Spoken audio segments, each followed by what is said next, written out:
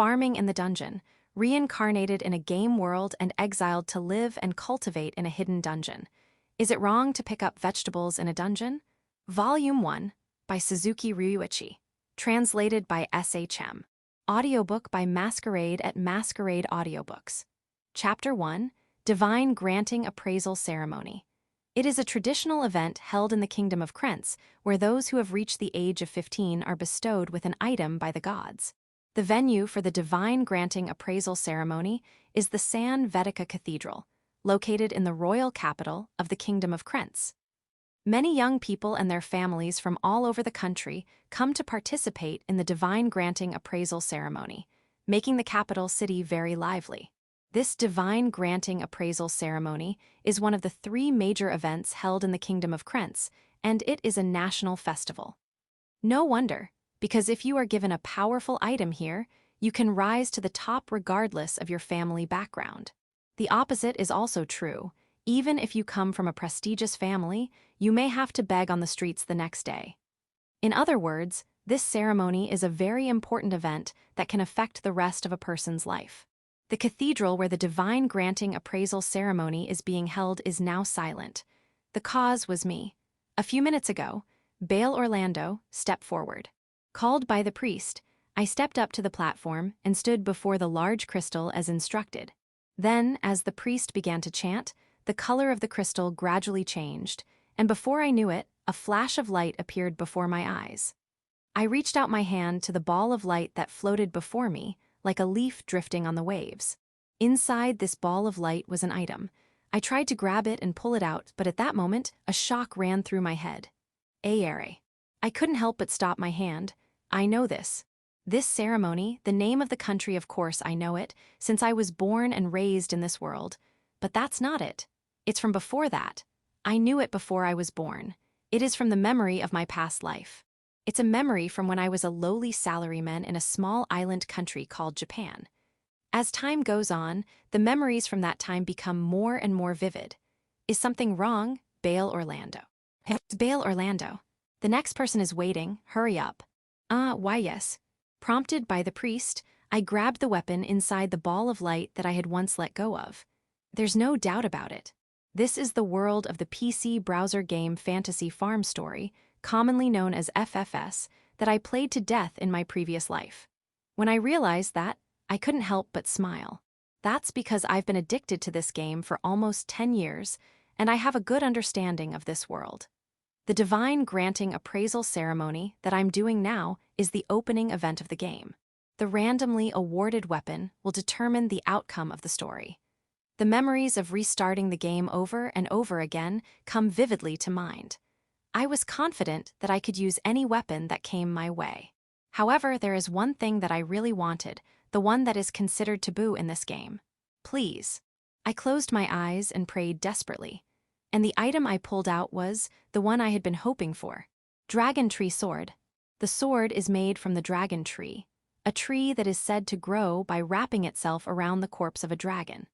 Because of this, it is no exaggeration to say that it brings players effects that are at the top of all items, such as drastically reducing magic power consumption and doubling the magic effects. This is what I wanted. It's a super rare item that's really hard to get. I managed to pull it off. Holy crap, I'm so excited.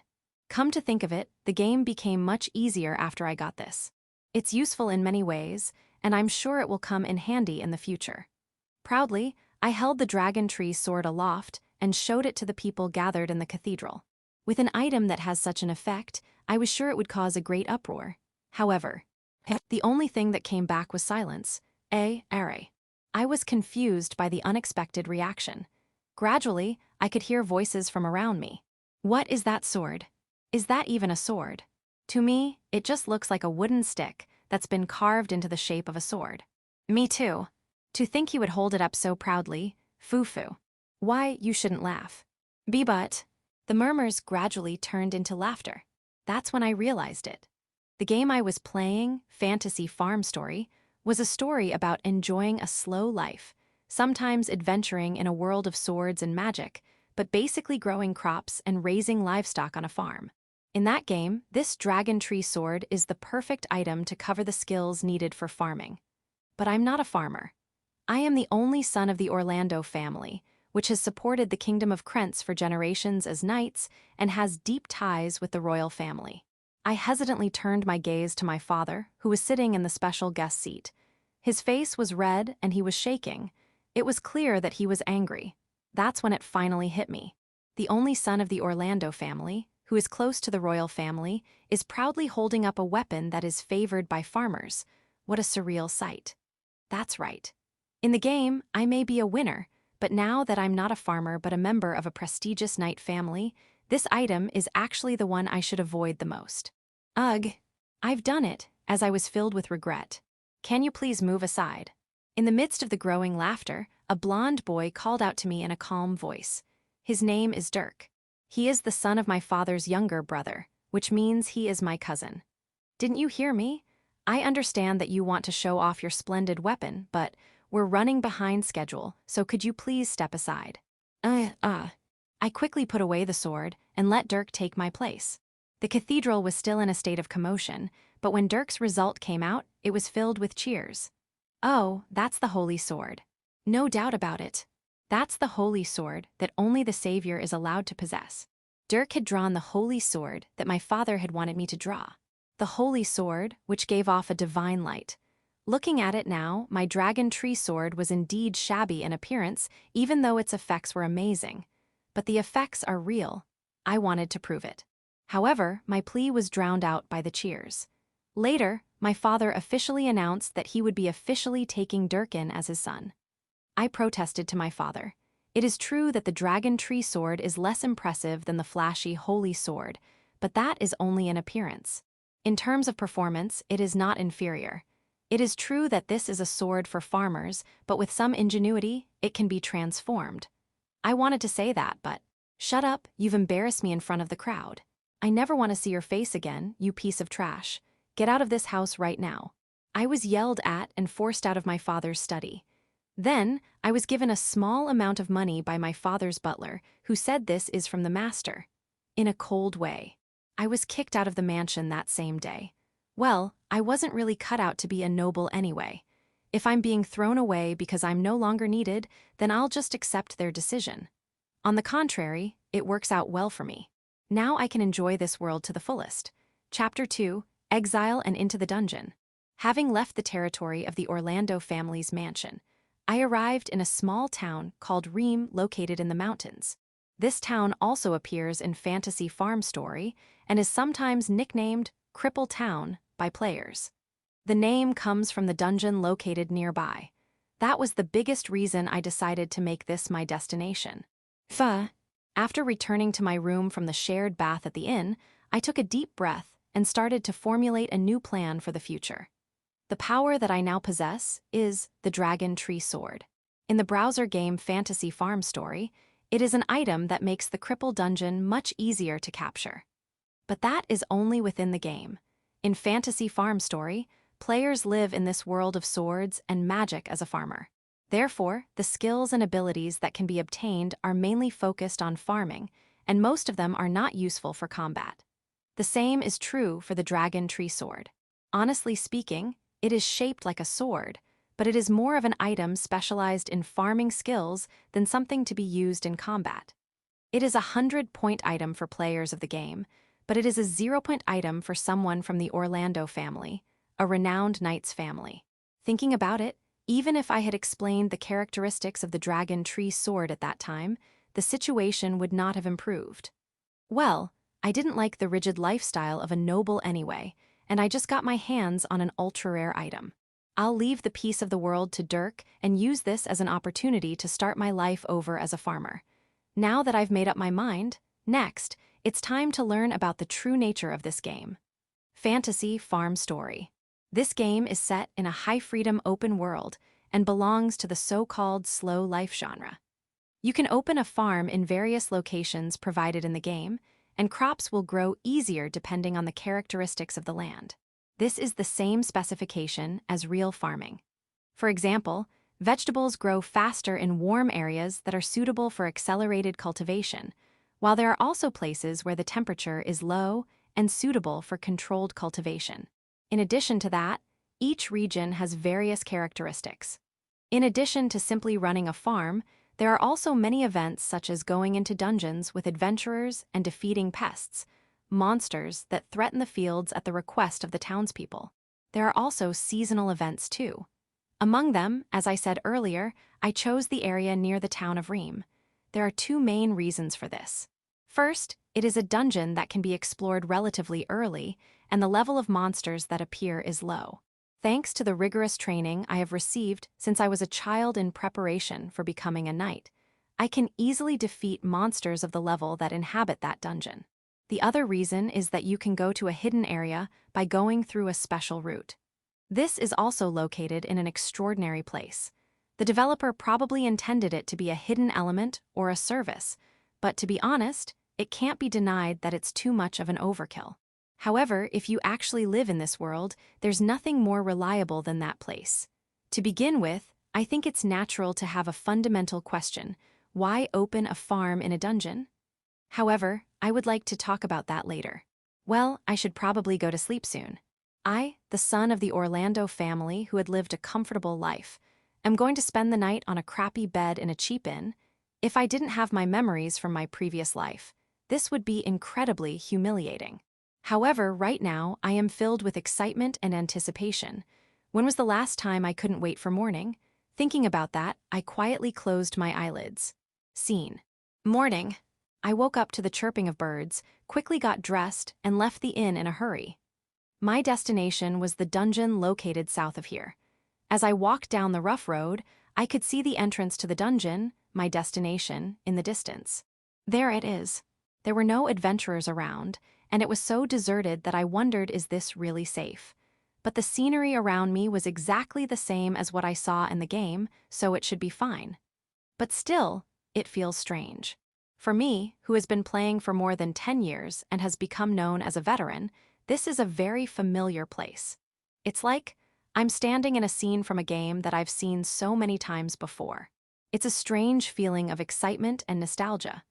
But I can't afford to bask in this joy. Just like in the game, if there's no hidden area, I'll have to completely rework my plan from scratch. I can't just focus on the optimistic side of things. I always need to have the worst-case scenario in mind. I pulled myself together and stepped into the dungeon. The first impression that came to mind upon entering the dungeon was brighter than I expected. As a dungeon frequented by many adventurers, glowing stones were embedded at regular intervals along the passage. There were several branching paths, but I proceeded without hesitation. This dungeon, I've explored it countless times in the game. The route is completely ingrained in my head, of course, including that special hidden route as well. Well, it should be around here. I walked for a while and reached a dead end. Normally, this route would be a dead end. The regular route requires you to turn right at the previous fork. However, for me, this is the correct way. This is good. It's the same route as in the game. I realized once again that this is the world of the game. Then beyond this dead end, there should be the same thing as in the game. Then let's get started. I took out the dragon tree sword to proceed. At that very moment, a high-pitched scream echoed through the dungeon. Chapter 3, First Battle, First Victory. What was that? The sudden scream made me abandon my plan to break through the dead end for now, and I started running towards the direction of the voice. After running for a while, I found a girl.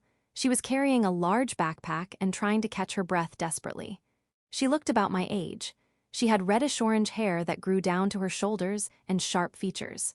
Her big, wide eyes were darting around frantically, probably due to fear, and her hands were shaking as she gripped her sword.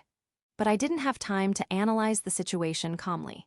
Because facing the girl, the one roaring was a large black pig with sharp fangs, a giant boar-type monster. In this dungeon, which is located in the early stages of the game, not many strong monsters appear, but this one is one of the strongest. That girl, she's unlucky. I can't just stand here and watch. I grabbed the dragon tree sword and started running. This sword is not for combat. It's a farming sword. Even so, if used correctly, it can be used to seal the opponent's movements. Here goes. I thrust the dragon tree sword, infused with magic power, into the ground. Then, from the ground beneath the monster's feet, a mass of vines erupted, wrapping its large body tightly. Oink! The monster, severely shaken by the sudden loss of freedom of movement, thrashed around wildly. But it couldn't escape. The ability to use earth attribute magic like this is the greatest advantage of the Dragon Tree Sword. In Fantasy Farm Story, earth attribute magic is considered a human attribute, and the Dragon Tree Sword, which can freely manipulate it, is truly a godly item. However, its disadvantage is that it lacks a decisive blow. As you can see, this game also has combat elements. However, the main character, in other words, the player, usually takes a support role. By growing excellent vegetables and gaining a high reputation in the market, you will be able to invite excellent parties. And if your party succeeded in your missions, you'll become more reputable and you'll be able to sell more vegetables. That's how the system works. Normally, after sealing its movements, I would finish it off with the sword skills I've trained since I was young, but this time, I'll let this girl take that role. Now, use that sword to defeat the monster. I shouted at the girl. She looked surprised at first, but she quickly switched gears, brandished her sword, and charged in to deliver the finishing blow to the monster. Yeah, I was taken aback by her speed. What she's fast. How can she move like that while carrying such a large backpack? That's not something that can be covered up with effort, it's a natural talent. Was she so scared of the monster until a while ago that she couldn't exert her full strength? She's moving like a completely different person. As I was surprised by the change, the girl's sword pierced the monster's forehead with a thud. The monster died and its huge body lay down. I did it. The girl seems to be trembling with joy of victory. But the next moment, it seems that she lost consciousness along with the tension and fainted. I guess that means she was in an extreme state. This is troublesome. I can't just leave her here like this, but there's no one around who I can rely on. I guess I have no choice but to take her with me. It's too difficult to go back the way I came with this girl on my back. If we were attacked by a monster on the way, I might not be able to protect her. Besides, I was really looking forward to going to that hidden spot. Once I decided that, there was only one thing to do. I thrust the dragon tree sword into the ground and muttered, infusing it with magic. Arise, woodman. The moment I finished speaking, a green light was emitted from the dragon tree sword, and large plant roots emerged from the ground. They gradually changed shape, eventually becoming a humanoid figure about 1 meter tall. And then, parts such as eyes, nose, and mouth attached to the humanoid roots showed up as they began to squeak before walking by themselves.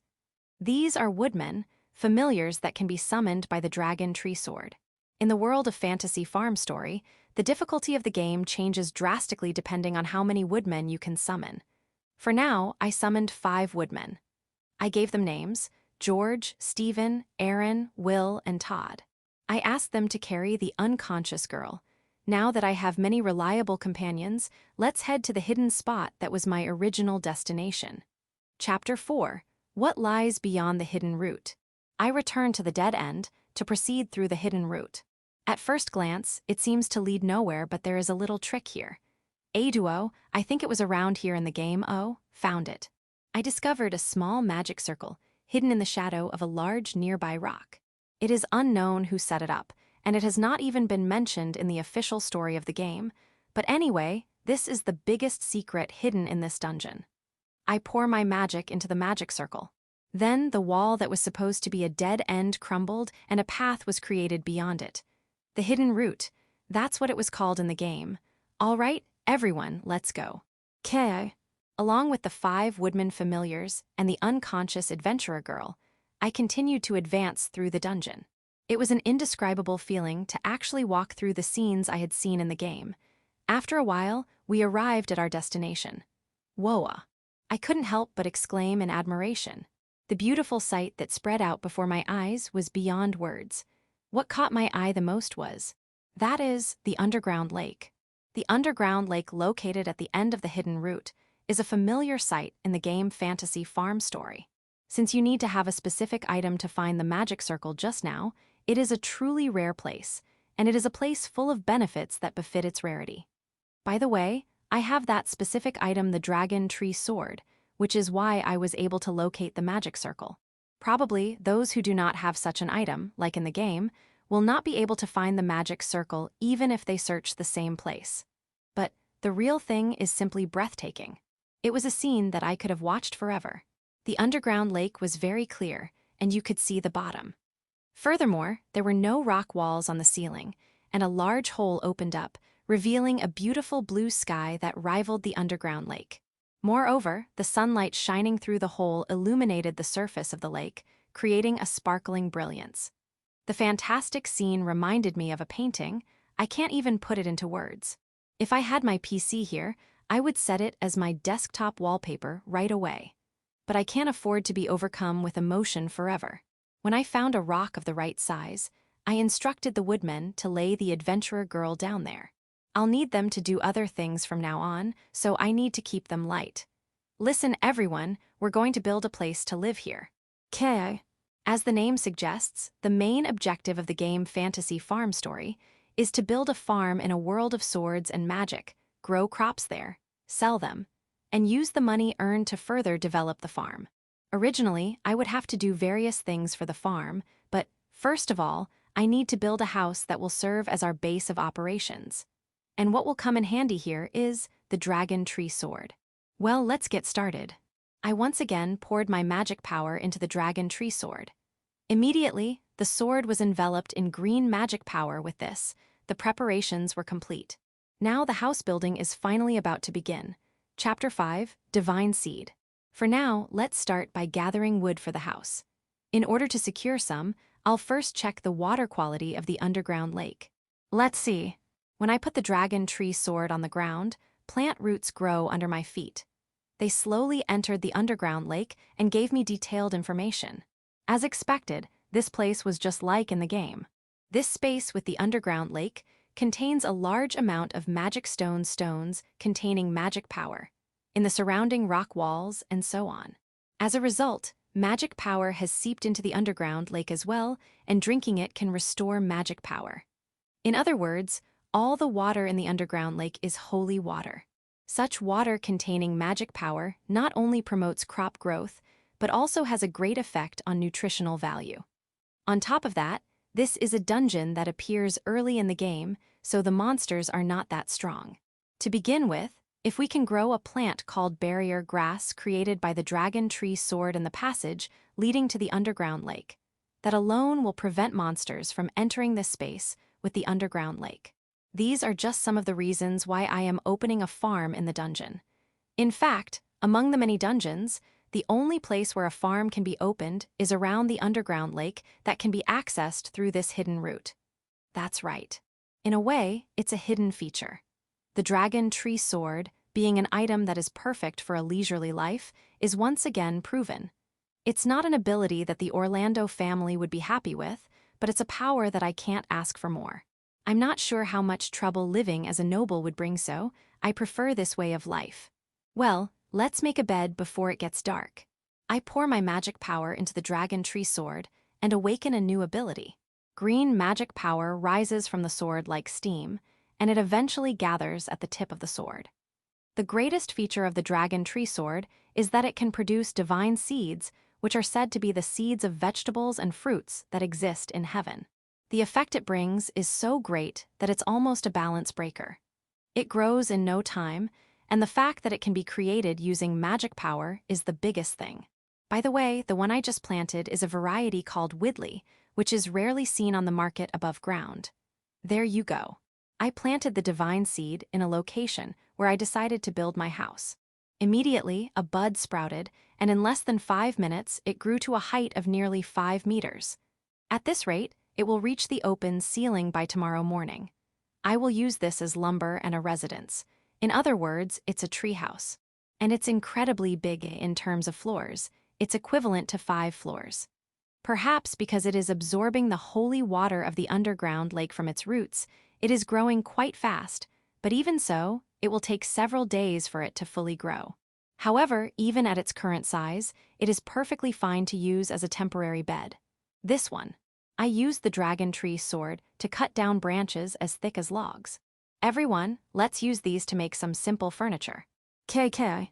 The 5 woodmen took my instructions and started working on the furniture together. For the time being, it's just furniture for one person, and I brought the minimum tools needed for processing, so it should be done quickly. Or so I thought, with such low expectations. The 10 square meter hollow part on the first floor of the giant woodley tree was not only furnished, but also had beautiful decorations, and it was incredibly comfortable. It even had a bed. This is an unexpected outcome. It's small, but this is my castle. There are still many parts that need to be taken care of, but for today, I have a drop-in guest, so it's enough to just secure a place to sleep. I have plenty of time. I nodded with satisfaction, feeling the possibilities. The game, Fantasy Farm Story, does not have the so-called RPG-style stats because the player character does not have combat abilities. However, if I use the dragon tree sword and the vegetables and fruits grown by it to strengthen myself, I might be able to improve my fighting ability further. It seems worth trying, but I'll put it off for now. For now, I'll focus on developing the farm. And I need to properly reward the ones who contributed to this. In just a few hours, it's all thanks to you. KK. The 5 woodmen puffed out their chests proudly. We still need to get things like bed sheets, but for now, I'm glad it's taken shape. Well, now that the house is built sooner than expected, let's take a look around here and see where we can make a field. There's still time before the tree created from the divine seed fully grows, so let's do what we can now. I can get vegetable seeds from the dragon tree sword, so I might as well start making some ridges. I tried to do this again with the help of the woodmen, but ugh. It seems that the adventurer girl, who had been unconscious, has woken up. Chapter 6, Apprentice Adventurer Martina. What am I doing? The girl jumps up in surprise. Her movements are more agile than when she was fighting the monster. I thought about this when she was fighting the monster, but this girl has high physical abilities. However, I get the impression that she's not used to fighting and was panicking. Are you awake? How do you feel? I'm fine. The girl made a strong foon. Come to think of it, I haven't asked her name yet. My name is Bale. I don't want to cause any trouble later by introducing myself as a member of the Orlando family, so I'll just call myself that for now. Bale Dono, is it? Thank you very much for saving me earlier. It was truly a dangerous situation. The girl who spoke the words of gratitude bowed her head politely. My name is Martina. Martina, is it? Nice to meet you, Martina. I said and offered my hand. Martina grasped it without hesitation. Polite and cheerful, she gives a very good impression given how lively she is. You look like an adventurer, but are you solo? Martina averted her gaze.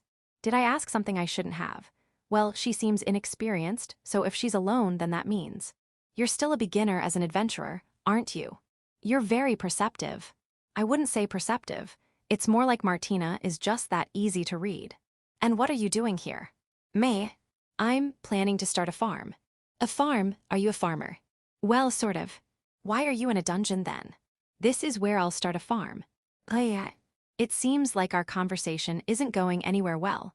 Of course it wouldn't. Normally, no one would think to start a farm in a dungeon crawling with monsters. But in the world of fantasy farm story, that's the norm. I have an item specifically designed for that purpose, and I was able to build a house using the power of the divine seed. I told Martina about it all, but she had a hard time believing me. Really? Are you telling the truth? I'm not lying. In fact, I used the power of the dragon tree sword to control 5 woodmen, and I'm even growing a woodley tree, a plant that only exists in heaven. This is the best proof I can give you. That's true. It seems that the existence of the woodmen was particularly convincing to Martina. Being able to control 5 woodmen at once is a feat that only a very limited number of people can do, and it also serves as proof of how powerful the dragon tree sword I possess is. Oh, it's already night. I was so engrossed in my work that time flew by in a flash. Anyway, it's better not to wander around inside the dungeon at night. I've planted a lot of evil-repelling plants around here, so nothing will come near, but that's not the case if I go back outside the dungeon. While it's not impossible to get out through the hole that opened at the top of the dungeon with the power of the divine seed Widley, it's still too dangerous for a girl to walk alone at night. Moreover, even though she is talented, Martina is still a beginner adventurer.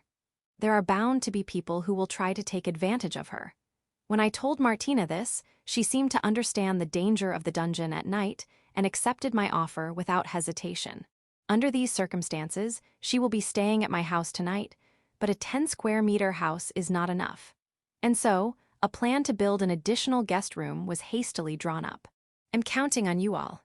KK. The 5 woodmen saluted me and started working. Martina and I also joined in, and within a few minutes, a single room was completed.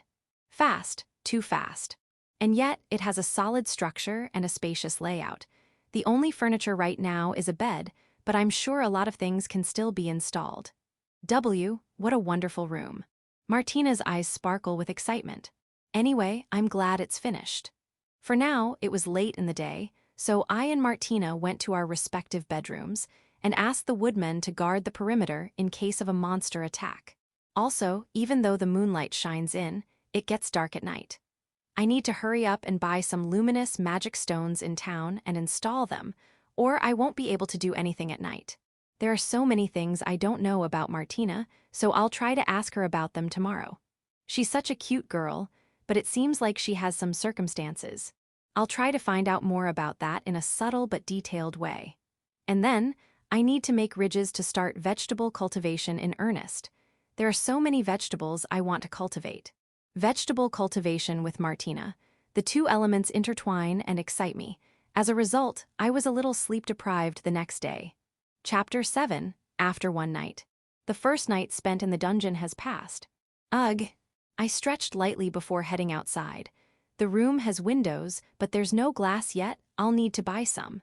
To earn money for that, I'll start farming in earnest today. Oh, but before that, thank you for your guard duty. K. The 5 woodmen saluted in unison. Thanks to the presence of the woodmen and the evil-repelling plants, I can sleep soundly even inside the dungeon. Thinking about this, I head for the underground lake. The lake surface, sparkling in the morning light, is simply beautiful. Even I, with my poor artistic sense, can say that for sure. As I was washing my face with the lake water, I heard a noise. With the woodmen and the evil-repelling plants around, no monsters should be able to get in here. I turned my gaze towards the house and quickly found the source of the noise. A short distance from the house, the apprentice adventurer Martina was practicing her swordsmanship. She's certainly energetic this early in the morning. Good morning, Martina. You're up early. Baldone. Good morning. Martina, her long orange hair tied in a ponytail, greets me with a smile. But Martina wasn't one of the main characters, was she? I tried to remember the main characters of the game before I went to bed yesterday, but none of them were included in the people I've interacted with as Bale Orlando so far. There's no doubt that this is the world of fantasy farm story, so maybe I'll meet some in the future. Shall we have breakfast? Yes. Martina seems to have settled in completely, but I'm happy to have someone to talk to since it's lonely eating alone. By the way, the woodmen get their power by rooting themselves and absorbing nutrients. It's economical, but it can also be a bit lonely. Shaking myself out of it, I decided to have the woodmen continue guarding the house while I had breakfast with Martina. However, all we had were some bland rations I had secretly brought from my former house. Then, I have the ingredients, so please sit down, Baldono. Martina took out the said ingredients from her large backpack, one after another. There were so many, I'm surprised her shoulders didn't break. I have some bread, vegetables, and a little dried meat, so let's make sandwiches. That would be great. Sandwiches, This time we'll try using dried meat, Maybe I should try raising livestock. After all, animal husbandry was possible in fantasy farm story too. Also, if I'm going to cook with fire, I'll need to prepare a fire attribute magic stone that heats up by pouring magic into it. What the heck, there's so much to do. I thought I was going to say goodbye to chores and live freely, but it looks like I'll be busy with various tasks for the time being. That said, it's much more motivating than my previous job. In a way, it's like a dream come true. My options have expanded. No, I was talking about this, but that looks delicious. A sandwich with bread, vegetables like tomatoes, and dried meat. Nothing's noteworthy in the cooking process, but it looks and smells very appetizing.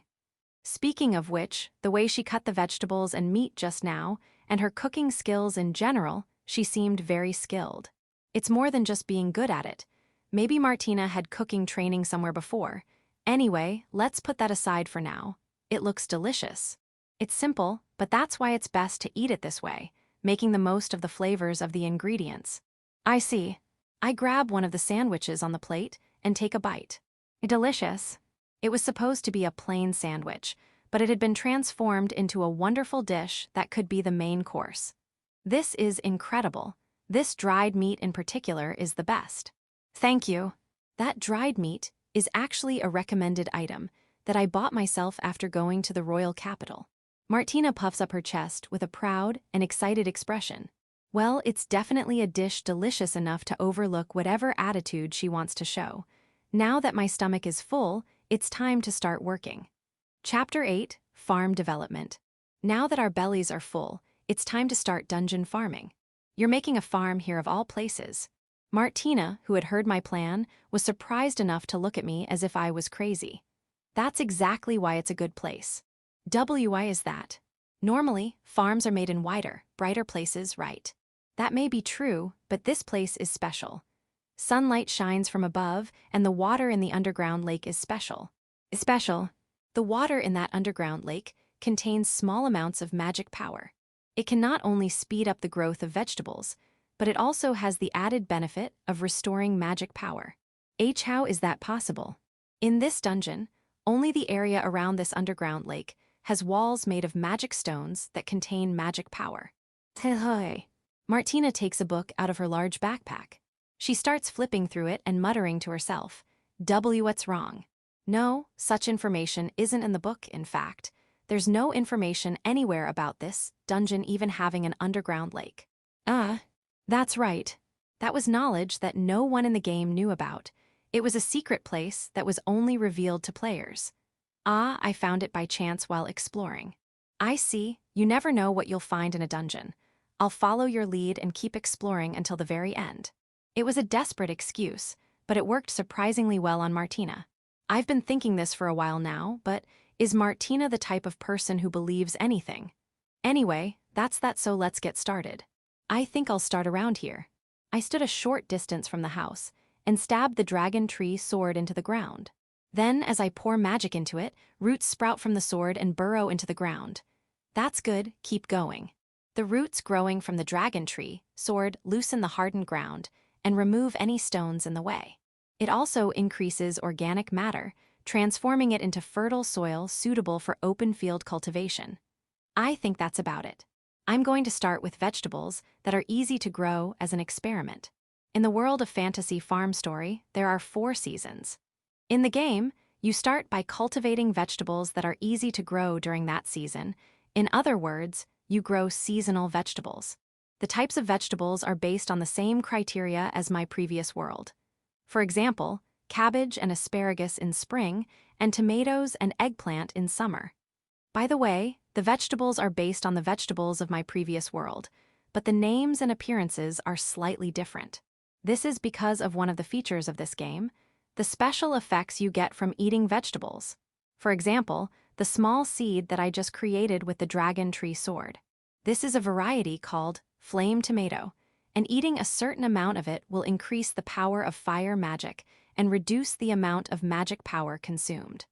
Another feature is that these magical crops also play a role as materials needed to create magic tools. I checked, and excluding the divine seeds, there are about 5 kinds of vegetables that can be grown at this stage, including this flame tomato. First, for the ability-boosting crops, we have flame tomato, ice pumpkin, thunder paprika. Those 3. Ice pumpkin is ideal for strengthening ice magic, and thunder paprika is ideal for strengthening lightning magic. As long as they are of good quality, they can be sold to the kingdom's magic core. The remaining 2 are material crops, iron cosmos, bubble gerbera. Those 2.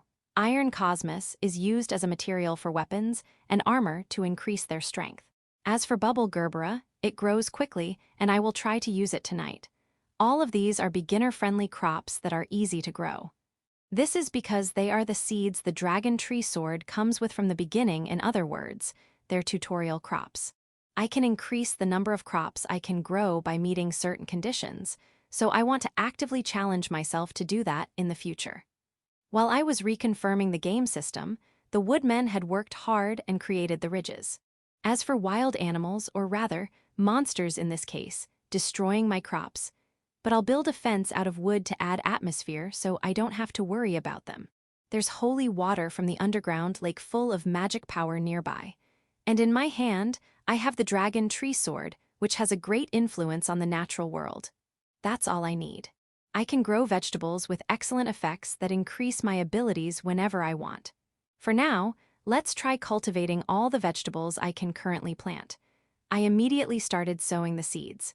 Then, I was about to carry the sacred water from the underground lake with the woodmen to water the plants when. Please let me help. Martina offered to help me. Are you sure? Yes. I kind of want to try it too. Are you not going to explore the dungeon? Of course I will, silly. Really, to be honest, I was starting to forget you were here. Well, I'd like to have someone to talk to, so I'm more than happy to have her help. I appreciate it, Martina. You're welcome.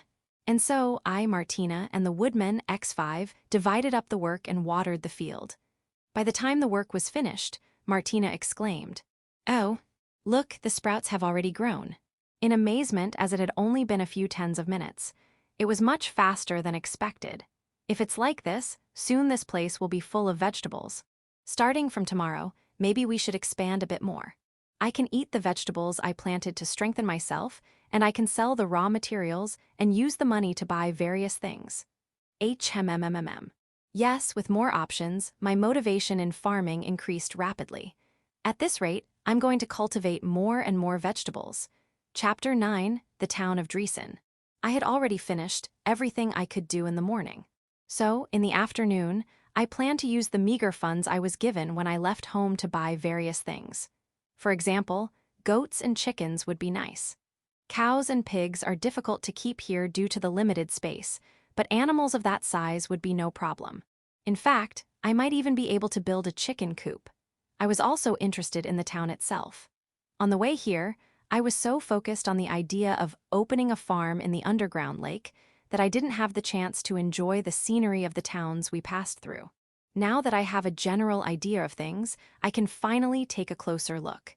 In addition, I wanted to know the business conditions of the nearest town. If things go well, I might be able to sell my products there. Vegetables that are rich in magic power, which means they are also excellent for recovering magic power, as well as materials that improve the accuracy of weapons and armor. Both of these should sell for a good price. I also thought I would have lunch there, but what about Martina? She's been hanging around here quite a bit. She's even having fun playing with the woodmen right now. Ah, Martina. Yes. What is it?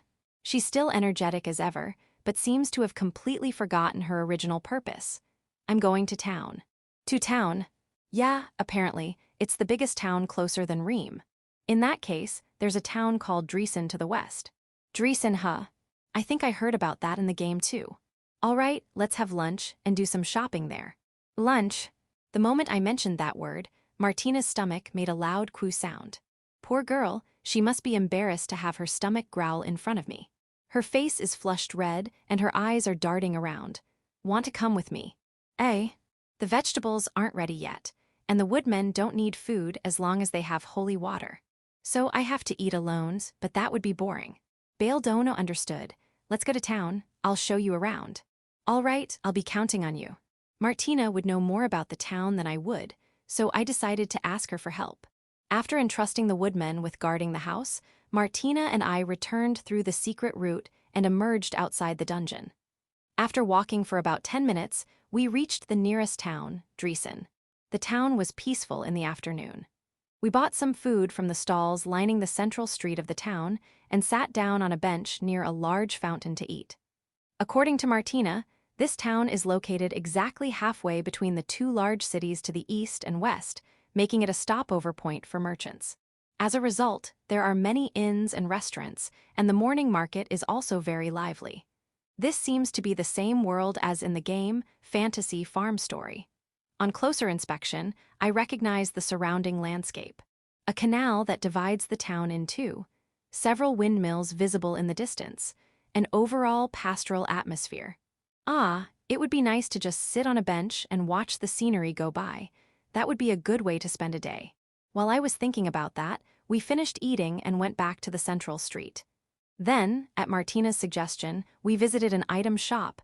It was a very large store. This is the Rimal Company that I told you about. This is Rimal Company. I recognize the name. In the world of fantasy farm story, it is famous for being a human rights character. If you can sign an exclusive contract with them to buy and sell crops, you will never have to worry about money again. In fact, I used it a lot when I was playing the game. Speaking of which, Gregory Rimal, the head of the company and the sage merchant, doesn't have a character image in the main game.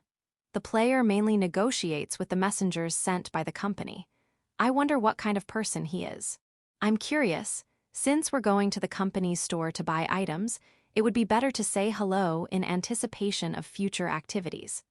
I took a deep breath to calm my nerves before opening the door and entering the store. The store was spacious, with both regular customers and people who looked like adventurers. It doesn't look like Gregory-san, the head of the company, is here. I think he's in the back of the store. That makes sense. The head of a major trading company that is ranked among the top 3 on the continent would be too busy to show his face at the front of the store. In the first place, I'm not someone with any achievements who he would want to meet. Maybe it was too early.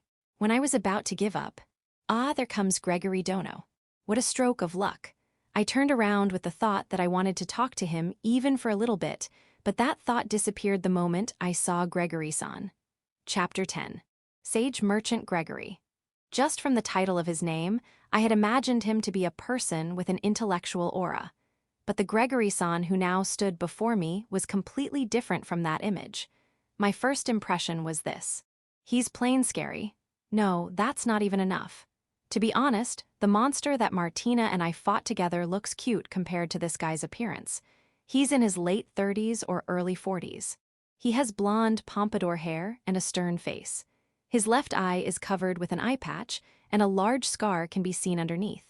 It's probably a scar he got from fighting an incredibly strong monster.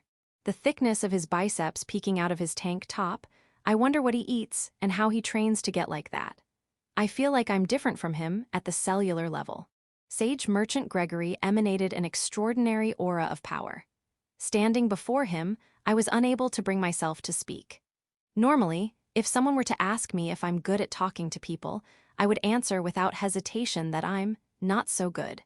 But even putting that aside, the kind of person who could talk to Gregory-san would have to be Gregory Dono. Long time no see. Her greeting is surprisingly familiar. Martina approached Gregory-san with her usual smile, noticing her. "Oh, Martina, how was your first dungeon?"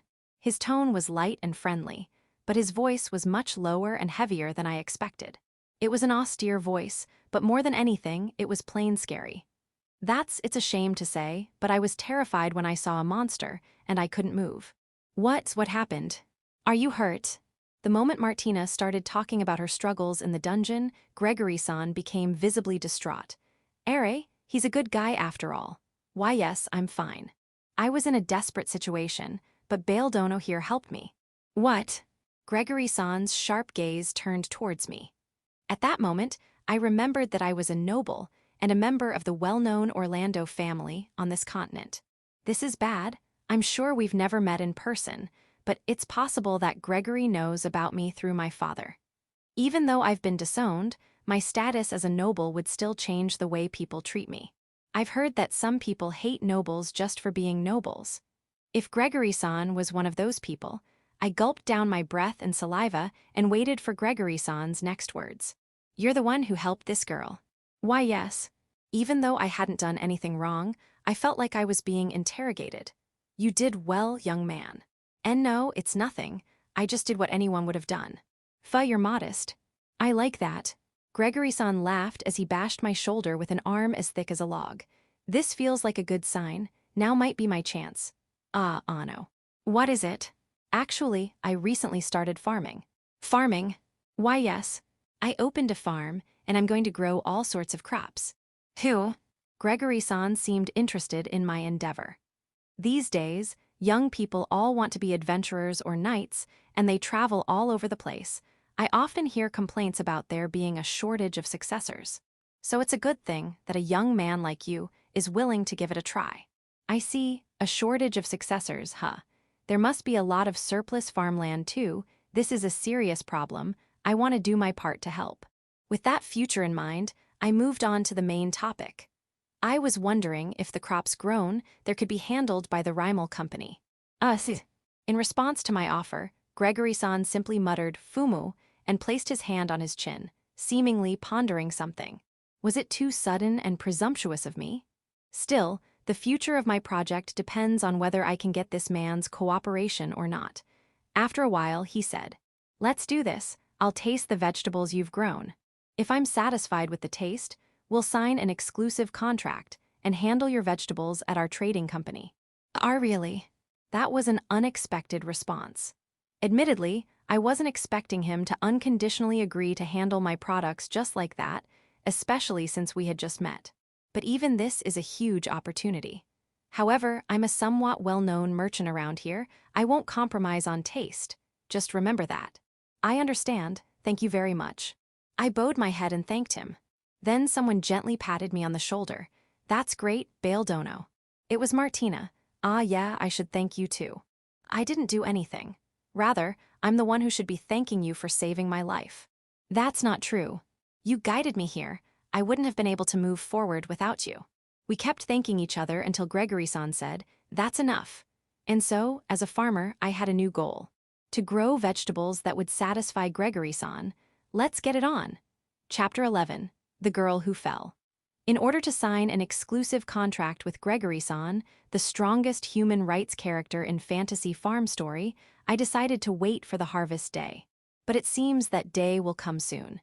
That's because when I returned from town and checked on the farm, whoa, I found myself exclaiming.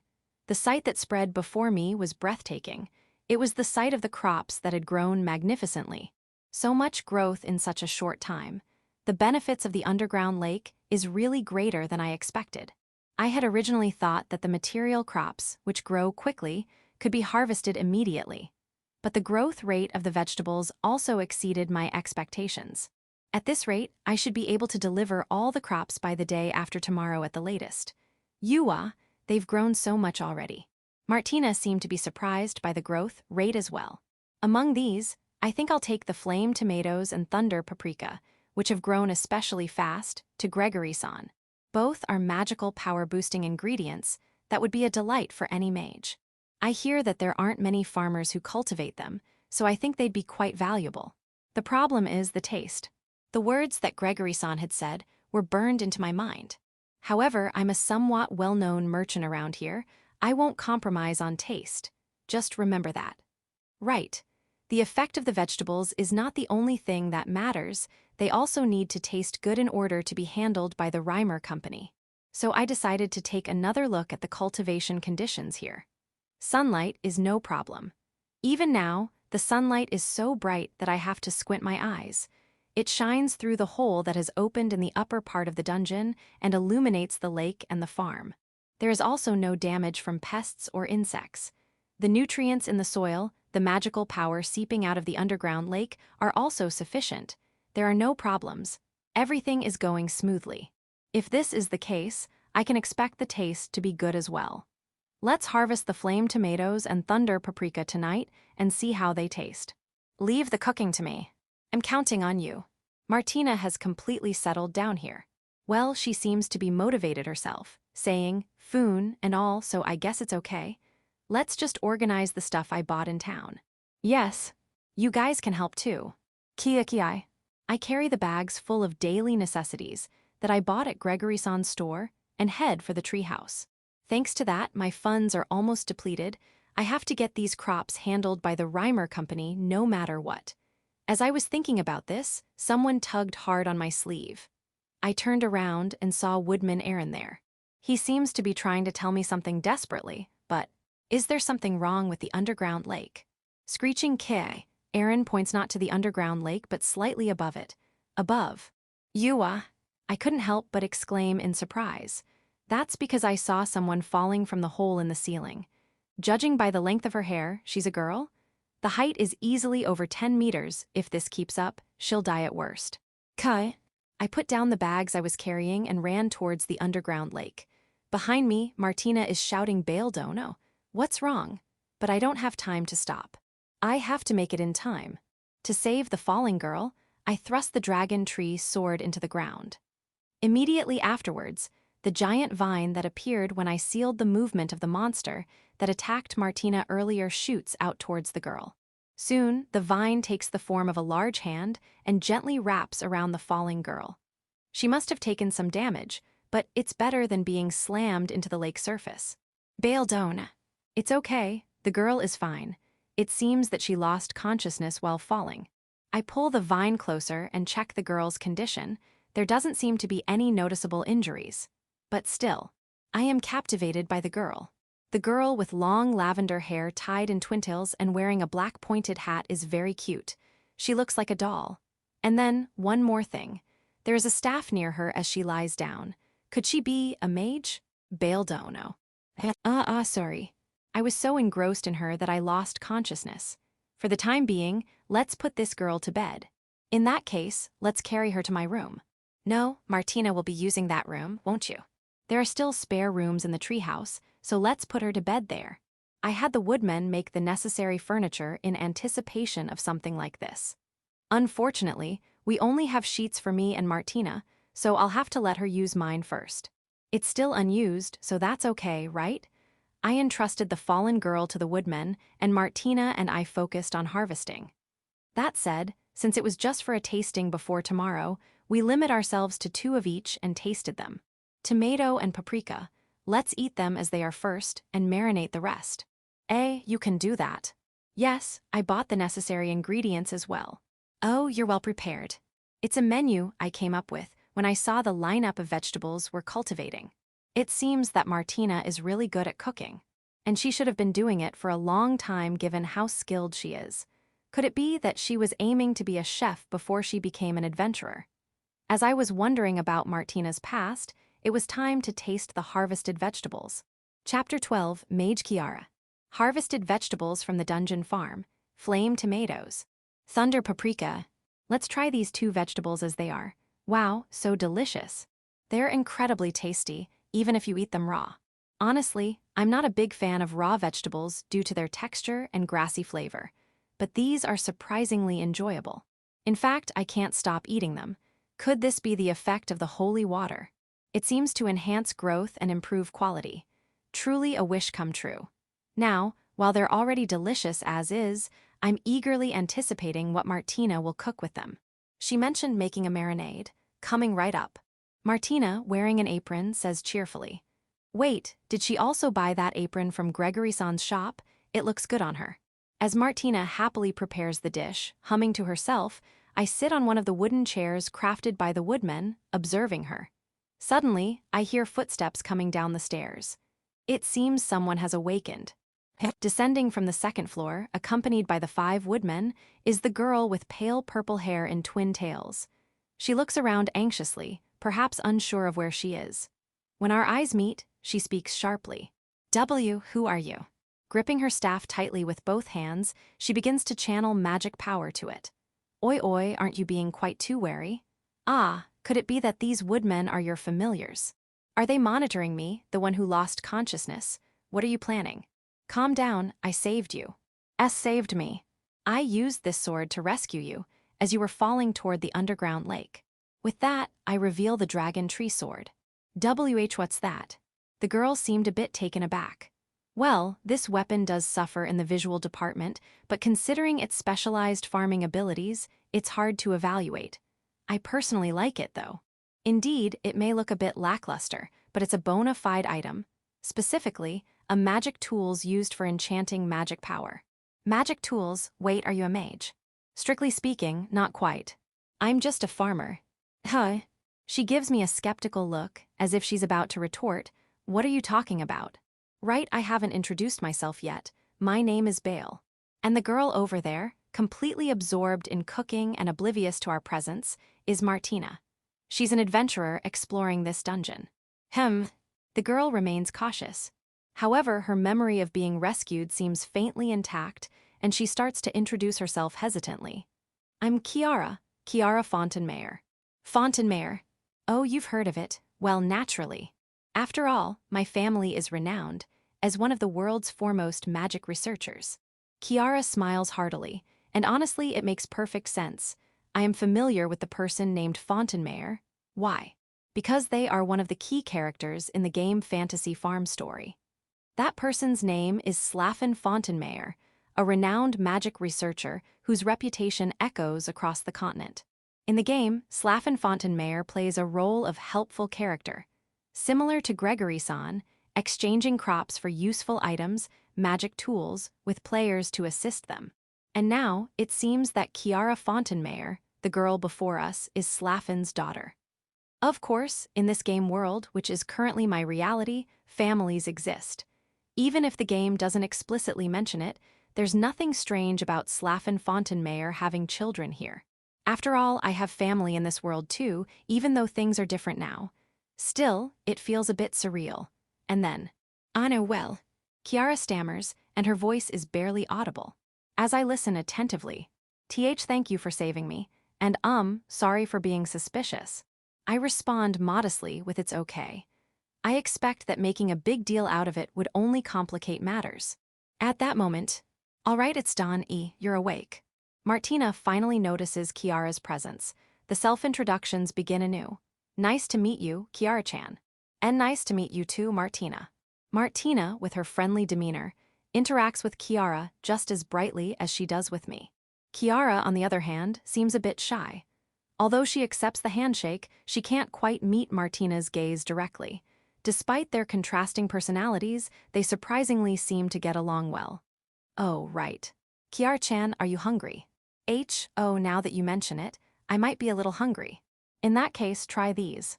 Martina offers Kiara a marinated dish of flame tomatoes and thunder paprika. Then, vegetables. Kiara's expression suddenly tightens.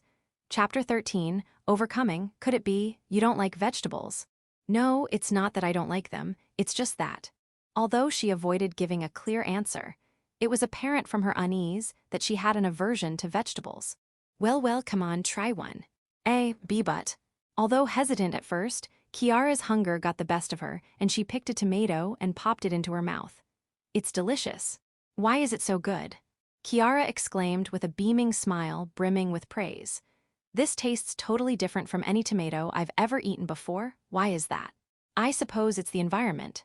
"The environment? Did you get it from a special place?" I pointed silently towards the window. "I purchased glass earlier and the woodsmen had installed them. You can see the view of our farm through the window." "What? A farm? In a dungeon? How is that possible?" Kiara was even more confused now. It was understandable to be taken aback at first glance. After all, dungeons were not places where people lived. However, the space that led to this underground lake was isolated due to the placement of evil repelling plants along the only path that leads here. It prevented monsters from approaching. Furthermore, Kiara began to experience the additional effects of having eaten the vegetables. My magic power is increasing.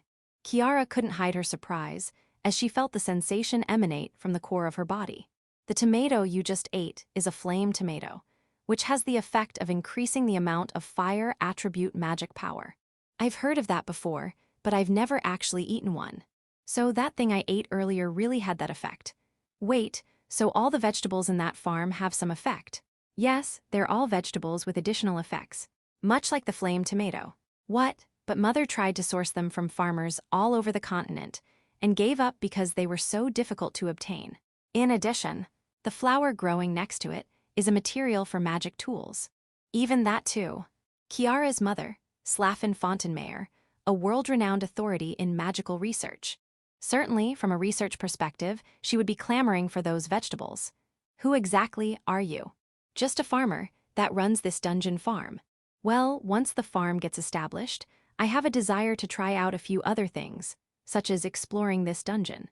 Anyway, Kiara, who used to dislike vegetables, overcame her aversion with ease by eating the vegetables grown in the dungeon. She also enjoyed the taste of the thunder paprika. With vegetables that are so delicious and increase magic power, they'll be in high demand in the market, won't they? I do plan to sell them in the market. That's why I plan on having Gregory-san from the Rimal Company taste the vegetables and give his evaluation of them tomorrow. Gregory-san, are you talking about the representative of the Rimal Company? He is a strict businessman, but I think he'll definitely appreciate these vegetables, no matter how much it costs. Thank you, Kiara. Wah, it's not like I was praising the vegetables for your sake. I made an objective evaluation and gave my honest opinion. Even so, I'm happy to hear it. Ugh, Kiara grumbled while feeling embarrassed. Maybe I went a little overboard. Anyway, her praise gave me even more confidence. Now, it's time to ask the important question. Hey, Kiara. What? She replied but still sounded sulky from earlier. Nevertheless, I couldn't help but ask. Why did you fall from up there? Well. Above the dungeon was a dense forest, where few people ever ventured.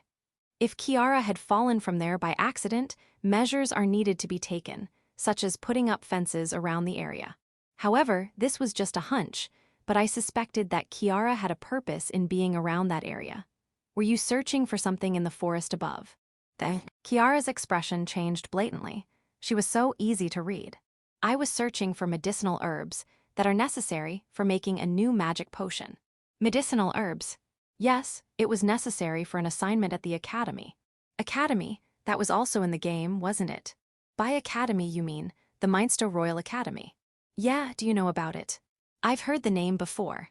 I was strangely convinced, considering Kiara's mother, Slafen Fontainemayer, was a researcher of magic in the academy.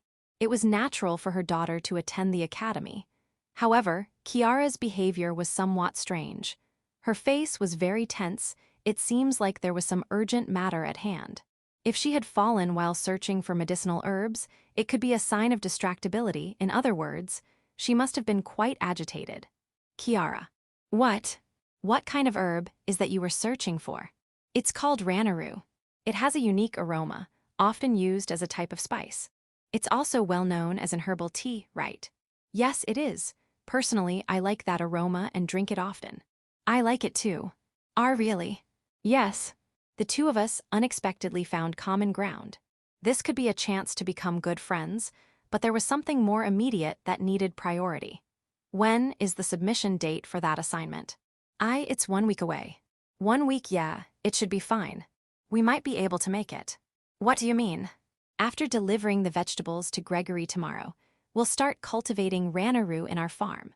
What, but? Searching for Ranaru in the deep forest with no clues would be difficult. Besides, going alone in that forest could be dangerous. After all, she's a noble's daughter. Come to think of it, she doesn't seem to have any bodyguards with her. It's hard to imagine the daughter of the Fontainemayer family traveling alone. I felt hesitant about asking her about the circumstances surrounding her situation. But from Kiara's words and actions, I could sense that she was in a difficult position. I wanted to help her out. That's what I honestly think. Chapter 14, Time for Crop Appraisal. In the end, we decided to let Kiara stay on the 3rd floor of the treehouse for the night. After we moved the things we bought in town that we planned to use in the future to the underground warehouse, it was time to sleep.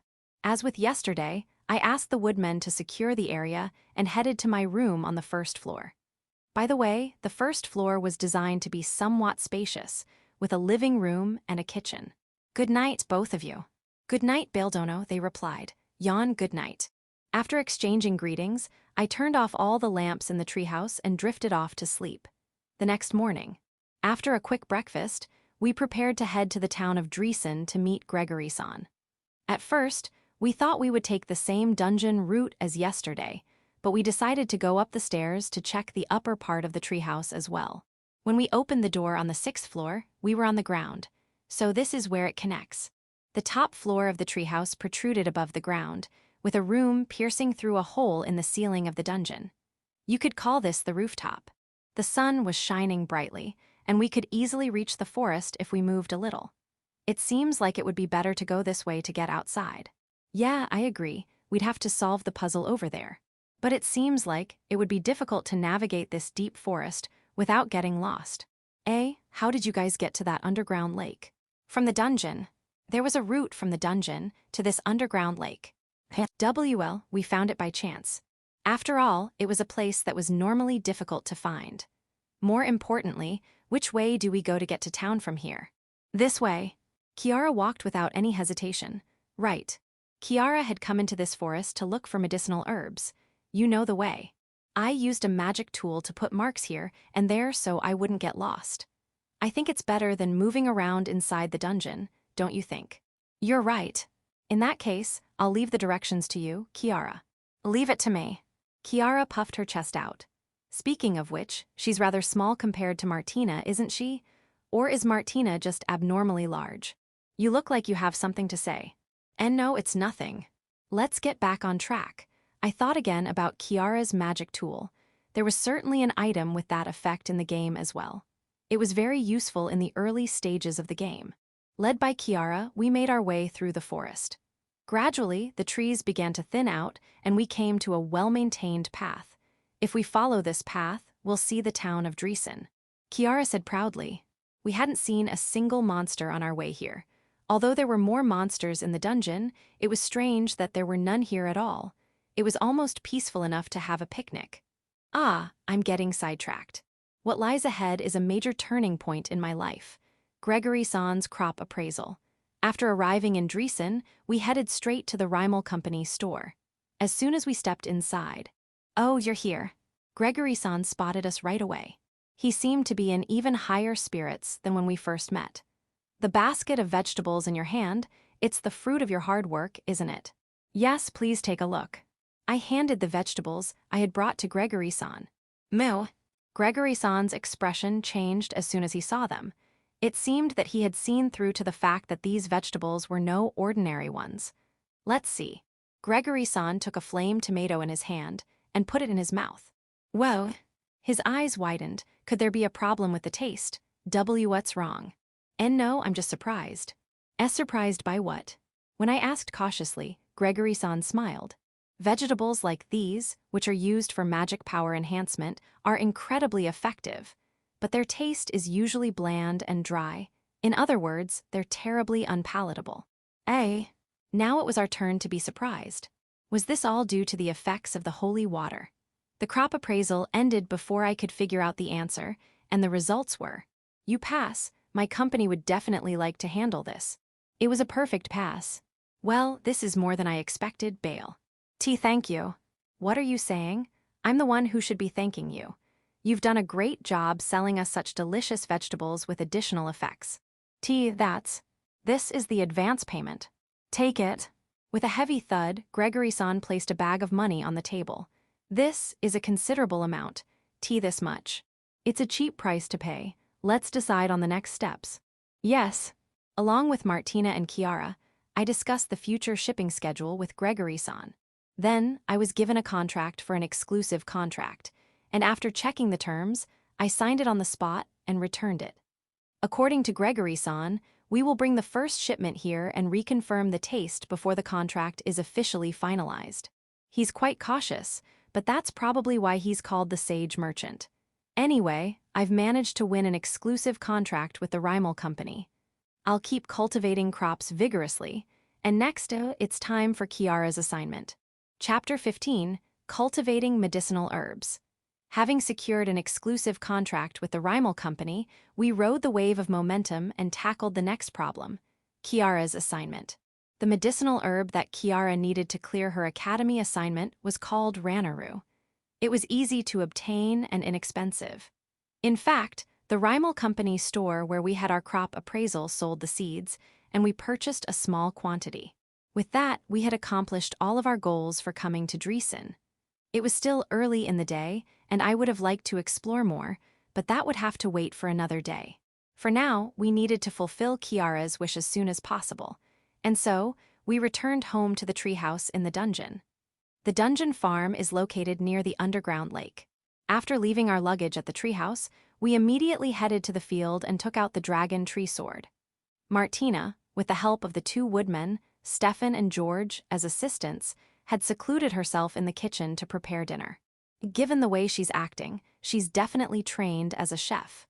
Leaving Martina's background for another inquiry, our focus now shifted to cultivating the Ranaru. What are you doing? Standing beside me, Kiara tilted her head and asked. I held up the Ranaru seeds we had purchased and answered. I'm going to plant these seeds. Plant them? Didn't I say the deadline for the assignment is in a week? It takes almost a month for Ranaru flowers to grow enough to be used as herbs, you know. I'm going to finish it in 3 days. 3 days? That's impossible. It's not impossible with the power of this sword. At first glance, it looked like a pitiful piece of junk, comparable to a child's toy. But this was the very sword that made the impossible possible in farming the dragon tree sword. I opened the lid on the hilt. I put the seeds in there, and the preparation was complete. Now I can produce Ranaru seeds at any time. This was one of the unique properties of the dragon tree sword. By absorbing the seeds of vegetables and plants, it would become possible to create those seeds using magic in the future. This technique allowed me to continuously acquire seeds, which in turn increased the variety of crops I could grow. It was truly a remarkable ability. In addition, the water from the underground lake in this field, the holy water, accelerated growth. In other words, it was possible to cultivate crops using an ultra-induced method. Furthermore, the growth rate of Ranaru was even faster than the material plants and magic-boosting vegetables I had grown previously. If my prediction was correct, then, as soon as I sowed the seeds in the field, the sight I had anticipated unfolded before me. The Ranaru grew rapidly. In a matter of minutes, it had grown to a size suitable for use as a medicinal herb. Amazing. Kiara was also thrilled by this. However, more than the joy of being able to complete her assignment, what kind of magic is this? She seemed to be deeply interested in the capabilities of the dragon tree sword. This dragon tree sword is a weapon, no, an item specialized for farming. I see, if you fought with that sword, it would probably break in an instant, Kiara said with a giggle. The wariness she had towards me at the beginning was now completely gone. What is it? Oops, it seemed she found my staring suspicious. Nothing, I was just thinking it's good to see you're able to smile naturally now. I have always been natural. I didn't quite believe that, but it would be rude to pry any further. Hey. Yeah. Are you going to live here for a while? For a while, if possible, I'd like to stay here permanently. That was my true feeling. The scenery was beautiful, and the existence of the underground lake was a major factor. I had learned that the holy water not only accelerated the growth rate of crops, but also greatly improved their quality. I had an ambition rising from the depths of my heart to expand the farm and grow a variety of crops in the future. Is that so? On the other hand, Kiara seems to be trying to say something, but she can't seem to get the word out. Bail dono, I'll help too. From the kitchen on the first floor of the treehouse, the large window was currently open, and Martina's shout reached the farm clearly. Ah, I'm counting on you, Martina. I shouted back with all my might, not to be outdone by the volume of her voice. Having someone as energetic and skilled in cooking as Martina would be a real help and a blessing. It seemed like every day would be fun. Me too. As I waved to Martina, Kiara muttered beside me, What? I said, I want to stay here too. Kiara, why, you see, my major at the academy is magical pharmacology, and I use a variety of crops. The flame tomato and iron cosmos you're growing are among my research subjects, so, in other words, I'm going to stay here. Fine by me. Really? Kiara seemed genuinely surprised that I had agreed so readily. The third floor of the treehouse has an empty room, so feel free to use it. That's the room I was sleeping in. I appreciate it. She tried to maintain a cool demeanor, but I didn't miss the small guts pose she did in secret. But that was something I wouldn't pry into. Let's just forget about it. In any case, the dungeon farm had gained a new resident. Chapter 16, Dungeon Life. After Kiara decided to move officially, I summoned the remaining 3 woodsmen who were not helping Martina. I requested their help in making furniture. Is this bed size suitable? Also, I'd like a closet for storing clothes. And then, Kiara led the woodsmen into the room for a detailed discussion. Currently, she resides in the school dormitory on campus, but she intends to move here. When asked about parental consent and potential academic disruptions, she replied, It's fine. I'm a student, but strictly speaking, I'm a research student.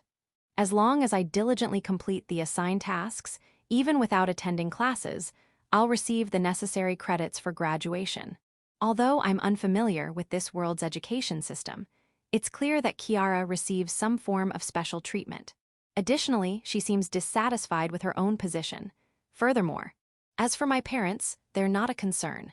Neither mom nor dad would take an interest in me. It was revealed that her relationship with her parents wasn't that good. I refrained from probing further into the details. For now, Kiara asserted that once she leaves the school dormitory, her parents won't bother her, so I accepted that without further comment. What on earth happened? I hold the fishing rod crafted by the woodsmen, dangling the line into the underground lake.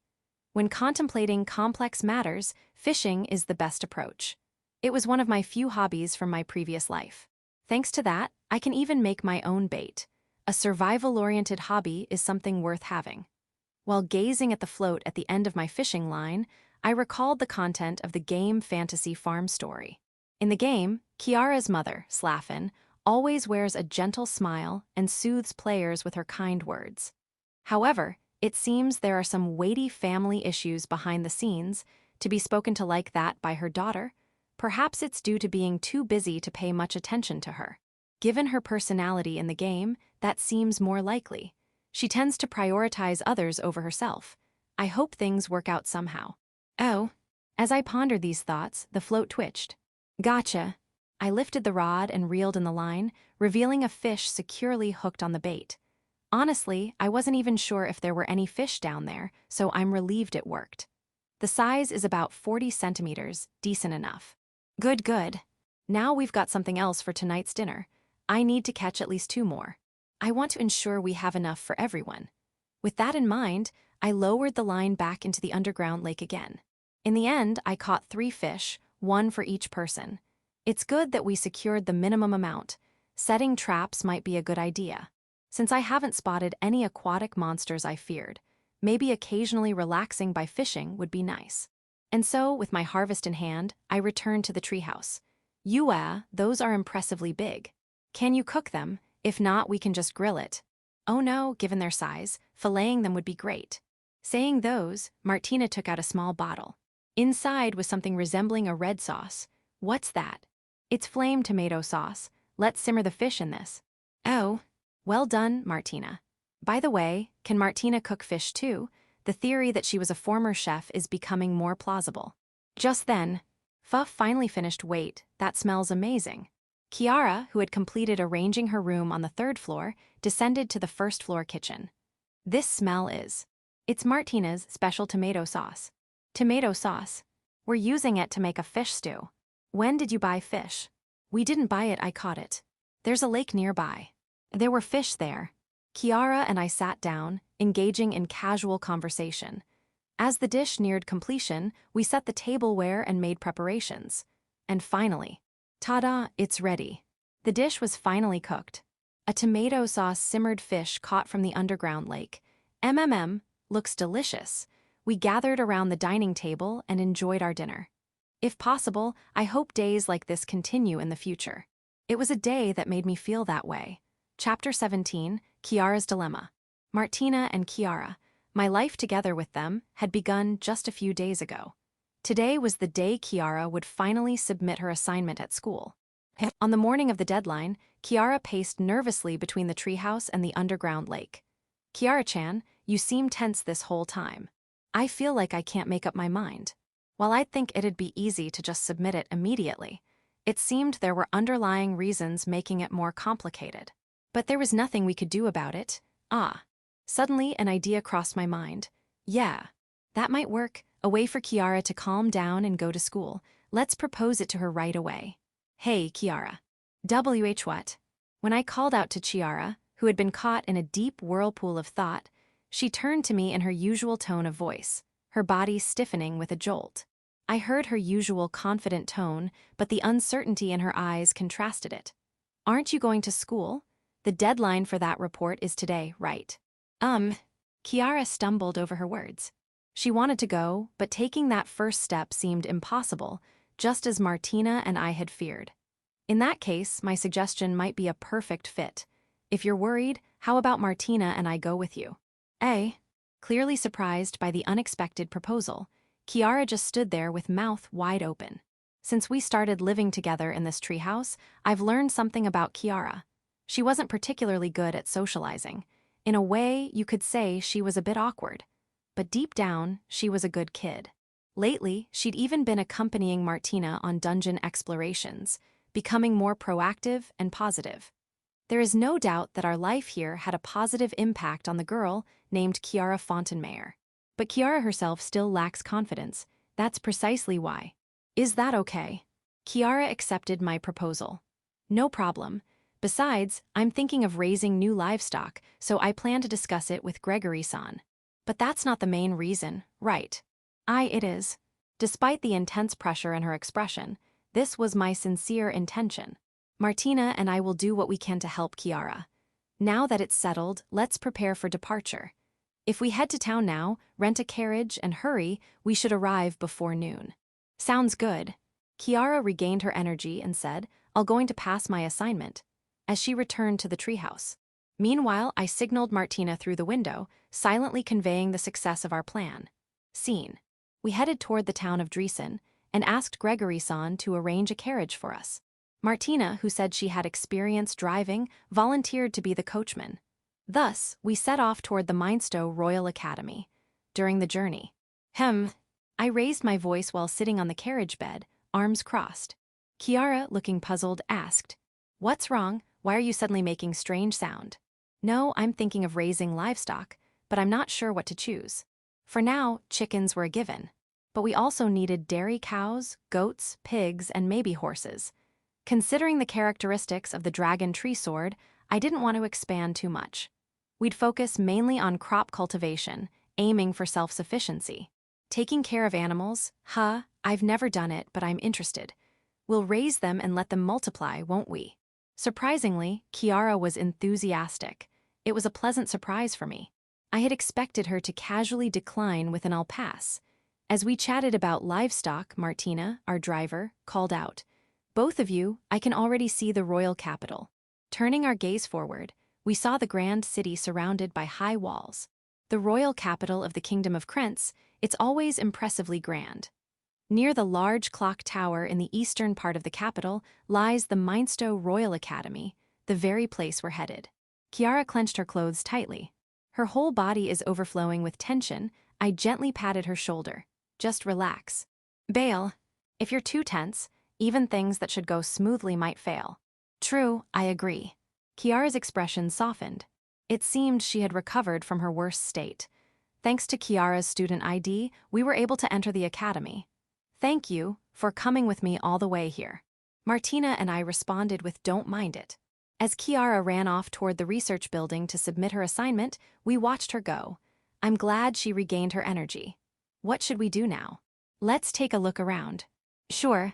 As a heavy user of the world of fantasy farm story, I was intrigued by the Bestow Royal Academy, a place that existed only in words within the game, devoid of detailed information. I had planned to take my time looking around with Martina until Kiara comes back, but little did I know that this decision would lead to that unexpected encounter. Chapter 18, Reunion. Bestow Royal Academy. I've only heard the name before, of course. It's from the fantasy farm story. This academy is known for its prestige.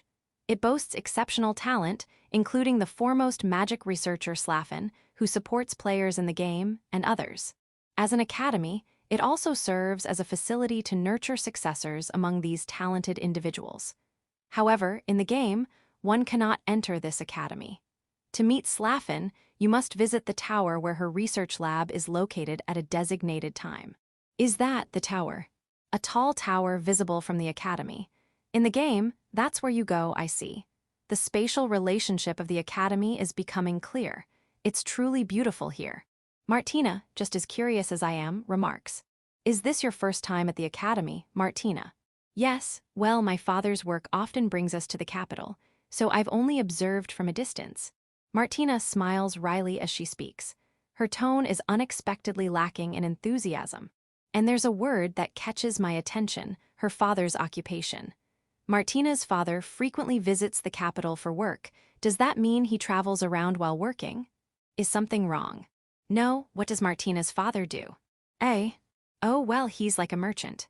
Even here, Martina's expression darkens. It seems Martina also carries the weight of a complex family situation. Come to think of it, it's odd for such a composed child to want to be an adventurer on her own.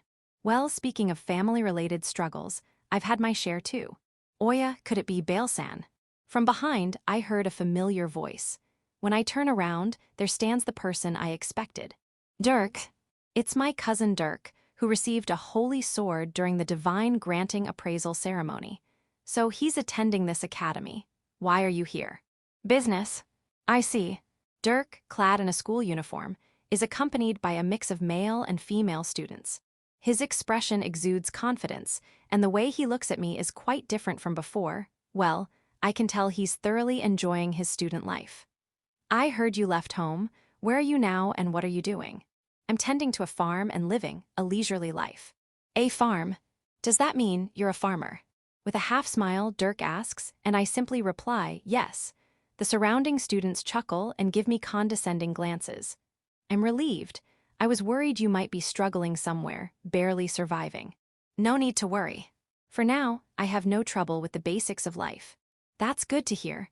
Well then, classes are about to start, so I'll take my leave around here. Though, we might never meet again. With those parting words, Dirk leaves, laughing heartily. What's with those people? Even Martina, usually composed, is visibly upset by Dirk's attitude. That guy is my cousin Dirk. Since he received a valuable item during the Divine Granting Appraisal Ceremony, he's probably getting special treatment. Still, I don't think that's right. Enough about that. Let's explore a bit more since we're here. Yes. Martina seemed dissatisfied. Martina genuinely got angry on my behalf. That alone was enough to comfort me. As I pondered this, sorry to keep you waiting. Kiara returned. Welcome back. Were you able to submit your assignment? It's all done. Kiara's expression was more radiant than I'd ever seen, despite the slightly tense atmosphere between us. Apparently, she received praise for the quality of her submission. And then Kiara uttered unexpected words. Oh, by the way, there's something I need to tell both of you. Something you need to tell us. To Martina and me, what could it be? Regarding the report, I mentioned to Mama that both of you helped. She expressed a strong desire to meet you. Mom, could it be Slafen Fontenmayer? A chance encounter with one of the game's top support characters. There's no reason to miss this opportunity. Well then, let's go greet her. I'm coming too. Thank you, I'm sure Mama will be delighted.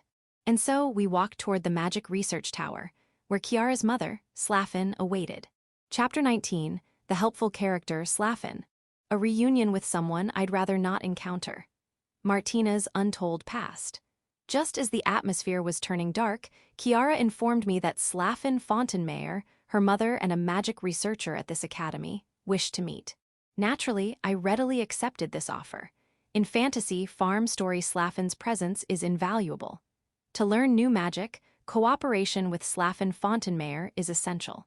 For the further development of the farm, meeting her seems like a good idea. Guided by Kiara, we headed toward Slafen's research lab.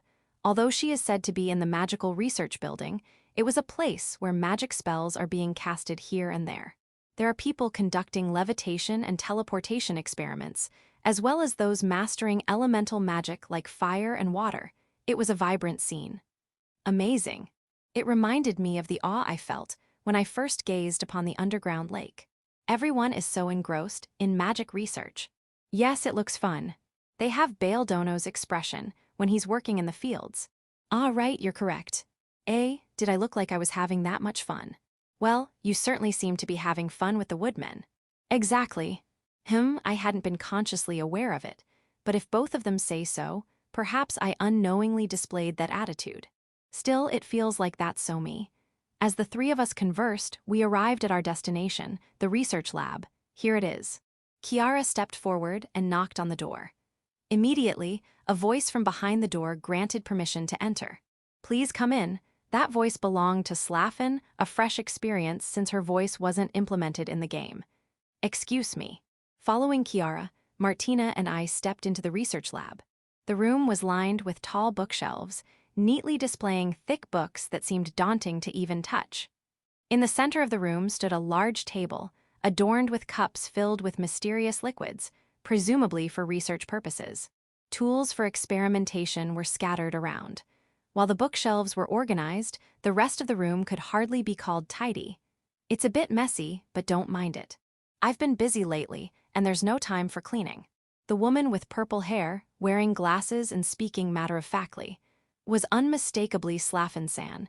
Her appearance matched the in-game character art perfectly. And nice to meet you. I'm Bale. And Martina. Don't be too formal. As Martina and I bowed slightly, Slafen-san chuckled.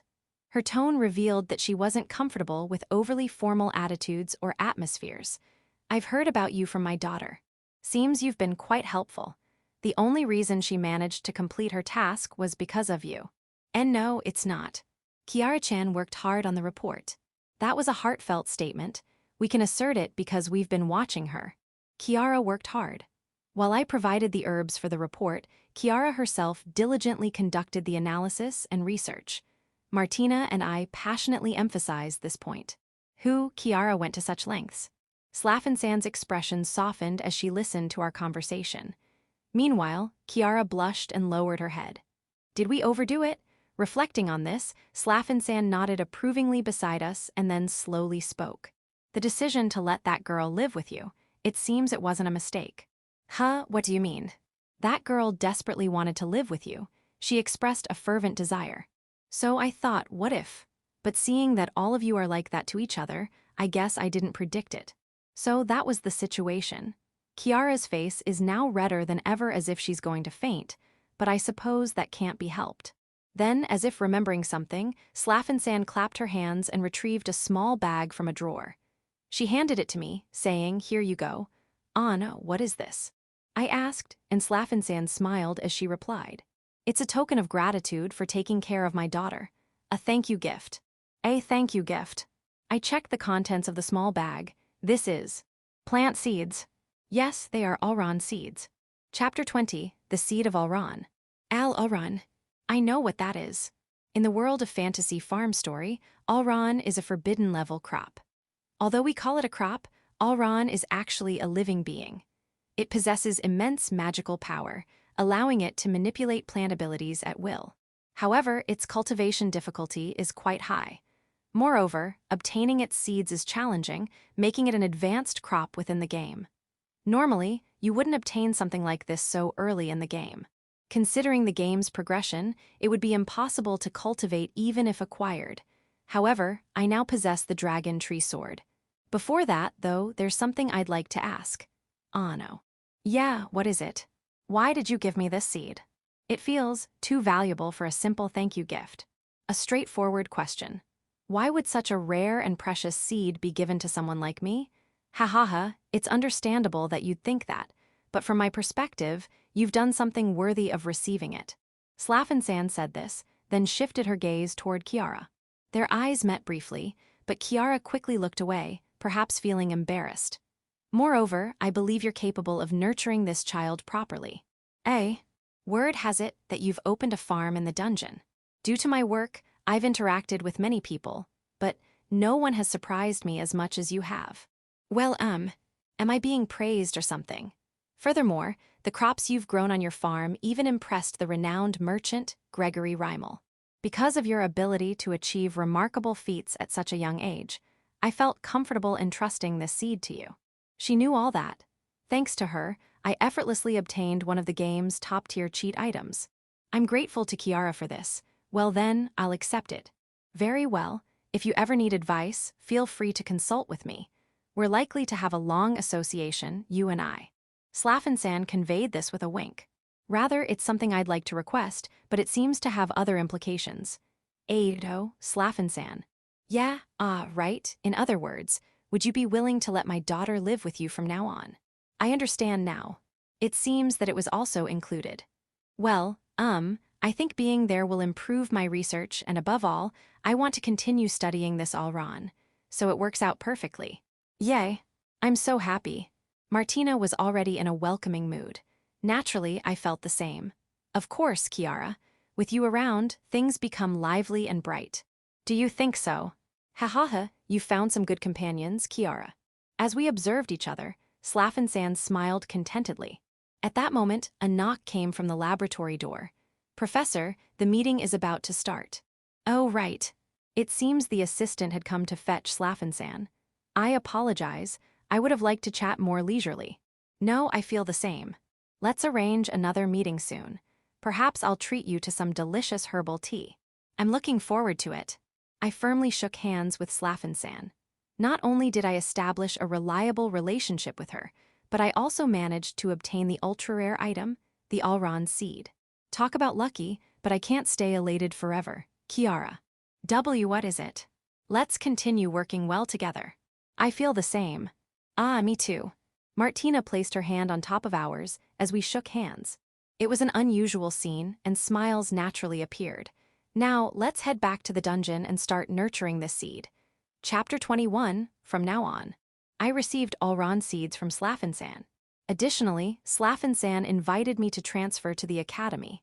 She mentioned that if she recommended me herself, I could enroll without taking an entrance exam. However, I politely declined the offer. It's not that I am not interested, but considering how far I've expanded the farm and the exclusive contract with the Rimal Company, I chose to focus solely on developing the farm. Of course, one of the reasons I stopped attending the academy was because of Dirk. After an unexpected harvest, I bid farewell to Slafen-san, who hurriedly attended a meeting and left the academy. During the carriage ride back, Kiara expressed disappointment about my decision to decline enrollment. You would surely achieve excellent grades, wouldn't you? I prefer working on the farm. Besides, Kiara tilted her head, and I explained about Dirk. Given that Martina, our coachman, already knew about my relationship with Dirk, I couldn't keep it a secret from Kiara. Dirk, that arrogant guy. Kiara commented immediately without even choosing her words carefully.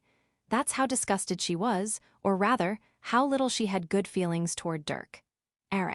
Wait, Dirk, wasn't he from one of the most prominent noble families on the continent? Is that so? Then, given you are his cousin, Beldona is. Both of them fixed their gaze on me. Kiara, at least, while Martina kept her eyes forward. Anyway, it's difficult to hide this any longer. Moreover, our shared experiences until today have shown that both of them are trustworthy individuals. So I recounted everything to them, the journey from the Divine Granting Appraisal Ceremony to reaching the dungeon. That's quite something. A lot has happened. Well, it's all thanks to the Dragon Tree Sword that I've made it this far. Honestly, without the Dragon Tree Sword, I'd be in a dire situation. Just imagining it makes me feel melancholic. In other words, because of that Dragon Tree Sword, we were able to meet. As I gazed at the Dragon Tree Sword, Martina made that remark. Kiara followed suit. That's right. By the way, in my case, if Bale hadn't possessed it, I might have fallen into the underground lake and drowned.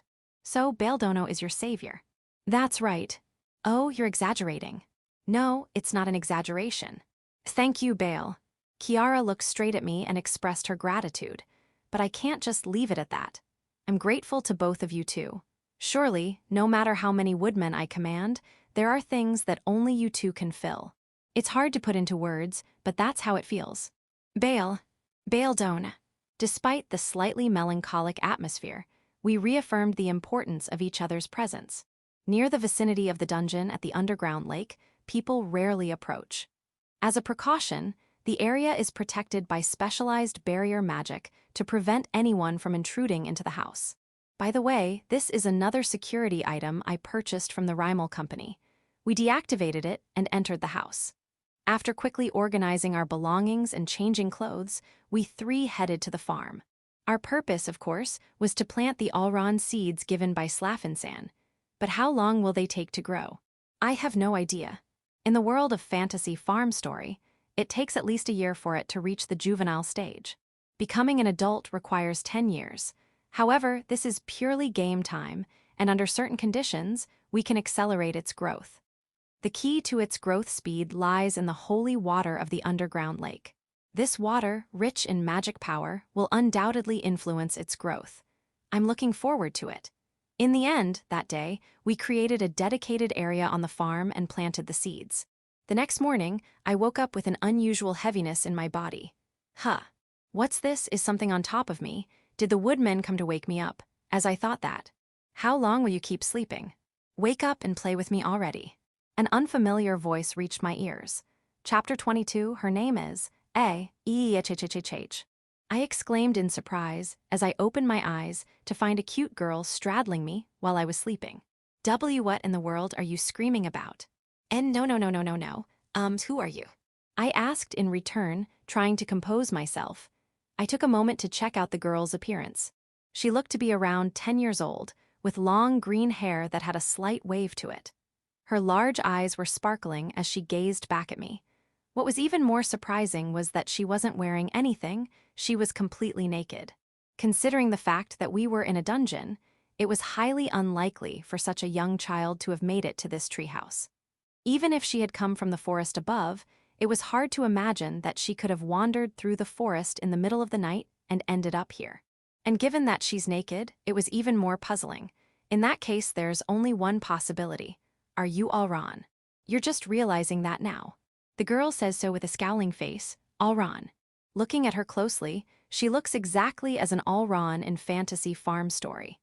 In the standing picture in the game, she wasn't completely naked, but had vines wrapped around her body. Even so, the design was so close to the edge that it has become a hot topic and was trending when it was implemented. But, well, if this girl is the Auron Slafen gave me, I need to decide a name for her. Also, I need to get her some proper clothes. When I was thinking all of that, hey, what are you making a fuss about? Kiara came to my room. Furthermore, breakfast is ready. Martina also came to my room to call me for breakfast. Both of them froze at the same time they saw the scene in the room. Of course they would.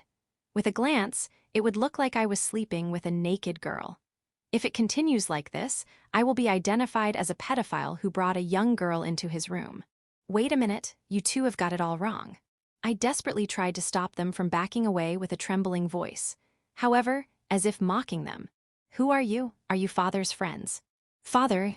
Both of them retreated at an even faster pace. Wait, what do you mean by father? You raised me from a seed. You're practically like my father, right? I can see where you're coming from with that reasoning. However, this statement cleared up the confusion between the two. You raised her. You're the Auron from yesterday. Kiara exclaims. Auron, on the other hand, was frustrated while saying, that's what I've been talking about since earlier, but the misunderstanding occurred before the two entered the room. Anyway, we regained our composure, and I introduced Auron to Martina and Kiara. I also suggested giving her a name. By the way, when we told her that being completely naked wasn't appropriate, Auron wrapped vines around her body in place of clothing.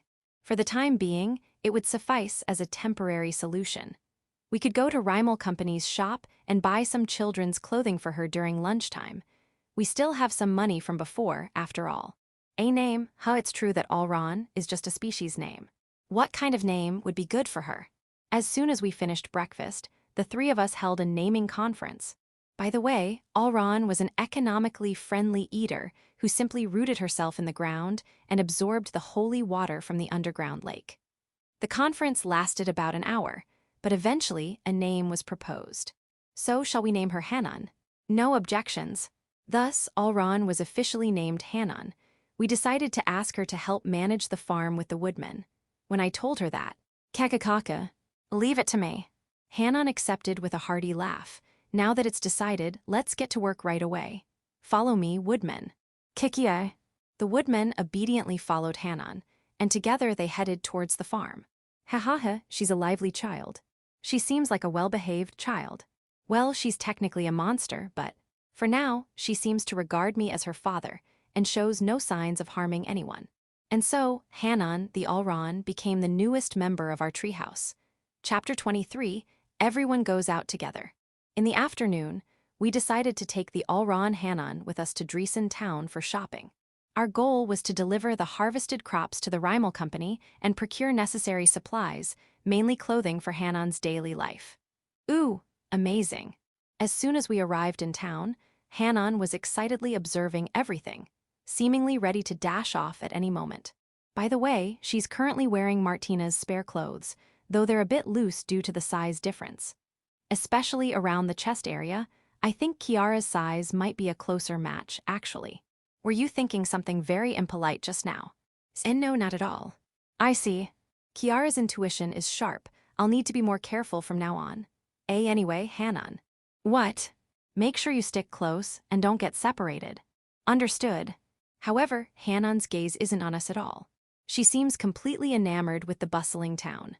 Well, the area around our treehouse is quiet and monster-free, after all. I take Hanon's hand, her eyes shining, and the four of us head toward the Rimal Company's shop. Hello. Carrying a basket of harvested crops, we enter the store. Immediately, our eyes meet with a young, blonde-haired female receptionist. Oh, welcome. Recognizing us, the receptionist leaves her counter and approaches us. Her name is Jennifer, and after several visits, she's become quite familiar. Martina and Kiara seem to view her as an elder sisterly figure, often engaging in friendly conversations. Sorry, but Gregory-san is currently assisting another client. In that case, I'll browse the store until he's available. I have some items I'd like to purchase. That would be helpful, Jennifer's gaze shifts to Hanon, who's still holding my hand. What's with that girl? She's super cute. In an instant, Jennifer takes a liking to Hanon. Perhaps overwhelmed by her enthusiasm, Hanon hides behind me. Surprisingly, she's a bit shy around new people, it seems. Jennifer, Hanon is feeling a bit scared. I apologize. Jennifer wiped the drool from her mouth with her arm and regained her composure.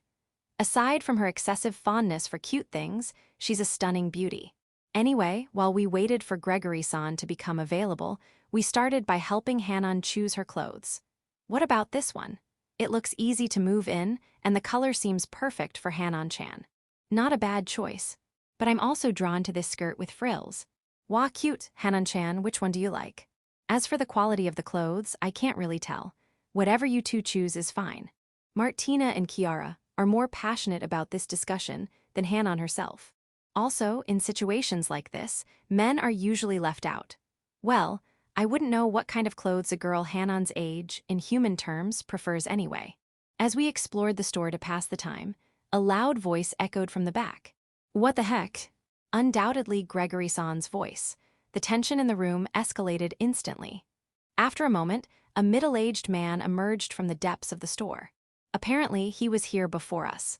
Judging by his appearance, he seemed like a merchant, and he hurriedly rushed out of the store. Then, Gregory-san also appeared. What's the matter? I asked hesitantly, noticing Gregory-san's stern expression. Bail, huh? Recognizing me as the one who spoke, Gregory-san let out a deep breath before continuing. We're in a troublesome situation, sorry, but I need to head to the Adventurers Guild in this town right away. The guild? What for? To apply for a quest, and not just any quest, an S-rank quest. The Adventurers Guild. Quests, S-rank. At first glance, it doesn't quite fit the world of fantasy farm story, but it does exist. Well, it's usually about gathering a specified amount of herbs or fetching rare, high-value tree fruits. Nothing like monster hunting, but whatever Gregory-san is applying for seems to lean in that direction. What on earth has happened? Chapter 24, Trouble Arises. I decided to accompany Gregory-san, who was on his way to the Adventurers Guild. By the way, the other three girls continued shopping, so I headed to the Adventurers Guild alone. During our journey, I had various conversations with Gregory-san. Is this your first time at the Adventurers Guild? Yes, but I've always been curious and wanted to visit at least once. I see. Well then, you must be looking forward to it. That's true, but there seems to be some trouble, right? Yeah. Gregory-san's expression suddenly darkened. However, what he said next was completely unexpected. This assignment is something you can't ignore either. It even concerns the survival of Dreesen town. Wait, is this something super serious? But I'm glad you volunteered to come along. Really? Well, yes. Although it's just my intuition, I believe the key to solving this trouble lies with you. Me, the head of the Rimal Company, known throughout the continent for having faced countless challenges, is expecting something from me. It's a bit hard to believe, or rather, I don't have any combat abilities, as you can see. I drew the dragon tree sword from its sheath and showed it to Gregory-san. Its appearance resembled a wooden sword, suitable for practice. It wouldn't do much damage even if I swung it or struck something with it. However, in this world, there's no other item as useful for daily life. I've left the combat aspect to others and fully utilized this item in other ways. Can I really be of help in this quest? You won't know until you try. Gregory-san laughed heartily. Now I'm even more curious about the quest's details. The Adventurers Guild is located at the northernmost edge of Dreon town. Our dungeon, where we live, also has several quests related to this guild. Martina mentioned gathering information about that dungeon here. The Adventurers Guild was bustling with robust adventurers. Middle-aged men equipped with formidable weapons, their bodies honed through training. Young women wrapped in mysterious robes, murmuring incantations like spells. Of course, it wasn't limited to just them. The place was teeming with people who exudes that unmistakable adventurer vibe. Yeah, this was exactly like the Fantasy Farm Story Adventurers Guild. Though I'm pretending to be calm outside, inside I was excited. Now, where's Felix? The name sounded familiar. Felix Ordner, the guild master of Dreon town. He played a crucial role in the game, and I've been indebted to him many times. As I searched for Felix, a man with exuberant energy approached, waving his hand. Hey, welcome, my friend. His high spirits were unmistakable. And I'm sure it's him. His features match the character art from the game. This person was Guild Master Felix-san. Hey, Felix. Today. I know, it's about that matter, right?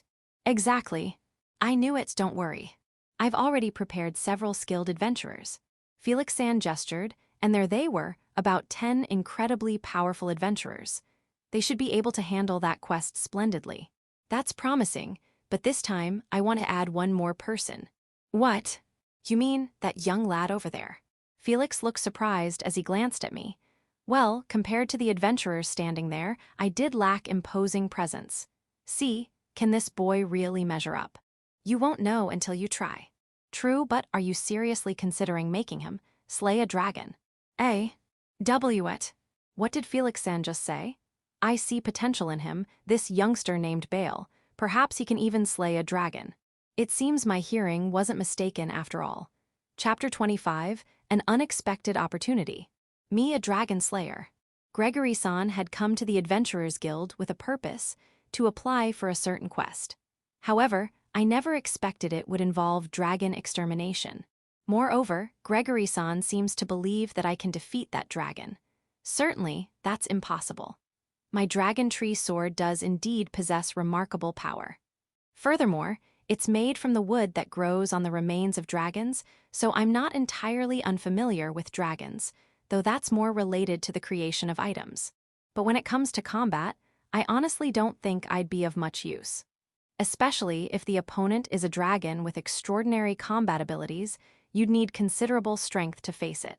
While Gregory-san and Felix-san were discussing, I recalled the role of dragons within the Fantasy Farm Story game. It is a slow life game, but the word dragon exists, and they actually appear before players. However, these in-game dragons serve as something akin to clients. Players receive requests from dragons scattered throughout the world who can communicate with humans. The task involves growing crops requested by the dragons and delivering them. There are 5 types of dragons in the game, each specializing in a different attribute. For instance, if it's a fire dragon, completing their request rewards you with items or magic related to fire. And just as I remembered the game's dragon mechanics, a thought crossed my mind. Could this dragon also be approaching us with some kind of request? It's a faint hope, but to discern it, I'll need more information from Felix-san. Felix-san. Yeah, what is it? Regarding the dragon extermination, is that dragon causing havoc or engaging in any wrongdoing? It's not quite like that, however.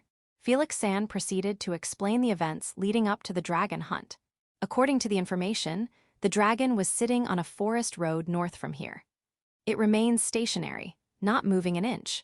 While there haven't been any direct attacks on people or tangible harm so far, the problem lies in the fact that this forest road is a crucial route connecting another major city to the town of Dreon.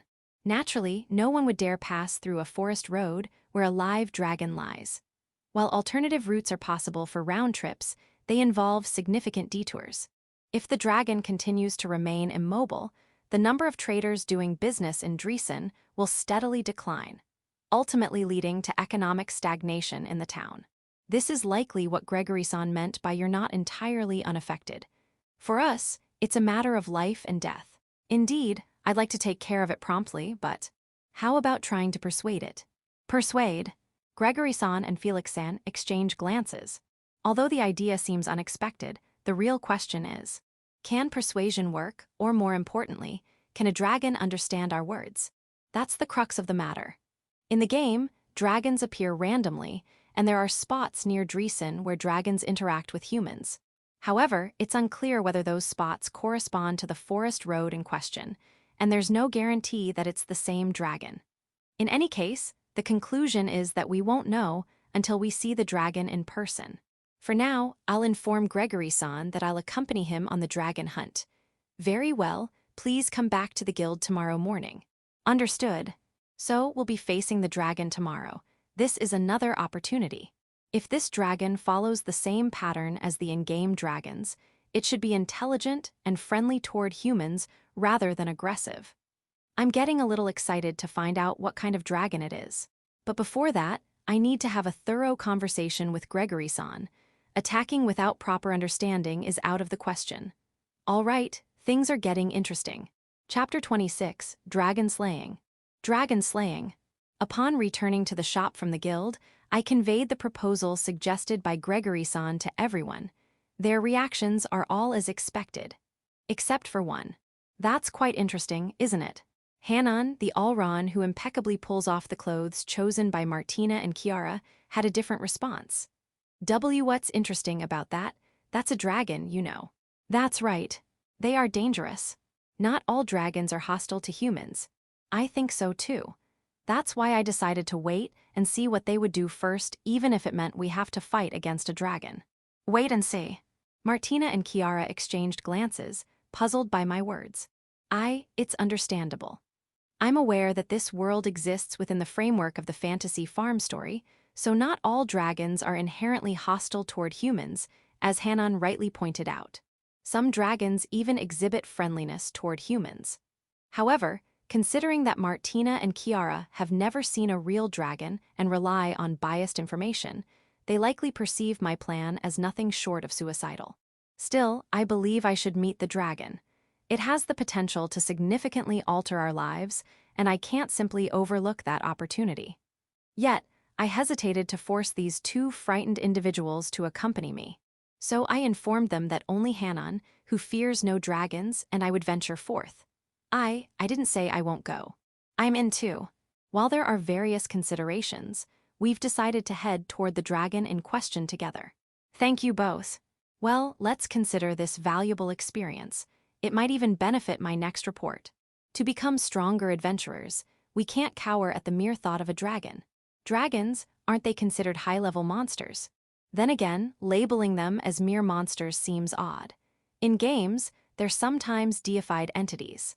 After preparing our items at the guild, we promptly returned to the treehouse to get ready for our first encounter with a dragon. Next morning, I entrusted the field management to the woodmen and made my way from the rooftop area and through the forest to the designated meeting point, Dreon's Adventurer Guild. Around the guild, armed adventurers had gathered in large numbers. It's much more crowded than the participation count I heard from Guild Master Felix-san yesterday. Perhaps they recruited even more people after that. Ah, you've come. Amidst the crowd, the person who greeted us was none other than the renowned Felix-san. Good morning, Felix-san. Quite a crowd here. Yes, given the rare opportunity to encounter an actual dragon, many adventurers have expressed interest in participating. From our perspective, having increased manpower is desirable. It's purely a sightseeing mood, isn't it? Although I feel a bit uneasy, the gathering consists of formidable warriors who could easily make casual remarks like that. To them, our party, composed mostly of children, might appear to be on a picnic rather than a serious mission. Later, Gregory-san and the company's exclusive adventurers joined us, and we finally set off toward the forest path where the dragon awaited. Now then, this should be interesting. Ugh, I suddenly feel nervous. Kiara-chan, are you okay? I brought pickled flame tomatoes and thunder paprika for our lunch. Would you like some? I'm not sure if I'm nervous or not, but I would decline. Our group's energy remains unchanged. Well, I find this more reassuring. It's our style, after all. Chapter 27, Game Event. Along with a group of adventurers, we made our way to the forest road, which was said to be guarded by a dragon. How nostalgic. Huh. Have you been here before? Ah, and no, it's nothing. Let's focus on the matter at hand. I was so thrilled that I said that but managed to evade Kiara's question. Of course, when I said nostalgic, I meant it in terms of the game. Although it existed on the map, it was only made accessible as an event that players could participate in several years ago. I set foot in that area once again. It was a familiar experience, but still filled me with emotion. When I think about it, there are still several areas within Fantasy Farm Story that have been made accessible as events in this world. However, there aren't that many in number. After all, it's a long-standing title that has been released for many years. There have been rumors that some recent events were just pointless and time-waster, but that couldn't be further from the truth. It's exactly because of this game's popularity among fans that it has stayed relevant for such a long time. Anyway, enough about the game. Let's focus on our main objective. We continued along the forest road, which in the game was akin to searching for treasure.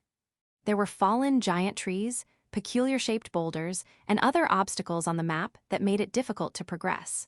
However, there were hidden points scattered throughout, each containing an item to collect. That was the main content of the event when this forest road was first implemented. However, this time our objective was to find a dragon with a colossal body. I had thought that we would find it quickly, but something felt off. Something's not right. Come to think of it, dragons are quite big.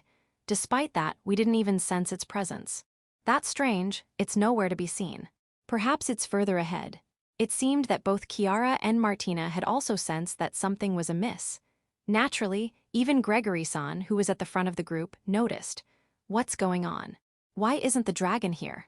That's right, the dragon that was supposed to be there had disappeared without a trace. The information we received pointed to this area, right? Why yes. We have multiple witnesses, and I'm pretty sure this is the place. One of the adventurers wiped his forehead and reported. While the others were in a state of commotion, I found a clue. Gregory-san. HNN.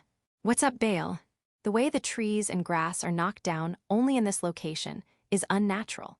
Why yeah, you're right, this wasn't naturally caused. Furthermore, judging by the condition of the broken trees, it didn't seem like it happened that long ago. While it wasn't certain that it was caused by the dragon, it was clear that something massive had been present in this spot. But wait a minute. Isn't this the same as the event content in the game? The treasure hunt event started in a similar fashion. As I recall, does that mean the dragon is located where the treasure chest is hidden in the game? However, the dragon and the treasure chests clearly don't match in size. Could it be that the dragon has shrunk rapidly due to some kind of reason? But that's highly unlikely. As I was pondering, Gregory-san gave instructions to the adventurers. All right, let's search the area. And the first person who finds the dragon will receive a gold coin from me. Yeah. The adventurers' loud voices echoed, and they scattered to follow the trail of the disappeared dragon. We should go too. Agreed. Don't be hasty. Hanan stopped Kiara and Martina from running off by grabbing the hem of their clothes. We have to find it quickly, or we'll miss out on the gold coin. That's right, Hanan-chan. I told you not to be hasty. After all, our leader seemed to have some bright ideas, right?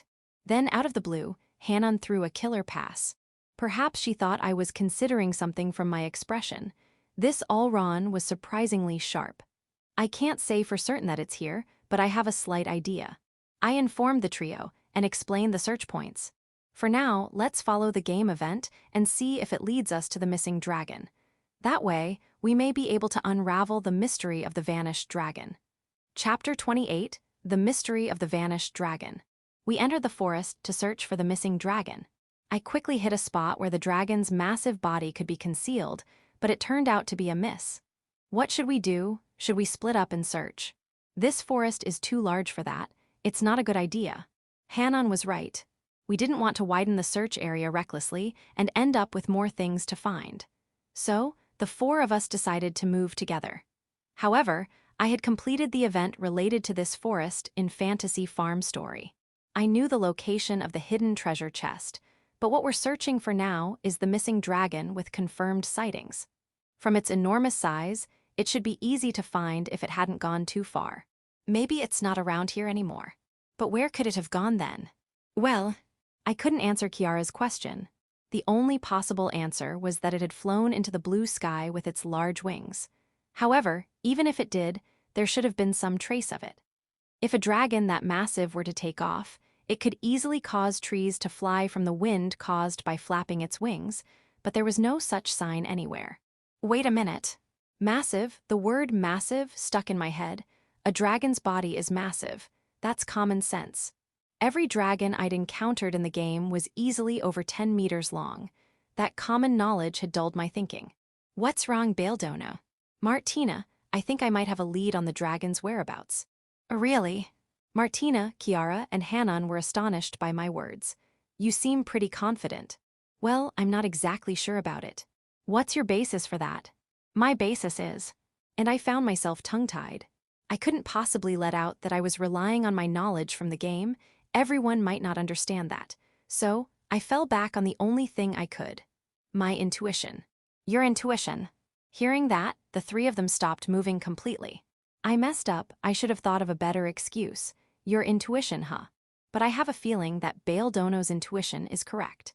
I feel the same way. Maybe deep down you do too, Kiara. Perhaps it's my good behavior that made my words seem convincing. Well, anyway, let's just think of it as Beldonno's sharp intuition. Then let's trust in that intuition again and see where it leads us. Okay, I get it. It's better than just standing here doing nothing. We're more likely to come across the dragon that way. With a sigh, Kiara finally agreed. With that, we set off once more in our search for the dragon, heading towards the west from our current location. We arrived at a spot about 5 minutes' walk away from where we saw 4 massive trees that were intertwined and collapsed on the ground like in the game's field. Wow, they're impressive. Why yeah. The two of them were left stunned by the sight of the massive trees. Suddenly, it seemed like Hanan found something. Bale, could it be that the dragon is that one over there? Yes, that's the dragon. The moment they heard my exchange with Hanan, Martina and Kiara exclaimed at the same time, their gazes shifting over to us. Where is it? I don't see anything that resembles it. Martina added, scanning the area back and forth with a frantic look. But they wouldn't find it that way. It was because the dragon was. Chapter 29, Identity. Where is it? Where is the dragon? There's no sign of it, even its shadow. Looking around, they couldn't find the dragon, but they wouldn't be able to find it that way. However, Hanan with her sharp intuition seemed to have found it. This is surprising. Where could it be? We've looked everywhere. Don't mind it too much, Kiara. Getting worked up won't help. It'll just make your chest tight and your boobs will shrink. Chest tightness has nothing to do with bust size and frustration. Well, that's true. Anyway, it's time to reveal the truth and end this. Both of you, take a good look at those massive trees. I said, pointing in a certain direction. The two of them looked where I was pointing and saw. Is someone there? It looks like a girl. And there she was. A girl was standing near the intertwined trees, looking troubled. But as we looked closer, we noticed that she had features that were not quite human. Kiara was the first to notice. That girl, she has a tail, doesn't she? The girl with a tail noticed us and panicked, running away from us. Hey, wait. Kiara. I can't help it. Anyone would scream if they saw something like that for the first time. In response to Hanan's silent protest, Kiara pleaded not guilty. Martina saw her the first time too, but she didn't react that much, so it was Kiara's complete defeat. But we didn't have time to argue. We had to catch up to that girl. Besides the tail, she had a large horn on her forehead. Could that also be from the dragon? Martina asked, noticing something while we chased after the girl. As expected of a seasoned adventurer, Martina had a keen eye for details. Exactly, Martina. So that means that girl is a mix of dragon and human characteristics. It's unbelievable to think that someone like that exists in this world. Kiara stayed quiet, not completing what she's about to say. She probably heard of something like this before, but until now, she had written it off as just a legend or a myth. That's right. If my hunch was right, that girl is. Kiara, I think you're right. That girl we saw earlier is most likely a dragonkin. Dragonkin. As soon as I said that, Kiara and Martina's faces tensed up. Draw dragonkin. The legendary. Well, I expected that. In this country, many people worship dragons as gods. To think a dragon could be around their age, that was a pretty intense revelation. We continued to chase after the vanished girl, delving deeper into the forest. And then, I found her. I whispered, hiding myself behind a tree to avoid being noticed. Would we be able to catch the Dragonkin girl this time? Only time would tell. Chapter 30, Encounter. We found the Dragonkin girl, who had been escaping, and tried to approach her quietly so as not to alert her to our presence. Leaning against a giant tree, she was sitting on the ground, seemingly unaware of my presence. Earlier, we had 4 people chasing after her, but this time, I decided to approach her alone, hoping to get closer and make contact with her. Although there was still a possibility that she would run away from me, this was the best course of action I had at the moment. Slowly. I crept closer, trying not to make any noise. As I came closer, I could see her face more clearly. She had neatly trimmed blue bangs that seemed to be cut by herself, and her long hair, which reached down to her waist, was tied up in a ponytail. It was a hairstyle that suited her extremely well and made her look frighteningly beautiful. At that moment, as I was thinking about how beautiful she looked with that hairstyle, Guru's stomach grumbling. I instinctively held my stomach, but it wasn't my stomach that was making the noise. It was different from the sounds of the other 3 waiting for me either. The distance was too far for me to hear it clearly. And then, "Ow!" It was the Dragonkin girl's stomach growling. Howdy. I called out to her, noticing her sliding down the tree trunk due to her hunger. She didn't respond even when I shouted loudly and closed her eyes. Could it be that she fainted from hunger? As I approached her, I thought to myself how ridiculous that would be, and she's fainted. She really had fainted. What a troublesome dragon tribe girl she was. It's hard to believe she was someone who attacked others. While it would make sense for her to be relatively large when in dragon mode, right now she was more on the small side for a girl. At a time like this, to faint from hunger, is there anything to eat? I looked around, but I couldn't find any fruit-bearing trees, nor any animals to hunt. As I was pondering what to do, I suddenly remembered a conversation between Martina and Kiara just before we entered this forest. I suddenly feel nervous. Kiara-chan, are you okay? I brought pickled flame tomatoes and thunder paprika for our lunch. Would you like some? I'm not sure if I'm nervous or not, but I would decline. And then it hit me, that's it, pickles. The adventurer's meal that Martina brought with her. If the Dragonkin girl ate the homemade pickles, she would regain her strength. I quickly moved to where Martina and the others were hiding, grabbed the pickles, and returned to the girl's side. Get yourself together. You're going to be okay. I held out a small bottle of homemade flame tomatoes and thunder paprika pickles to her mouth. Even though she was unconscious, she sensed the food instinctively and bit into the pickles. And then, derish. She probably means it was delicious.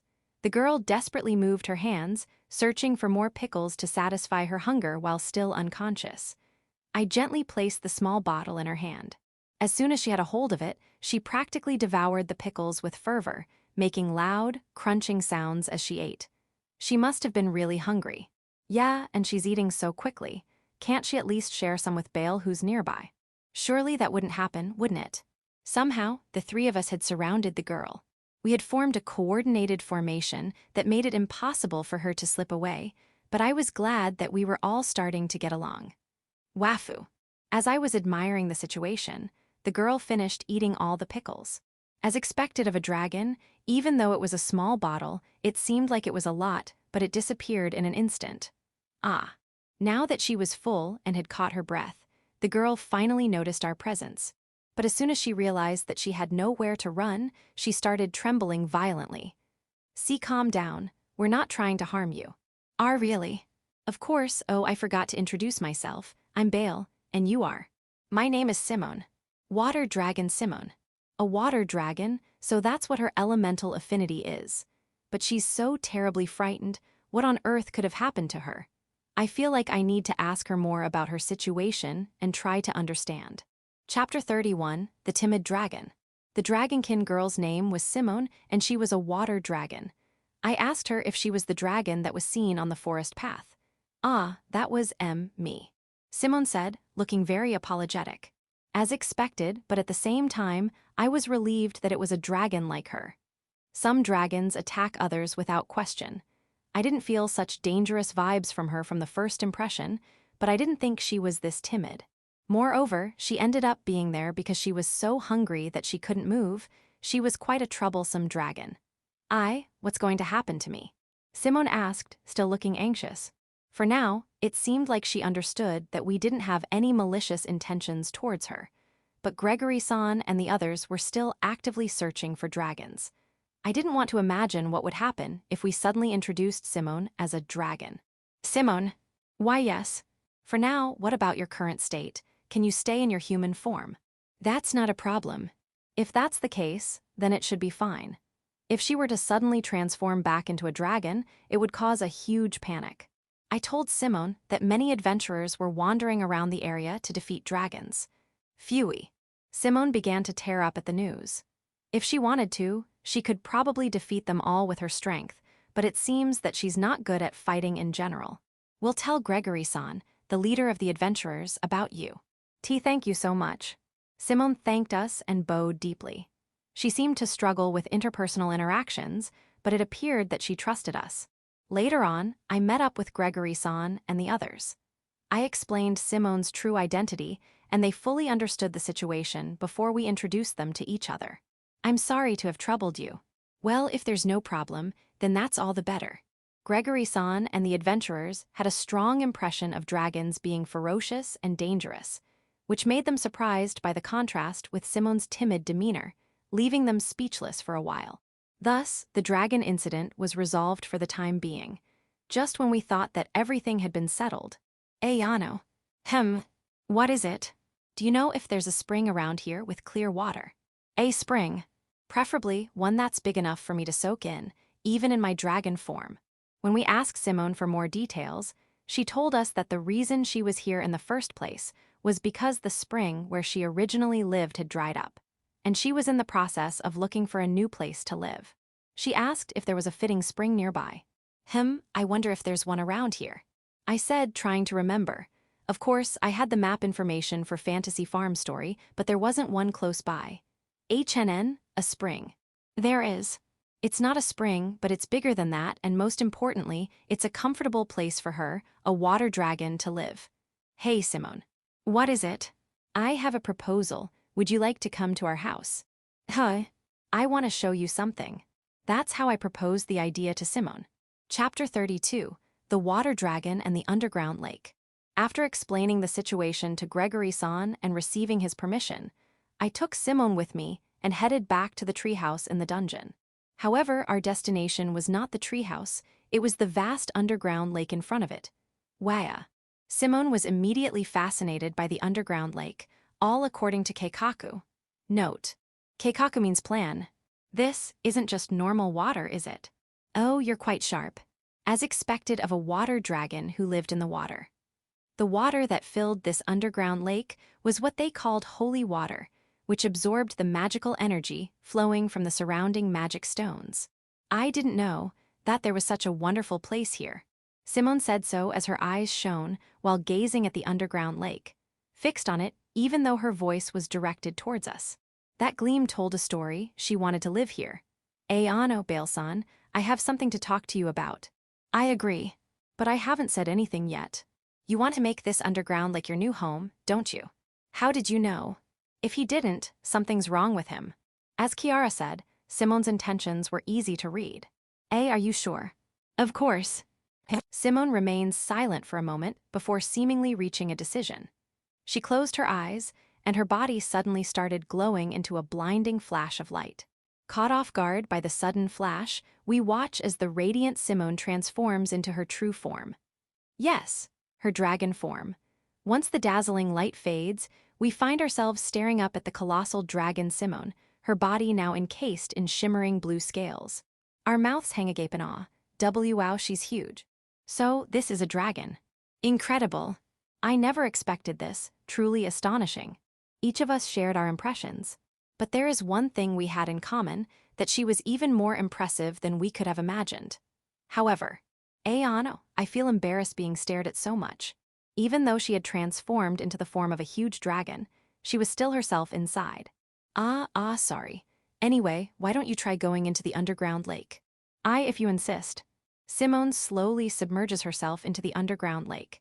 To be honest, I had no real idea of the lake's depth. Yet it was deep enough to conceal Simone's massive form, nearly 10 meters tall, from head to toe. Well, it's deeper than I thought, this underground lake. All right. Her comment elicited a distracted response from me.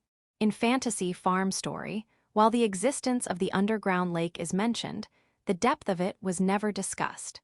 Such information was unnecessary for the users, and it was reasonable to leave it out. She's been diving quite deeply. Don't tell me, could she be drowning? Hanon's comment made me cringe for a moment. Then, impatience grows fast inside me. Come on. You can't be serious. Did she just drown? No way, right? But she's a water dragon, right? There's no way that could happen. Or so we wished, but it's already too late for that. Simone. I realized I had started running towards the underground lake. Even if we found her drowning, there was nothing we could do, but I couldn't just stand there. No, I might be able to do something. Just like when I saved Kiara from falling, I could use the power of the dragon tree sword. With that in mind, I ignored Martina's attempts to stop me and made my way towards the underground lake, wading waist-deep into the water to look for Simone. Suddenly, there was a loud splash and a massive pillar of water shot out. I feel so refreshed. Simone appeared, looking very lively. I might have been too hasty in assuming she was drowning. Oh well, it was a relief to see her safe and sound. And I was even more grateful that she seemed to have liked this place. It seemed like it was going to get even more lively here again. Chapter 33, A New Challenge. Simone, having taken a liking to the underground lake, decided to make it her permanent residence. That being said, she doesn't remain in her dragon form all the time. Apparently, she spends most of her days in her human form, just like us. I used to be a bit uncomfortable being in human form, but I guess it feels nice to be able to blend in with everyone. Simone replied shyly. And so, we decided to lend her a spare room in the treehouse. By the way, unlike Hanon, Simone wore proper attire when in her human form. When we inquired about this, we learned that Dragonkin reverts to the clothing they were wearing in their human form when they transform back from their dragon form. Apparently, their clothes don't get shredded when they enlarge, so they don't end up naked when they return to their human form. However, since she'll be spending more time in her human form, we decided to take her to the Rimal Company to buy some clothes, just like Hanon. And so, the incident with the dragon on the forest path was finally settled, and I was about to embark on a new endeavor. The morning after Simone officially moved in with us. Standing in front of the farm, bathed in the morning sunlight with the underground lake in the background, I was mumbling to myself, accompanied by the woodmen. I think we'll need to expand a bit more. Next to the farm where flame tomatoes, thunder paprikas, and other crops were growing, we decided to create a new space. On this side, we didn't intend to grow crops. I was planning to start raising animals, in other words, venture into animal husbandry. For now, my plan is to raise chickens and goats. I had been discussing this venture with Gregory-san beforehand, and through an acquaintance of his, we had arranged to receive excellent breeds of these animals. Then, yesterday, after Simone's matter was resolved, a messenger from the Rimal Company came to Gregory-san's place to inform him that their acquaintance had brought the chickens and goats. I was about to head over to fetch them immediately, but I followed Gregory-san's advice to prioritize taking Simone to the underground lake. And so, the next day arrived. Today, I plan to visit the Rimal Company with Simone and the others to receive the chickens and goats. Before that, I needed to secure a space, even a simple one, where the animals could roam freely. All right, I thrust my dragon tree sword into the ground. Vines sprouted from the earth, intertwining and transforming into a sturdy fence. It was a robust barrier that no amount of pecking from chickens or grazing from goats could breach, creating a spacious area for free-range grazing. We'll need to build a coop soon as well. It's going to be a busy day. Hanon, now the farm manager, watched with curiosity as I worked. The dragon tree sword is it. With that, you're truly invincible. At least when it comes to farming. The dragon tree sword. The more I learn about its capabilities, the more I realize that this sword isn't exactly designed for combat. Well, I suppose anything can be useful with the right application, and it does have a track record of restraining monsters, like when I first met Martina. Martina and the others should be ready soon. Hanon, get ready to head out to Dreon too. I should already fine as I am, right? Well, there might be a slight issue. Mainly regarding her attire. Currently, this Auron was dressed in the same way she was when we first met, that is, with nothing but vines wrapped around her body. We had allowed her to continue wearing this attire as it seemed more practical for her farm duties, but could this really be considered a work uniform? I instructed her to change her clothes since it would be an issue if she went into town. Reluctantly agreeing, Hanon trudged back to the treehouse, her steps heavy. It seemed she was quite attached to her current attire. As Hanon made her way back, Martina and the others joined me. Simone, in particular, was visibly excited for her first shopping trip. I shared her enthusiasm. The moment of launching our livestock business on the dungeon farm was fast approaching. Chapter 34, Silver Cuckoo. Upon reaching the shop, we found Gregory-san waiting outside. "I've been waiting for you, Bale." "Gregory-san," I exclaimed and rushed toward him. Beside him stood a horse-drawn carriage, its bed laden with 20 baskets. 10 of these baskets contained chickens with shimmering silver bodies. "These are the chickens I've brought for you. These are silver cuckoos." Silver cuckoo. Their eggs are said to be a delicacy, often gracing the tables of royalty itself. However, there's a slight catch to raising these prized birds.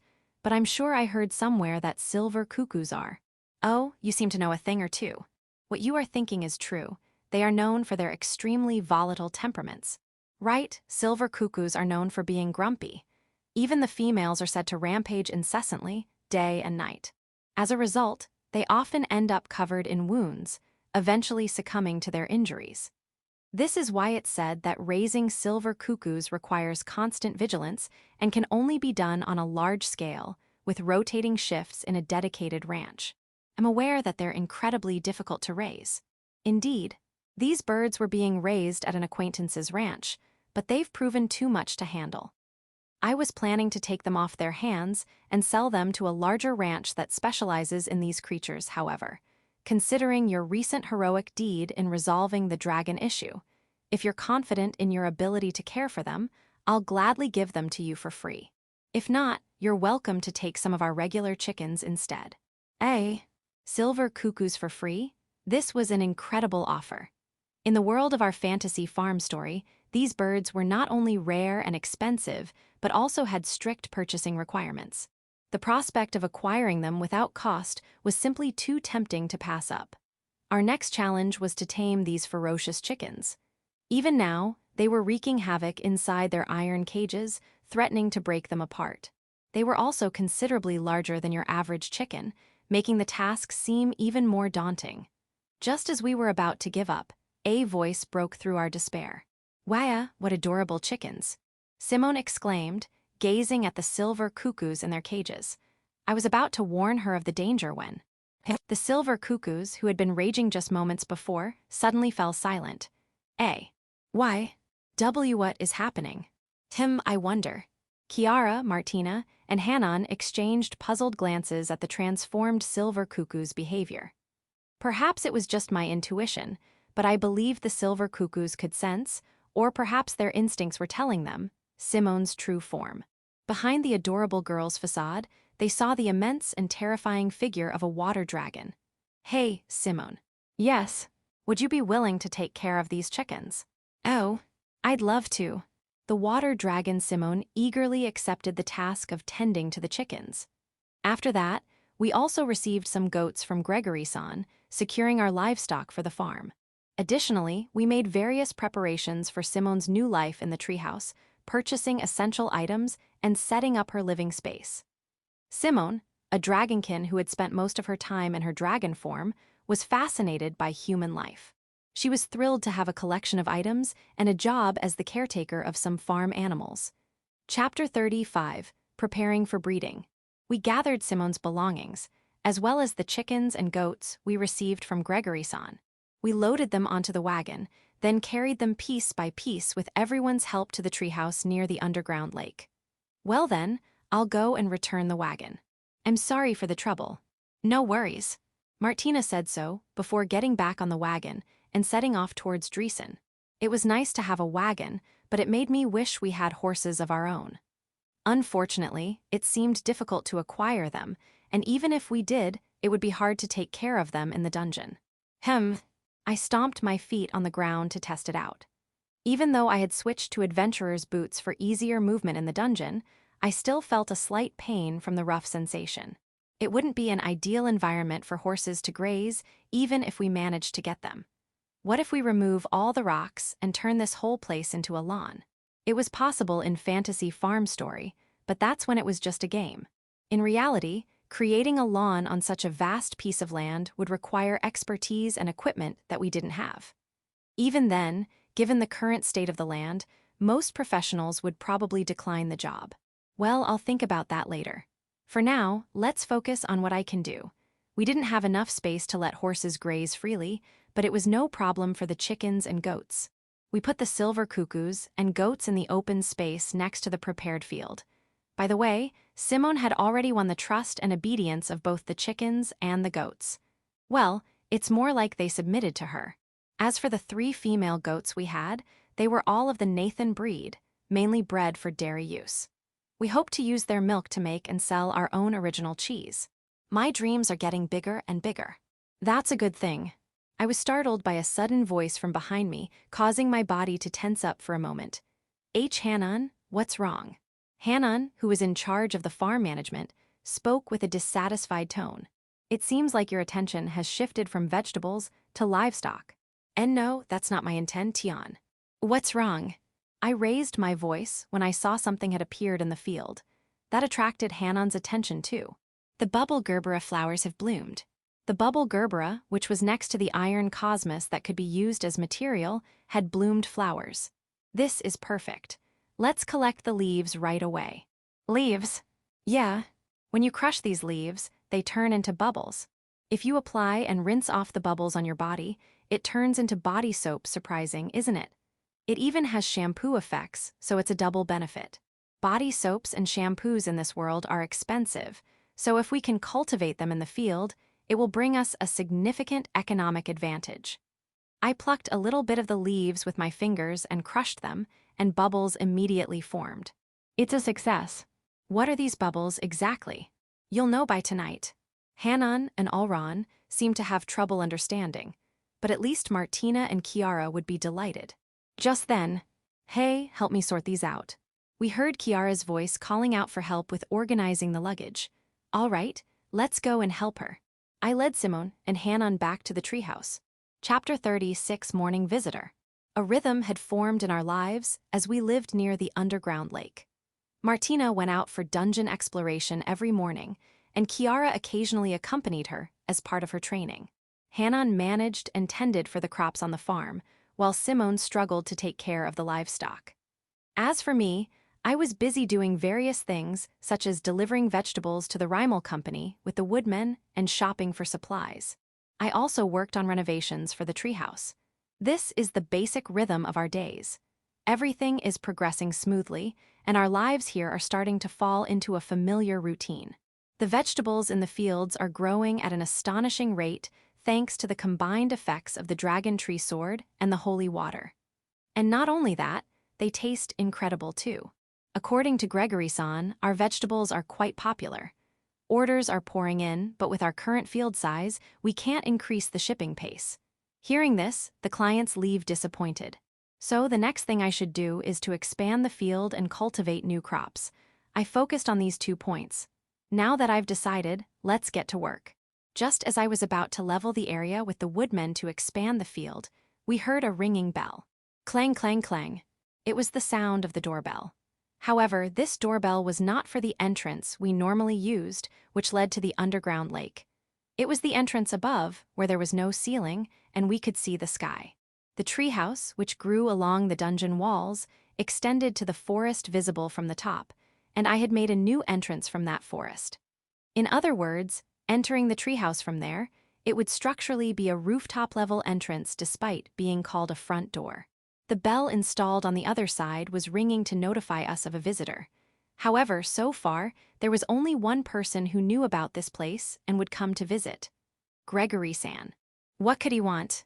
Gregory Rimal-san, the head of Rimal Company and my first trading partner, had built a relationship of trust with me through several transactions. I had told him about this place. I hurriedly ran to the top floor and opened the door of the entrance that was installed there.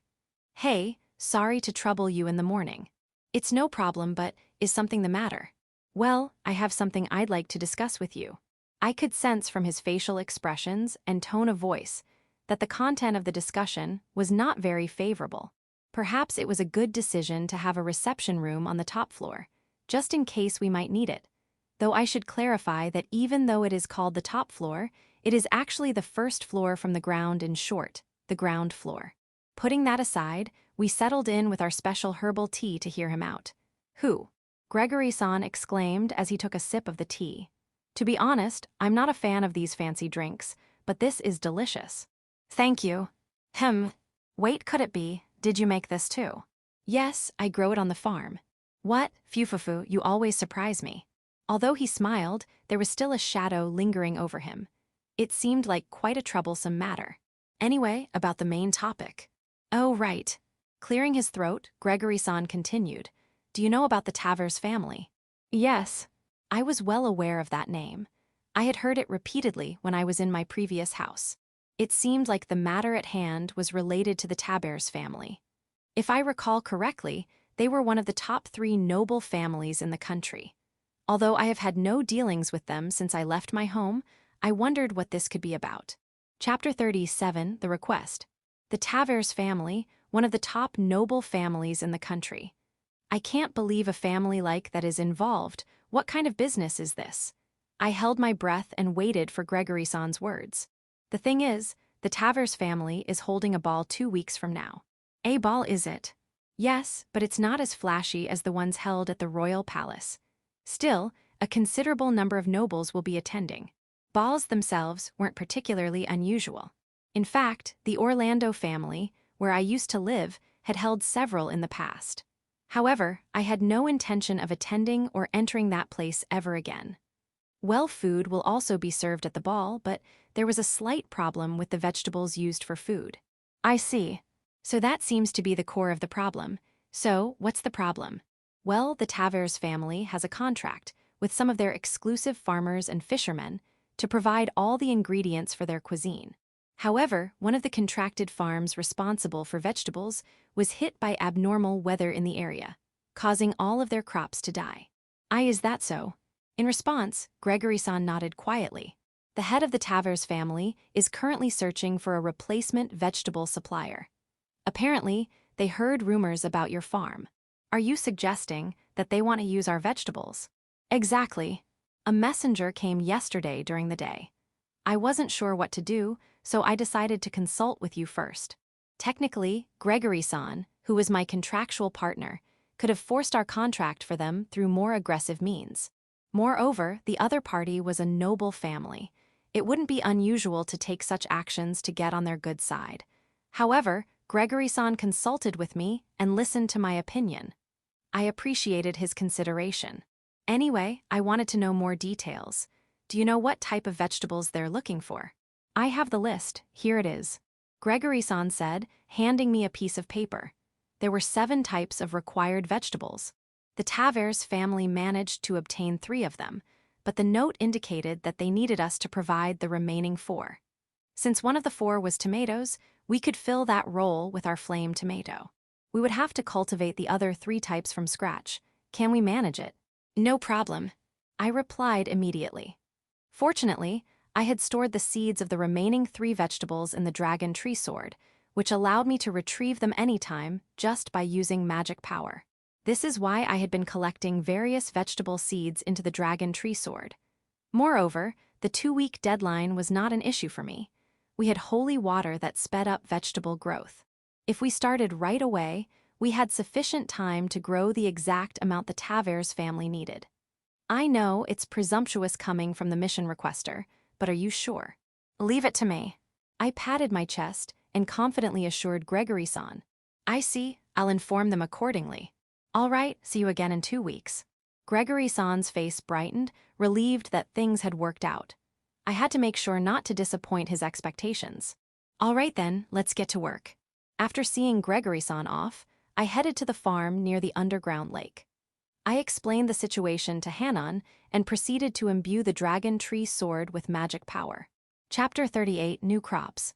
Upon receiving the request from Gregory-san, I had to cultivate new crops to deliver them to the Taver's family within 2 weeks. Well, I was planning to expand my farm anyway, so I took this on as a side project. Is it a tribute to the noble family? I think they'll pay for it, so it's not exactly a tribute. As Hanon the Auron and I were conversing like that, I infused the dragon tree sword with magic power. The current state of the dungeon was an infertile wasteland, with hard rocks scattered everywhere. A land so rough that walking was difficult, let alone cultivating crops. However, with the power of this sword, I could easily turn it to a cultivable land without much effort. Once again, I'm thankful for being blessed with the dragon tree sword. So, what kind of vegetables do they require? A2 according to the list. I looked over the list again to see what kind of crops they wanted. According to the list, they needed pumpkins, potatoes, onions, those 3. All of them were common vegetables, so I had already stored the seeds in the dragon tree sword. It would have been dangerous if they were rare vegetables. After making the land cultivable, I worked with the woodmen to create beds for the vegetables. Like the flame tomato and thunder paprika that I already cultivated, the vegetables we'll cultivate were not ordinary. They had various benefits like restoring magic power or providing a variety of other bonuses, aside from their unique taste. Their names were Ice Pumpkin, Heel Potato, Storm Onion. Ice Pumpkin and Storm Onion had the ability to enhance the magic of the ice and wind attributes respectively, while Heel Potato was an excellent item for recovering from fatigue. These vegetables were mostly grown in large-scale farms with exclusive contracts and were rare crops that were not usually sold in the market, but I had already obtained their seeds. By storing their seeds into the dragon tree sword's memory, they were now effortlessly available to me. Where did I get the seeds of these rare vegetables? The answer was simple. I borrowed them a little when leaving the Orlando family mansion. Thanks to that, this job seemed to be going smoothly. Kiki, Todd, the leader-like figure among the woodmen, pulled my sleeve and signaled something. When I turned around, I saw that the beds had already been completed. Great job, everyone. Kekakekaki. The woodmen rejoiced at their owner's praise. Yeah, it was a truly heartwarming sight. To respond to their hard work, I had to cultivate the vegetables carefully. Well then, shall we get started? I said so while brandishing the dragon tree sword. It may seem like a child's toy at first glance, but its abilities were no joke. To prove that, I generated vegetable seeds using magic and handed them to the woodmen, who planted them skillfully. Once they were done, they watered the plants with the holy water that filled the underground lake. By the way, Simone was currently bathing in the form of a dragon in the water. It was why there was an unusually dense concentration of magic power. Is this Simone's bath water? Although I accidentally muttered it, the perverted remark quickly disappeared as I shook my head. Since there was more magic power than usual, there was no need to complain. After finishing all the work, Martina and Kiara returned from their dungeon exploration. I'm back. We're back, I'm tired. I want to take a bath. The two of them were exhausted from exploring all day, so they headed straight to the tree house's bathroom with a specially made body soap extracted from a bubble gerbera leaf. Good grief, let's make some delicious food for the two tired ladies. I'll help.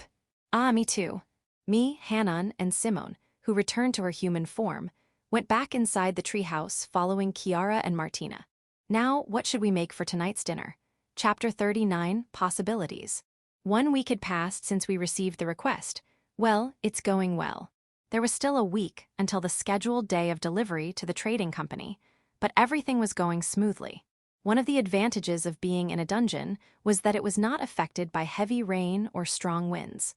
Once it was on the right track, we just had to wait for the crops to grow. Thanks to the effects of the holy water, the crops here grew much faster than usual. They could transform overnight, and it was enjoyable watching them grow nearby. I can't get enough of it every day. Hanon muttered while I was watching the crops. Well, just watching them grow like this is already a lot of fun. This world was a world of fantasy farm story, where you could freely manage your own farm. While it was not as easy as simply clicking a button like in a game, the dragon tree sword made it as close as possible to that. Thanks to it, this farm had truly expanded. The woodmen had worked hard, so it seemed like we could increase the number of requests in the future. Hey, Bale. Kiara interrupted my trance while gazing over the farm. What's up? Would you like to join us occasionally for dungeon exploration? It's a lot of fun and rewarding. It was an unexpected invitation from Kiara. At first, she wasn't very enthusiastic about dungeon exploration. Her partner, Martina, had only acted solo in the dungeon except for the first battle when I supported her. When Kiara, a mage and is the complete opposite of her, a swordsman, joined in, it was natural for an adventurer to want to explore. Initially, Kiara used dungeon exploration as an opportunity to test her magic in practical use. But eventually, she became more and more enchanted with the thrill of adventure. Now her eyes are sparkling brightly as she invited me to join. Maybe she was more suited to this than I thought. However, dungeon exploration. I couldn't say that I wasn't interested. But the dragon tree sword I had was a farming tool for soil improvement and producing valuable items known as divine seeds. It had no battle capabilities. That being said, I still held on to the possibility that I might be able to help in some way. The trigger was the fight with the monster when I first met Martina. I used the power of the dragon tree sword's plants to restrain the monster's movements, allowing Martina to defeat it with her impressive swordsmanship. This was my hint. I may not be able to defeat monsters on my own, but I might be able to help defeat them. The way of using the dragon tree sword that wasn't possible in the game, I didn't intend to become a full-fledged adventurer, but a new path might open up. Considering that the crops were growing well, maybe it was worth giving it a try. All right, I'm with you. That's the spirit. I'll let Martina know too. Kiara happily ran off to inform Martina the news. She's become quite active. Well then, dungeon exploration. I'll do my best not to mess up. I know you will. With Simone and I around, this place will just be fine. Thanks. By the way, is that dragon girl still asleep? In fact, Simone had a habit of oversleeping. She seemed to be sleeping in her room now. Well, she'll likely wake up eventually. Switching my mindset, I decided to enjoy my first dungeon exploration. Chapter 40, Leisurely Exploration. I decided to accompany Martina and Kiara to explore the dungeon. Normally, I would have declined, but I decided to go with them to confirm the new potential of the dragon tree sword. In addition to relying on the reliability of Martina and Kiara, who were already accustomed to exploration. So, where are we going today? We're going to explore the western side. I'm pretty sure there are fairly strong monsters over there, right? It's okay, Baldono is with us today. You're saying that, but I don't think I'd be much help. But you saved me that time, didn't you? That time it was when Martina and I first met. I was desperate then, trying my best to resist, and somehow I realized that this dragon tree sword had a use that was different from the game. In Fantasy Farm Story, the dragon tree sword can only unleash farming-focused powers, but there were no such restrictions here. I can use this sword more freely. It's not just limited to the dragon tree sword. To fully unleash the abilities of an item, one must discard the preconceptions based on how it was in a game and use their head. The three of us walked side by side into the dungeon, discussing the places we would go to next under the faint glow of the luminescent stones. Is it true that there are strong monsters over there? Even if they are strong, I don't think we have to be too cautious. But you never know what might happen in a dungeon, so we shouldn't be too relaxed about it. Kiara was relaxed, while Martina was more cautious. This is the difference in their jobs as adventurers. Well, Kiara is still a student, but she has a high aptitude as a mage. However, that's why carelessness is the worst enemy. To fully demonstrate her abilities, it's important to assess the situation. Just as I was about to offer some advice. Be careful, I sense a monster nearby. Martina shouted. At the same time, Kiara and I readied our respective weapons. As expected, when it's an emergency situation, Kiara tightens up her expression, even she can't afford to be at ease. Undoubtedly, I am the weakest in this group. I have to focus on support and not hold them back. We took on a fighting stance as a huge spider appeared before us. Big. More like gross. Kiara and I were both taken aback by the impact of its appearance. Even though I'm not particularly afraid of bugs, that size made my face cringe. Meanwhile, Martina provided us with a clear explanation. Bug-type monsters are agile, so be careful. Also, they conceal your movements by spitting out strong adhesive webs from their mouth. Keep an eye out for that too. Her clear explanation and resolute expression stirred up my fighting spirit. How should I put it? Martina's personality is suited for being a leader, I guess. So that's the strong monster everyone was talking about.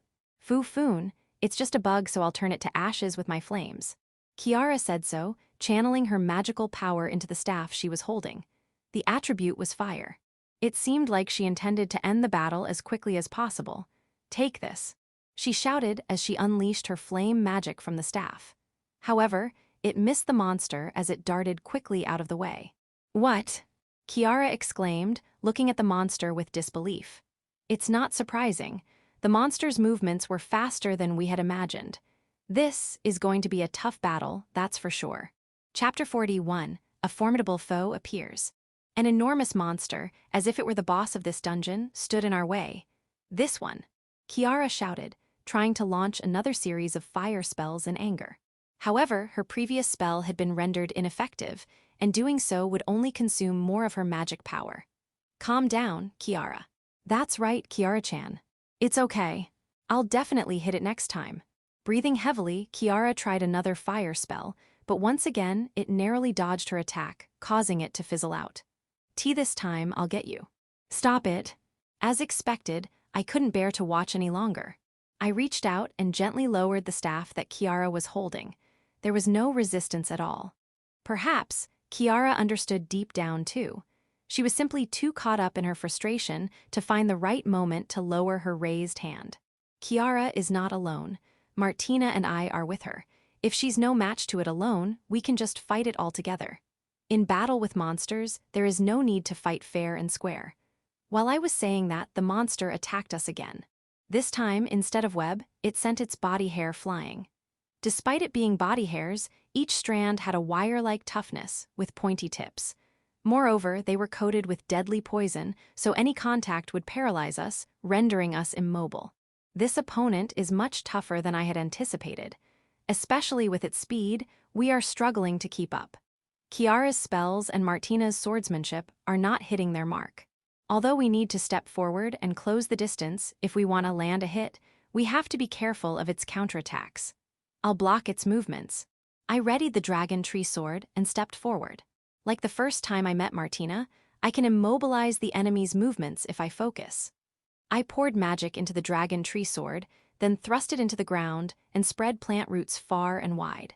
The spider-like monster, still unaware of what was happening, remained motionless, and that was its downfall. Crunch! Suddenly, a crunching noise echoed throughout the dungeon, and countless vines sprouted from the ground, binding the monster's colossal body.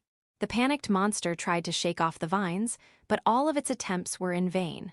The more it struggled, the more the vines constricted, restricting its movement even more. Amazing, bestow. That was awesome. I can only do this much. The rest is up to you. Leave it to us. Upon my instruction, Martina ran forward and closed the distance in a flash, piercing the spider monster's forehead with her sword. The monster thrashed about, spilling its green blood everywhere, but eventually lost its strength and collapsed in place, never to move again. Martina then withdrew her sword from the monster's forehead, shook off the green blood, and sheathed her sword. Well done. As always, you move so gracefully. Watching her movements, Kiara and I involuntarily applauded. All of this was possible because of Bestow's help. Indeed, you did an excellent job. Even though you said you weren't suited for combat if you can control humongous carnivorous plants, you could probably fight normally, right? Carnivorous plants, huh? Within the world of fantasy farm story, we might encounter them as enemies. I see. If I cultivate them myself, they may move according to our instructions. I don't intend to participate in combat myself, but having such plants on hand for self-defense wouldn't hurt. The next time we're free, I should look into it a bit. Section, Audiobook by Masquerade at Masquerade Audiobooks. Chapter 42, Bale's Strengthening Plan. After returning from our dungeon exploration, I locked myself in my room and began searching through various reference books. If I can command large carnivorous plants, even if I use the farming-focused dragon tree sword, I might be able to join in battles. However, that doesn't mean I'll become an adventurer just because of it. self-defense and curiosity. These were the two things that motivated me. Well, compared to self-defense, I was more excited about the idea of commanding monsters. I mean, ordering monsters, I'm already excited.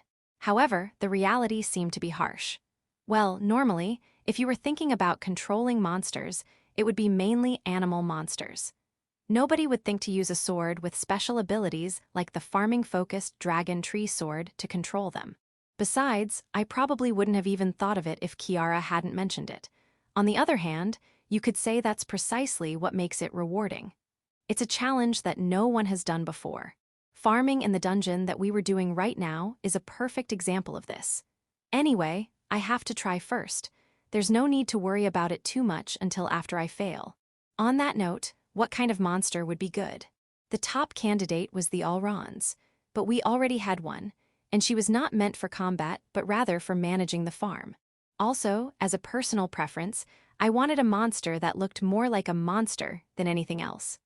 Unfortunately, Hanan's monsterness was too cute to be what I was looking for. This Love Regia plant looks great, but it says that it emits a powerful decay odor over a wide range. I can't keep something that reduces my appetite like that. Studying carnivorous plant guidebooks, I repeated to myself this and that as I debated internally. Eventually, dinner's ready. Martina's voice echoed through the first floor. Moo, is it already night? Looking out the window, I saw the moonlight reflecting off the surface of the underground lake, which was shining through the wide open ceiling. Coming, I yelled out before leaving my room. Just then, I ran into Kiara, who was on her way down to the first floor. So, have you decided what kind of plant to choose? Not at all. I'm lost in thought and can't make a decision. I see, you're surprisingly indecisive. Is calling me, surprisingly, really necessary? I had a reputation for being someone who doesn't think twice and goes with the flow. While it wasn't entirely wrong, I didn't deny it head-on either. When I arrived on the first floor, Martina and the dragon girl Simone were in the midst of their final preparations, bringing out dishes and setting the table. I'll help. Me too. Kiara and I worked with them to finish the preparations. A while later, Hanan returned from outside. Well then, I worked hard today. Worked, Hanan was just sleeping in the fields. For a child, sleeping is their job. For a child, you're quite knowledgeable, aren't you? Most of my knowledge was gained through my parents' memories when I was still a seed. However, I cannot blindly trust those memories, so I need to witness and hear things firsthand to confirm them. You're quite a sophisticated child. With the lively conversation, dinner continued on as usual. Yes, I can't leave the protection of this irreplaceable place to others. I need to become stronger myself. Today's dinner wasn't just delicious and enjoyable. It also became a time for me to make a new resolution for myself. Chapter 43, to the Taver's family. Using carnivorous plants for farming has become a possibility here. Something that was once considered impossible in fantasy farm story. The realization of this potential makes living here even more fun and exciting. However, one thing that doesn't change is that my job is still farming. The true purpose of the dragon tree sword lies in its specialization in farming. I must not confuse this fact. Now then, this should do. Early that morning, I loaded the basket of vegetables onto the back of the carriage that Gregory-san had brought. I can't believe you managed to do it. It seemed that Gregory-san had been considering alternative provisions in case I couldn't prepare the vegetables, but it turned out to be a waste. Well, it's understandable that he would be cautious since, under normal circumstances, a regular farmer might not be able to prepare such vegetables. That's why I want to think that this incident has increased the level of trust Gregory-san has in me. I can guarantee the taste, of course. Hahaha, you're truly amazing. Gregory-san's vocabulary seemed to have vanished. Once I finished loading all the vegetables, I climbed up onto the back of the carriage and waited for departure. Excuse me. When Kiara sat down right next to me. What's the matter? You're asking that now. I'm coming along too. Kiara, what, is that a problem? And no, it's not that. What about your report for the academy? It's just a change of pace. I was a little concerned about the sudden change in plans. However, I'm sure we'll figure something out. Speaking of which, just you, Kiara, what about Martina? That girl went to the dungeon. Surprising, isn't it? Yeah, that's quite unexpected. I had thought that Martina would follow Kiara's lead and say something like, if Kiara-chan's going, then count me in. But I did ask her, but she's going into the dungeon today. Maybe she's a bit hesitant to go because the other party is a noble. Although I didn't know the details, Martina should be a commoner since she's an adventurer. Kiara, being the daughter of Slafen, a leading magician in her field, is probably used to formal events like balls and parties. As for me, I used to be a former noble, so I don't really have to worry about it. Well, I might meet some of my former family members, but I could also try to impress them by showing them how much happier I am living the way I am now. Since they can't come, let's at least bring back some souvenirs. Hanan and Simone would be interested in nobles' food too, right? That's a good idea. Hanan and Simone were both very interested in food. I thought that if they were to try the meals of nobles, they would be amazed, but Martina's cooking was just as delicious. It had a warm and homey feel, and I liked it much better than the meals from my previous lifestyle. All right, let's get going. Yeah, Kiara and I replied in unison to Gregory-san. After that, the carriage headed in the opposite direction from Dreesen town. The traveling time would take about an hour. Until then, I'll just leisurely enjoy the new scenery around me. Chapter 44, Arrival. As I looked out at the peaceful scenery while being swayed by the carriage, I was able to experience a sense of tranquility and peace. This is one of the reasons why fantasy farm story is loved. While it does have battles, it's mainly a healing story with a relaxed and leisurely sense of time. There are elements that can be enjoyed by a wide range of people, from adults with troubled hearts to pure-hearted children. It's so leisure here, right? It seems that those who live in this world feel the same way. Before the leisure atmosphere that permeated everything, Kiara seemed as if she were about to lose consciousness. In other words, she was sleepy. Want to take a nap? I'll wake you up when we arrive. No, I'm fine. Kiara snapped, apparently shocked and pissed with my suggestion. However, it only took 10 minutes or so before. SNNFF. She let out a quiet snore as she departed to the dreamland. Good grief. Kiara had fallen asleep with her head resting on my shoulder. Though this was much closer than usual, I was thinking about a new combat method, that carnivorous plant, to be exact. I need to decide on it soon. I need to prepare early, considering the time it takes to raise them. I had already listed several options, so before we arrive at our destination today, I'll explore the possibilities. An hour passed. Hey, we're almost there. Oh, okay. In response to Gregory-san's call, I gently shook Kiara, who was sleeping next to me, to wake her up. Kiara, we're almost at our destination. It seemed like she had fallen into a deep sleep. Recently, she had been studying magic independently, in addition to her school assignments, so she tended to be the last one to fall asleep. It might have been due to that. However, I can't just leave her alone in the carriage like this. I tried to wake her up somehow, but she just stared blankly, not moving. Hey, are you okay? Bell. What? Yes, it's me. Why, where are we? From her reaction, it seemed like she had thought she was sleeping in her own room. She probably thought that I had secretly come into her room. Now that she realized her mistake, she blushed with embarrassment. I hoped she would learn from this and start going to bed earlier. As soon as we arrived at the mansion, the servants came rushing towards us. Among them was a middle-aged man with a different dress. He was probably the chef. I'm sorry to rush out to you as soon as you arrived, but could I check the vegetables? Sure, please go ahead. As soon as we arrived, the man came and asked to check the vegetables. He seemed quite anxious, so I immediately showed him the vegetables I had brought. Oh, this is. As he picked up each vegetable, he let out a surprised voice. All of them are in good condition.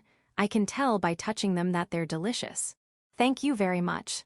I couldn't help but say thank you when he praised the vegetables I had cultivated. Suddenly, the man's face turned towards me with great force. Did you cultivate these vegetables? Why, yes. I see, I'm sorry. Can we talk a little later? If we get on with it now, it will be finished soon. But could you wait for a little while? Okay. I was overwhelmed by his forceful personality and ended up agreeing, but what is it? This guy reminds me of someone. By the way, we haven't introduced ourselves yet. My name is Hugo. Bale, I replied. My name is Kiara. After a brief introduction, we jumped off the carriage to help transport the luggage into the mansion. Although I was curious about what Hugo had to say, for now, I should focus on the job at hand. Chapter 40, 5 2 Peas in a Pod. The Taver's Family Kitchen. With Hugo-san as our guide, we were given the opportunity to take a tour of the kitchen. It could be described as a battlefield. Hugo-san, as the head chef, was at the center, and more than 10 chefs were busy working around him. As expected of professionals, they all work efficiently. You're right. Since we rarely cook in the first place, our cooking duties were entrusted to Martina, who is also an adventurer. Just as Martina's image came to mind, I couldn't take my eyes off Hugo-san. Kiara seemed to be the same way, staring intently. That means she must be thinking the same thing as me. We feel like we are watching every movement of Chef Hugo-san. Yes. His movements were identical to Martina, who was entrusted with our kitchen duties. Hey, Bale. I know what you want to say, Kiara.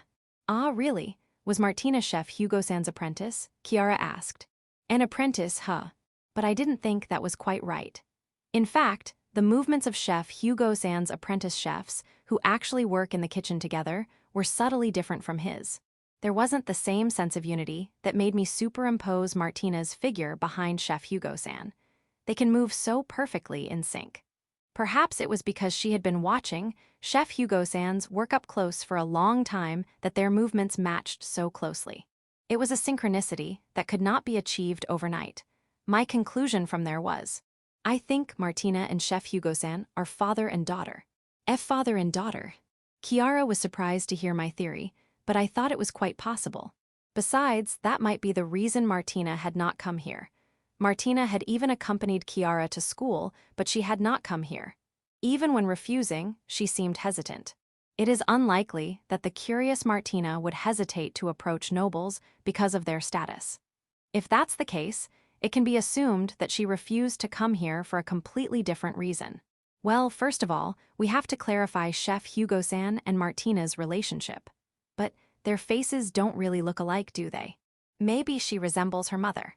That's a bit of an issue too. Since the kitchen was still busy, Kiara and I decided to go outside to get some fresh air. We couldn't stray too far from the kitchen, or we would be seen as suspicious-looking people. So we just stayed around the courtyard, looking around. That's when we noticed a carriage approaching from the distant road. It seems that the guests have arrived. That seems likely. Nobles who were attending the ball were gathering at this mansion. The first carriage to arrive, I recognized the crest written on it. Isn't that right? We are nobles, so it wouldn't be strange for us to be invited here. Furthermore, the person who came out of the carriage was. Things are going to be complicated. It was Dirk, my cousin, who had caused me some trouble at school. Chapter 46, Troublesome. Nobles who were attending the ball hosted by the Taver's family were gathering one after another at the mansion. Among them was Dirk, my cousin and a holy swordsman who is now carrying the future of the Orlando family on his shoulders. An annoying guy was invited. An annoying guy. As I furrowed my eyebrows and spoke, Kiara followed my gaze and recognized him, Dirk, who was chatting with other nobles. Oh, that guy. It seemed like she understood my feelings immediately. For her, she is in a relationship where she goes to the same school, so to speak, as Dirk, but her reaction wasn't that of a very friendly one. Well, considering Dirk's personality, it might be difficult to get along with him in the first place. Anyway, we decided to go back inside since we didn't know what Dirk might say if he saw us. Suddenly, we met Hugo-san, who had finished cooking. Hey, sorry to keep you waiting. I want to talk to you for a bit, is that okay? Yes, any time is fine. Great, the room has already been prepared. Come this way. With Hugo-san's guidance, Kiara and I headed towards the reception room. I thought that the reception room might not be a magnificent room since it wasn't for receiving guests of the head of the Taver's family. However, it was actually a very splendid reception room. There were numerous furniture pieces with flashy decorations, and paintings hung on the walls that I couldn't really make out what they depicted. In such a magnificent room, what could be the topic of discussion? Well then, please take a seat. Kiara and I took a seat on a soft sofa in response to Hugo-san's words. He sat on the opposite side, facing us, on another sofa. Then he immediately started talking. The vegetables you brought were amazing, Not only were they a rare variety, but they also had great taste and added effects. Honestly, I can say that they were better than any other vegetables I have ever eaten. Thank you very much. To receive such high praise from the chef of the wealthy Taver's family, I couldn't help but feel relieved. By the way, I would like to continue to use the vegetables you raised for our mansion's dishes. Can Rimal Company be the intermediary for this? Why, yes. I see. Karubin-sama also likes Rimal Company as a reliable partner. So this is a business negotiation. Why, you did it, Bale. Yeah. I was so nervous and excited that I could barely respond in a whisper to Kiara. Chapter 47, The Shocking Truth and Hope. Following the request of Hugo-san, the Taver's house's exclusive chef, the vegetables we grow at home will now be delivered to them through Rimal Company. We're making progress, Bale. Why, yeah. Yale. Kiara and I high-fived each other in joy. Feeling the realization wash over us, it suddenly hit me, the vegetables that I've grown are being used in the mansion of nobles. As a former noble myself, I know the importance of paying attention to the ingredients we use and how strict it can be. That's why it made me happy that Hugo-san chose my vegetables. For the first time, I felt recognized by someone. Strictly speaking, there was recognition from others even before I received the dragon tree sword. However, it was only from the perspective of being evaluated through the filter of the Orlando family. No matter what I did, any accomplishments were assumed to be natural, as I was the legitimate heir of the Orlando family. However, things are different now. I restarted as a simple farmer, and the fruits of my labor are starting to show. Of course, the appreciation I received so far is due to various other factors besides just my effort. There's Hannon, the Auron who manages the farm, Simone, the Dragonkin taking care of the livestock, and of course, Kiara and Martina's help played a significant role. Wait, what about Martina? Oh, that's right. I remembered what happened in the kitchen and asked casually. Earlier, while I was watching chef's movements, I thought, did you happen to take on an apprentice named Martina before? Hugo-san movements abruptly stopped. Martina. Yeah, for some reason, we're living together now, and when she cooks, her cooking style and body movements were strikingly similar to yours, which got me curious. Ayano, Hugo-san, are you still there? No response. Well, that gave me a basic idea now. Could it be Hugo-san and Martina are father and daughter? Hugo-san spoke with his head in his hands, revealing the surprising truth. She left home, saying she wanted to become an adventurer, something she always dreamed of, and left her previous career as a chef. I never thought she would end up with you. She left home. This was the first time I've heard of this story. I'm ashamed to admit it, but we got into a fight when she left. I actually wanted to chase after her, but I didn't. Hugo-san stubbornly refused to chase after her. As a result, he had no idea where Martina went. After her mother died, I raised her as a single father. I couldn't allow her to become an adventurer, which involved risking her life like that. I understand. I can imagine how he feels. The path of a chef may be difficult, but it's not a life or death matter.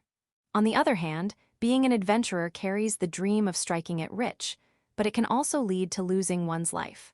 Considering Martina's personality, it's hard to imagine that she pursued adventuring for the sake of money. There must have been another reason. I'm curious about why Martina wanted to become an adventurer. Was there a reason Martina decided to become an adventurer? I have no idea, Hugo-san let out a hollow sigh. However, knowing that his daughter is doing well was a big harvest for him, and his expression showed a glimmer of happiness. But is there any way to bridge the gap between this father and daughter? When I return, maybe I'll try to talk to Martina. Chapter 48, On the Way Home. After delivering the vegetables to the Taver's family, we began to prepare to go home as planned. By the way, Gregory-san seemed to participate in this ball. His purpose was not to dance, but to engage in business negotiations with the nobles. He explained to us how small talk can lead to big business opportunities, his eyes shining. At this point, I could only think of him as having a great business sense. Well, because I'm not a merchant, but a farmer, I don't need to be that ambitious. And if I stay there are a lot of people I don't want to meet besides Dirk. Mainly the nobles I was connected to during my time in the Orlando family, who are likely to look at me with curiosity as I've been driven out of the family after receiving the dragon tree sword. If it were just me, I could endure it. However, if Kiara were there, she would probably feel completely different emotions toward them. To avoid any discomfort, it was better to leave early. By the way, Hugo-san said he would speak to Gregory-san about accepting the vegetables from us. I'm sorry, Kiara. It's been a bit chaotic. It's okay. I don't really like overly formal occasions either. She said that, but maybe she sensed that I was uncomfortable being there. Also, there was another reason we hurried to prepare for our return. Yes, it was about Martina. Martina, who had quarreled with her father Hugo-san about her future and had become an adventurer, leaving home after a small rebellion. Why did she choose such a dangerous profession as an adventurer? Hugo-san said he had no idea, but it was hard to imagine someone becoming an adventurer without thinking about it. And Martina's cooking skills were first class. To reach that level, she must have trained under Hugo since she was young. Martina had previously said that she liked cooking. Why did she become an adventurer, Kiara? And I decided to ask her directly. We rode a carriage back to the Rimal Company store for business purposes and returned to Dreon. It was still early, so when we arrived at the treehouse by the underground lake, it was only late afternoon. We're back. Sorry for being late. When Kiara and I entered the treehouse, Hanan and Simone had already started preparing dinner. Martina was standing in the kitchen, in the middle of making vegetable soup. Oh, I thought you might be even later, but you're surprisingly early. A lot happened. Did everything go well? Of course. I told Hanan and Simone not only that the vegetables were well received, but also that we had agreed to deliver them to the Taver's family. Oh, the Taver's family, huh? I don't really understand, but I get that it's impressive. That's about as much recognition as I can get, but I have no problem with that. Welcome back, Bale Dono. And Kiara-chan too. Martina, wearing her beloved apron, rushed over to us. Immediately after, her expression stiffened.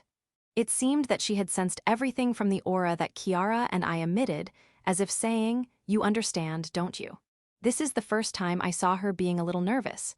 Hey, Martina. After dinner, I will tell you everything. Martina unexpectedly said, revealing the truth herself. What was her true intention? Chapter 49, Martina's Dream. Chef Hugo-san, who was entrusted with the kitchen of the prestigious Taver's family, was Martina's father. According to him, she had left home after getting into a fight with him and started pursuing her dream of becoming an adventurer. It was evident to even an amateur observer that her cooking skills were exemplary. It was a skill that Hugo-san had imbued in her. He intended to make Martina his successor and the exclusive chef of the Taver's family. She too had been passionate about cooking and had worked hard to pursue her dream. However, just as Hugo-san was about to teach her advanced techniques with the intention of making her his successor, Martina announced that she would become an adventurer and left. Martina herself explained the reason for her decision. The reason I decided to become an adventurer is that I admired someone. Someone who. After dinner, the four of us stayed at the table to hear Martina's story. And then, the name of the person she admired was revealed. That person was actually an adventurer. To be more precise, he was an adventurer and a chef at the same time. Wow, that's a unique combination of jobs. As Kiara said, it's really hard to imagine someone being both an adventurer and a chef at the same time. It's just too different. I got his autobiography, and according to it, he tried to conquer a dungeon with a tall tower. But in the end, he couldn't, so he renovated the first floor and opened a restaurant there. A restaurant in a dungeon. What an incredible idea. Simone and Hanan, the Dragonkin and Auron, were also surprised at this revelation. Well, even for us humans, it's an action that defies common sense. I wonder if the tower in that dungeon has been conquered yet. According to the autobiography, it seems like a party succeeded in conquering it. And the members were boys and girls who were not much different in age from us. Wow, there are amazing people in the world. Kiara was impressed. I had a similar reaction. To clear a difficult dungeon at an age that wasn't much different from ours, they must have belonged to an S-ranked party. Anyway, let's stop talking about adventurers for now. You became an adventurer because you admired that person. Yes, I wanted to explore various dungeons around the world, learn new ingredients and cooking techniques there. I chose to become an adventurer and chef to encounter more new cuisines. I see.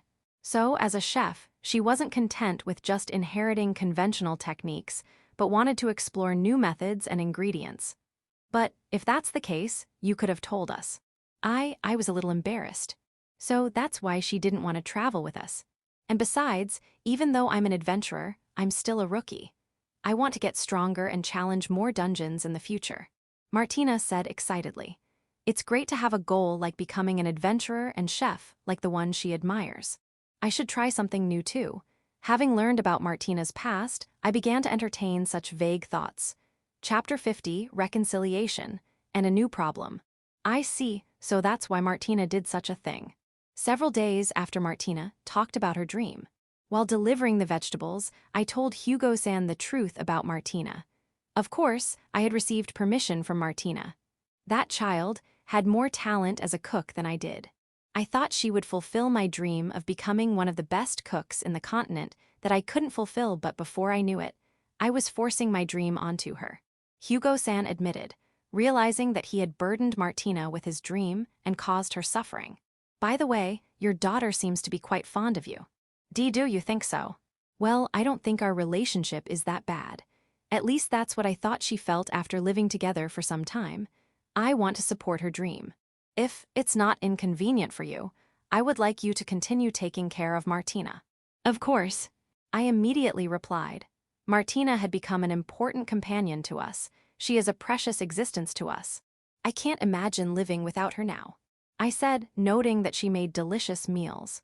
Hugo-san had a brief surprised expression on his face at my comment, but then he said, I'm glad to hear those reassuring words. I know this might sound absurd given what I did to her, but I leave her to you. Hugo-san bowed deeply and firmly grasped my hands. I couldn't help but feel like something was a bit off. But is that just my imagination? Anyway, since the vegetables were delivered safely, I'll take my leave here today.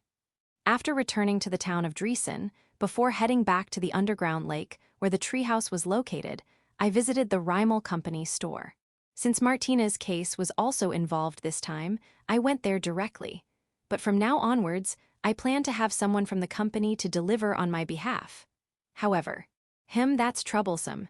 Can't we do something using Gregory Dono's connections? I'll try asking around, but it's too sudden. I don't know if we can make it happen. Ugh, I guess that's how it is. There was someone there before me. His shoulders looked stiff just by watching, and his attire was not that of a commoner. He was probably holding a position related to the monarchy.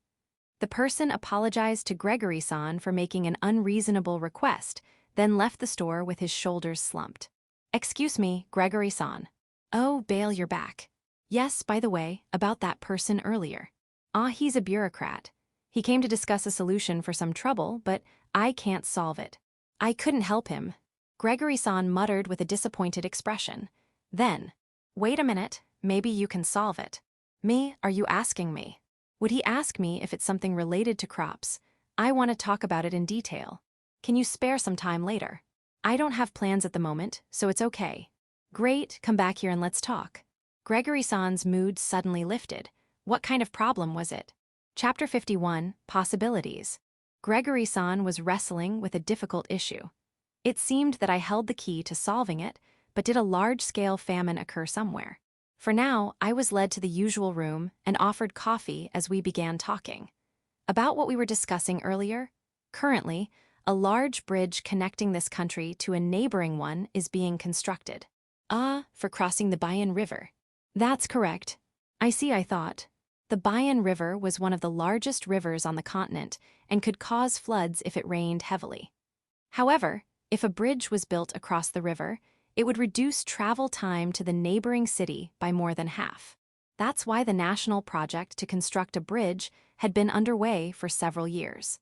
But I heard that it had been postponed many times due to flooding and other issues with the river. Does this mean that the construction of the bridge is making progress? I asked. Yeah, we recently reached an agreement with the neighboring country to split the construction costs. Skilled craftsmen from both countries will be enlisted soon. Since we are a trading company, we won't be directly involved in the construction work, but you were entrusted with the procurement of materials such as wood.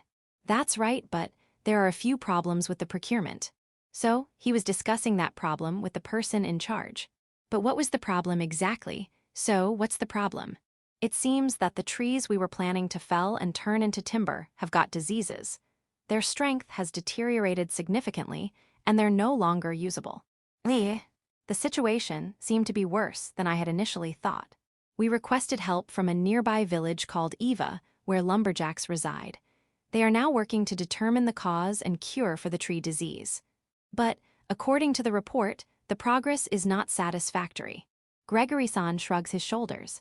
This was a major national project, and if they could produce results, the reputation of the trading company would only rise.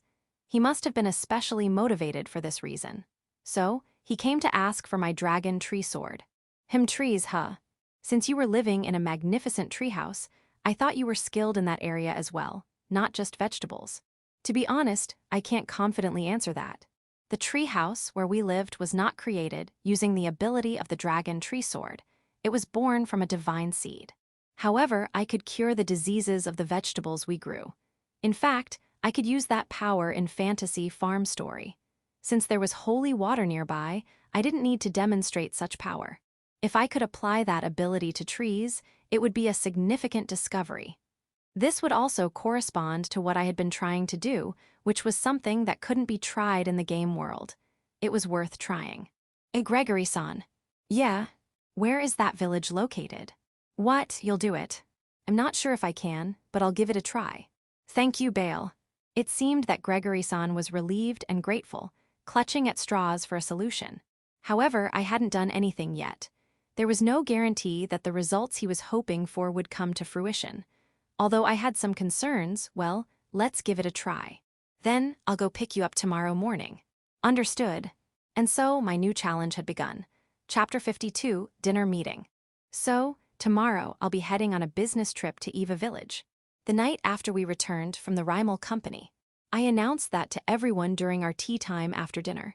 That's quite a sudden announcement. But if it's a request from Gregory-san, I can't refuse, can I? I've received quite a bit of help from him too. If someone's in trouble, we have to help. To be honest, I had considered going alone, but it seemed like everyone was eager to come along. I was grateful for their enthusiasm. By the way, since it's the Bayan River, the neighboring country in question is Foster Kingdom, right? Oh, that seems to be the case. Is there a problem? I, as a former noble, and Kiara, whose mother has been involved in national projects like this, could understand what's going on. However, for the other three, it might not be so clear. The truth is, the Krentz Kingdom and the neighboring Foster Kingdom, to put it simply, they weren't on good terms until recently. Is that so? They've had a few minor skirmishes over territory. However, that was over half a century ago. Currently, there was a peace treaty between the two nations, and they were trading with each other. But there were still some who didn't trust the other country due to losing relatives during those battles. If they built a bridge over the Bayan River that divided the two countries, it would increase their communication and interaction. However, there were sure to be forces who wouldn't be happy because of that. Most likely, when government officials visited the guild, and when Gregory-san heard about the situation in Eva Village for the first time, they suspected that the tree disease was not a natural occurrence, but rather the work of the people who didn't trust the other country. I myself had thought the same at the beginning. But if that suspicion caused another disagreement with the neighboring country, it could potentially lead to a massive war that would threaten the existence of the kingdom.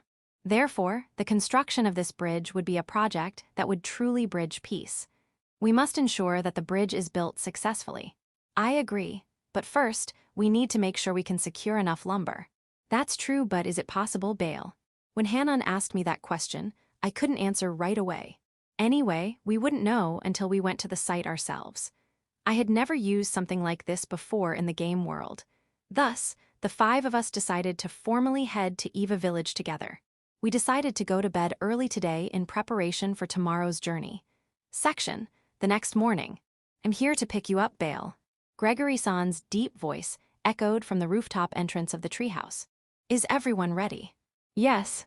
They all replied enthusiastically, holding onto our bags and backpacks filled with necessary items. The Krentz Kingdom and the Foster Kingdom. To ensure the success of the construction of this important bridge that would determine the future of both countries, we would unleash the full power of the dragon tree sword and aim to restore the trees. Our destination was Eva Village, the lumberjack's home. Chapter 53, On-Site Investigation. Our kingdom, the Krentz Kingdom, was adjacent to the Foster Kingdom that had been in a long-standing conflict. However, in recent years, the tension had been resolved, and various exchange projects were being developed to establish a good relationship between the two countries. The construction of the bridge over the Bayan River was also supposed to be part of these projects. However, something unusual had happened to the lumber that was supposed to be used for it. For the Rimal Company, which had been commissioned by the country to procure the supplies, failure to handle the situation properly would lead to a crisis that would threaten their existence. It was also a situation that could not be ignored by us, who sold crops to the company. That's why we decided to accompany Gregory-san and the others who were going to investigate the site and take measures to solve the problem. And we arrived at Eva Village. If we were to describe this place in one word, it would be peaceful. A vast forest that spreads as far as the eye can see, dyeing everything in green. The sound of a distant stream and the chirping of birds dancing in the air combined to make my heart feel purified. It made me feel like taking a deep breath. The air here is so fresh, and it's such a beautiful place. Well, it is. The only drawback is that it's inconvenient to get around here. Gregory-san replied with a wry smile. It's true that a little more infrastructure might be needed. Oh, we've been waiting for you, Gregory-sama. As soon as we arrived, an elderly man from the village came running out. Village chief, I heard that this time was quite difficult. Gregory-san ran over to the man, who seemed to be the village chief of Eva Village. Sweat dripped down his forehead like a waterfall, and he seemed quite agitated. He was in a pretty tight spot. Where is the lumber located now? Oh, over there. Got it, Bale, come with me. All right. It seemed like they were going to see the lumber in question right away. I followed behind Gregory-san, but before that, Hanan. What? I want to hear your opinion as well, as a living Auron. Come with me. Okay, I'll do that. When it came to plants, it was best to ask the plants themselves. They might be able to detect things that humans couldn't, and they would have a perspective that only their fellow plants would have. It seemed like Hanan also understood my intention, and she followed me without any hesitation. The others went to help the traders unload their cargo.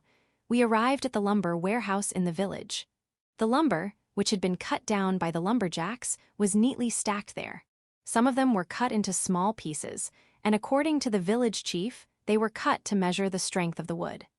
Gregory-san picked one of them up, tapped it gently with his finger, and then slammed it onto the ground. The wood snapped with a bang sound. This is terrible. Gregory-san gazed at the broken wood with a grim expression. He had not put much force into slamming it down, but the lumber had snapped very easily. If they were to use this kind of wood to build a bridge, it would break even with a light wind. We can't say anything for sure until we have more detailed investigation results, but it's probably a disease. That seems likely, and how far has the disease spread? The trees near the village are completely destroyed. If we go a little further out, we might be able to procure some usable trees, but we don't have time to go out and investigate. But we don't have time to go through all that. I'm sorry, Gregory-sama. The village chief apologized tearfully. No, he wasn't at fault. This was a natural phenomenon. No one was to blame. I was thinking that, but... Bale. What is it, Hanan? This might be a bit... No, this could be a rather serious problem. Hanan had a troubled look on her face as she told me that. Chapter 54, Suspicion. At first, I thought the serious problem Hanan pointed out was that the disease was difficult to treat. But it seemed like it was something else entirely. This is. The dragon tree sword was reacting. It was pulsing like it was trying to tell me something. No way. Did you figure something out, Bale? Gregory-san noticed that something was off with me and asked. I hesitated, wondering if I should say anything, but I decided to tell him the truth. There's a possibility that the abnormality affecting the trees in this area might not be a natural phenomenon, but rather something that was artificially induced. What? Gregory-san's already fierce expression became even more severe. Artificially induced. That meant, A situation that shouldn't have happened was forcibly created by someone. And that would imply that there was someone trying to destroy the desirable relationship between the two countries, Krentz and Foster. If that's true, it's a serious matter. Do you have any evidence? Well, this disease is thought to be caused by a certain pest. A pest? Yes, the problem is that this pest is not one that is supposed to be found in this area, to destroy a large number of trees in a short amount of time. That kind of power, or rather, a highly potent toxin, wasn't something that could be produced by just any insect. Given how much the scope is, there must be someone intentionally spreading it. I tried to remember the content of Fantasy Farm Story. Although it was limited to crops, vegetables, and such, there was an event where sudden damage was caused by pests. According to that, the only way to eradicate these kinds of diseases was to fight and triumph against the pests. There wouldn't be any pesticides or such, and it would be inevitable to use physical means, but these pests were also quite large. Furthermore, there was no enemy in the game that possessed toxins to weaken the strength of wood. In other words, this was a completely original enemy that they would have to fight against. It seemed that my knowledge of games wouldn't be of much help in this situation. However, there were several renowned adventurers that Gregory-san had brought along with him, and Martina, Kiara, Hanan, and Simone were all capable of fighting. Am I basically telling myself that I'm a liability in combat? No, I'm not. I confirmed it before. I can fight too. Gregory-san, let's investigate the forest. You're right. We don't want any more damage to occur. Village Chief, when is the deadline for the delivery? It's in a week, but if we start shipping the wood from the depths of the forest right away, we might make it in time. All right. Send a messenger to Felix and ask them to send reinforcements. He'll be happy to help since the construction of the bridge will bring more customers and profit. Gregory-san instructed two young men standing nearby saying, I'll write a letter and deliver it to Felix at the guild. Meanwhile, there might be monsters in the forest. Let's show them the results of our daily training. I think it's good to exercise once in a while. I'll do our best. It seemed that all four of them were motivated to do their best. For now, let's put the culprit aside and focus on eradicating the pests that caused the problem. Chapter 55, Simone the Water Dragon's Seriousness. Together with Gregory-san, we entered the forest to conduct further investigations. There doesn't seem to be any significant abnormalities. Don't let your guard down, Bale. We don't know where the monsters might be hiding. That's right. As expected from the experienced Gregory-san, he understands the points we need to be careful of. Eventually, we aimed at a specific tree and started our investigation. This is terrible. Pest eggs have been implanted in this one. Gregory-san's face twisted in response to the situation, which was even worse than we had imagined. Besides the tree we investigated, countless things that seemed like pest eggs were sticking to various other trees. Honestly, it was a pretty disgusting sight. In fact, Kiara and Martina were on the verge of fainting. Hanan and Simone seemed fine, but even so, the impact was more than enough to disturb their mood. It's hideous.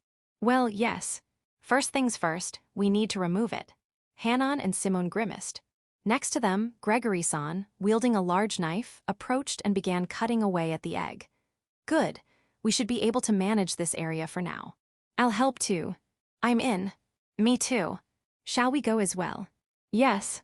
For the time being, we mobilized everyone present and challenged ourselves to remove the pest eggs. At that moment, rustle, rustle, rustle, we heard a loud noise from above, followed by a shower of leaves. When we looked up to see what was happening, we were dumbfounded by what we saw. It seems like the mother has arrived. Gregory-san whispered quietly, That's right. It seems like the mother has arrived. Gregory-san whispered quietly, That's right. The creature that appeared before us was an insect-type monster that implanted eggs in many trees. It resembled a long-horned beetle and slowly moved its powerful jaws, observing us as if to choose its prey. What was particularly noteworthy was its size. It was easily 3 meters tall, a size that had never been seen before in this area. If it gets us in its jaws, we'll be split in two in an instant. In that case, I'll turn it to ashes with fire magic. Kiara said, preparing to attack with her staff. I extended my arm to signal her to stop. Wait, Kiara. We're in the middle of a forest. If you miss and set another tree on fire, it'll be irreversible. Fire magic might be devastatingly effective against the creature, but casting it in densely packed trees was strictly forbidden. We needed another method to repel the creature, otherwise we will never be able to solve this problem. As we pondered our options, Simone spoke up confidently. "Leave it to me." Simone, what do you plan on doing? Now that I've fully recovered from my injuries, and my stomach and heart are both full, I can unleash my full power as a water dragon. As she spoke, Simone transformed from her human form into her dragon form, grabbing the giant beetle-like monster in her jaws and soaring high into the sky. Once she reached a certain height, she suddenly dove down with great force and slammed the monster onto the ground. Jizz! The monster let out a short scream and flailed its legs for a while, but soon ceased all movement and stopped responding. "I'm amazing." "Indeed," Gregory-san and I said in awe, stunned by Simone's heroic feat. "Hey, now that the intruder is gone, let's begin the removal." We finally came to our senses when Kiara called out to us. We quickly joined Kiara and Martina, who had already begun their work. "I hope we'll manage to secure enough timber for the construction of the bridge." Chapter 56, Countermeasures. The culprit that had planted the eggs in the trees to destroy them, the supergiant long-horned beetle, was repelled by the heroic actions of Simone, the water dragon. Next, we began the task of removing the eggs. Fortunately, according to Gregory-san, none of the eggs in this area had hatched yet, and he said that if we remove them properly now, the remaining wood could still be utilized and maintain its strength. However, it was already too late for the eggs that had already hatched and were serving as food for the larvae, as we had seen in the storage area. Moreover, this scale of outbreak has never been seen before. There is a possibility that someone released the adults into the forest. The forest surrounding this area under government control is protected by a barrier magic that repels insect-type monsters like the one Simone just defeated. However, after investigating, Kiara reported that there was no such barrier in place. If the barrier magic has been broken, the perpetrator must be a formidable individual. Gregory-san said so, crossing his arms and gazing out into the forest with a complex expression on his face. After a while, reinforcements arrived. With the threat of the monsters gone, the village loggers also joined in to help, greatly increasing the work efficiency. Once safety was confirmed, the forest was cleared and wood was secured. "But we can't keep up at this pace. We won't make it in time," Gregory-san muttered as he wiped the sweat off his forehead. "This removal work requires physical labor, and after that, we still have to cut down the trees. Moreover, even now, those monsters' larvae are still damaging the trees in the forest. At this rate, not only will we fail to secure enough wood, but the survival of this forest will be at risk. What if we request aid from the Night Order? They could help eliminate the remaining larvae in the forest and prevent further damage. That might be our only option. Well, since the barrier has been broken, I'm sure the government is also devising some kind of countermeasure. With such a great amount of damage already done, the government couldn't simply ignore the situation. However, I couldn't help but feel that they could be a bit more proactive. Just then, I suddenly remembered something. The Divine Seed. The Divine Seed, which was used to construct the treehouse in the underground Lake Widley.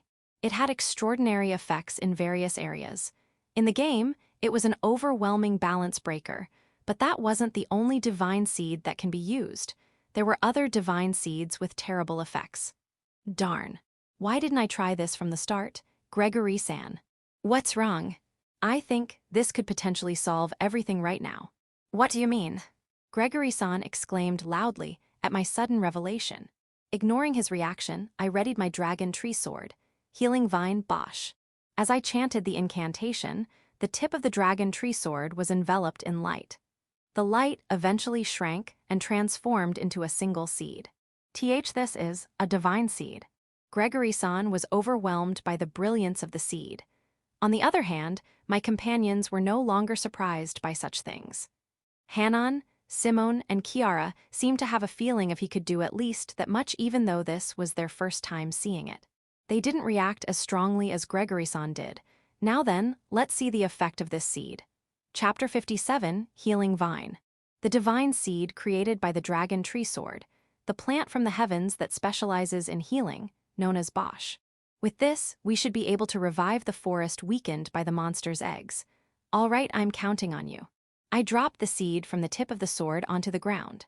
The seed buried itself in the soil, and after a while, violent shaking occurred. An earthquake. Gregory-san and the others were shaken. On the other hand, Martina and the rest were calm. They were aware that the earthquake was a result of the growth of the divine seed. As expected, they had seen my work before. After a while, vines emerged from the ground. Not just one or two, but countless vines wrapped around the trees seeded with the monster's eggs. What's happening? Everything's all right, Gregory-san. That's a celestial plant called Bosch, which has the power to revitalize weakened plants. There's a plant like that? Wait, what? Suddenly, Gregory-san raised his voice and looked over. Bosch had already fulfilled its role. The tree wrapped by Bosch emitted a faint light, and then, the white monster eggs it was attached to turned black and fell to the ground. This is the power of healing that Bosch possesses. It was fortunate to have activated so effectively, or rather, I should have done this from the beginning. I had no idea such power existed. I'm sorry if I had remembered this at first. We wouldn't have needed to call for reinforcements. No, we still needed to assign personnel for processing the trees after logging. That's not a problem at all. Gregory-san replied contentedly as he watched the scene of the trees being healed one by one. For now, it seemed like everything went smoothly. Bosch healed the trees over a wide area. The restored trees were immediately logged by the village loggers and Gregory-san's subordinates, and work was done to ensure that the timber would be obtained by the delivery date. At this pace, we'll definitely make it. Gregory-san said so as he patted his chest in relief.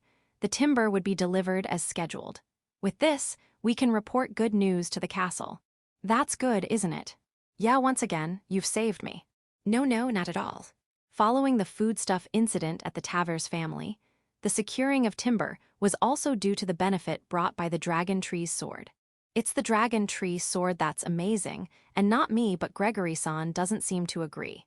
Whether it's an item or a weapon, it can change depending on the user's heart. The fact that the dragon tree sword was given to you has brought the best outcome for me, no, for our country. Anyway, this incident could have easily escalated into an international problem. The problem is, there is a mastermind behind this incident, and that person wanted to create an international problem. Gregory-san seemed to be well aware of this, and after reporting to the appropriate organization, investigations for identifying the cause were launched. As for political matters, leave them to the experts afterwards. We monitored the state of the forest and helped as much as possible. We received deep appreciation not only from the trading company, but also from the villagers. As a result, we received a grand reception that day. Chapter 58, solved for the time being. Thanks to the effect of the divine seed Bosch, we were able to secure the necessary timber for constructing the bridge. Gregory-san returned to the capital to inform the royal family about the situation. As for us, having fulfilled our initial mission, we reached a consensus to return to the treehouse by the underground lake. Bale, you've been a tremendous help. I'm glad I could assist. Gregory-san and I exchanged a firm handshake. With this, our relationship with the Rimal Company has been further strengthened. I'll make sure to report your achievements to the royal family personally. Thank you. Furthermore, it seems my name will be known even among the royals, though they probably recognize me already. Still, I don't have any deep connections with them, so I doubt they'll actively seek me out. I still lack significant accomplishments. The exclusive contract with the Taver's family and the recent timber acquisition are steps in the right direction. Let's continue getting achievements without pushing ourselves too hard. I made that promise to myself. Section: The true culprit who released the super giant stag beetle into the forest remains a mystery, but that's Gregory-san and the knight's responsibility. As for me, I'm just a farmer, managing the lakeside farm near the underground lake while enjoying a leisurely life is what I do. Thanks to this incident, I've thoroughly grasped the new abilities of the divine seed. I'll continue to utilize them in the future. Hey, how about dining out somewhere today? Sounds good. Shall we head to the Orland Pavilion? I love their cuisine. Inside the carriage, the four discussed tonight's dinner with enthusiasm. Martina and Kiara may say, I didn't do anything, but their cooperation has given me leeway to accept more requests. They brighten up when I explain this to them. Indeed, without these four coming together, we wouldn't have achieved such results. Of course, the woodsmen have also worked diligently, but their role differs as they are my familiars. At Hanon's request, we were heading to a restaurant called the Orlan Pavilion. However, during our journey, we encountered an unexpected event. What's with that crowd over there? People had gathered in a corner of the town. It seemed like they were curious bystanders, but what had happened? As we approached to learn more, a familiar face stood at the center of the crowd. Felix San. Yeah, oh Bale. It was Felix San, the guildmaster who oversees this town's adventurer guild. What's going on? Well, it's quite a shocking incident. For Felix San to say that, something serious must have occurred.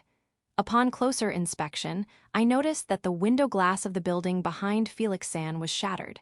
Could it be a thief? Yes. We're currently interviewing the victim. Any leads on the culprit? At the moment, we have no solid leads. And the barrier magic. It appears the barrier magic was inadvertently left off during their absence. Moreover, this location is slightly away from the bustling central street, so foot traffic is usually sparse.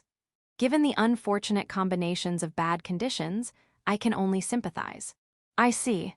If it's an incident within the town, it's the guildmaster's responsibility to maintain order. But a thief, Dreon Town's self-defense force is highly skilled, and their security awareness is usually top-notch, so such situations rarely occur. The perpetrator must have been quite desperate. If that's the case, there's a possibility they'll strike again, emboldened by their success. We'll need to ensure our underground lake is securely locked as well. With renewed vigilance, we resumed our journey to the restaurant. Little did we know at that moment how this incident would lead to unforeseen consequences. Chapter 59, A New Venture. While the recent theft in the town of Dreon piqued my interest, my mind was preoccupied with a new endeavor I was about to embark upon. All right, this should do. Thanks for everyone's help. Kikie. I thanked the woodmen who had assisted me. They all jumped up and down with joy. I couldn't help but find how innocent they were. Now, it was time to unveil the completed project, but what's this? Why build a roofed cart? Hanon, with an intrigued expression, approached. I made this for Mobile Vegetable Shop. Mobile Shop? Hanon tilted her head at the unfamiliar term. To make it easier for her to understand, I explained further. I'll load this cart with vegetables and herbs harvested from the farm and sell them. To Dreon. No, inside the dungeon. Yes, our main target would be adventurers. Initially, I considered setting up a market stall using this thing, but I worried about troublemakers. So, I decided to change the location to the dungeon entrance for sales. I've secured a major exclusive contract, but I still want to expand this farm. Having ambition is a good thing.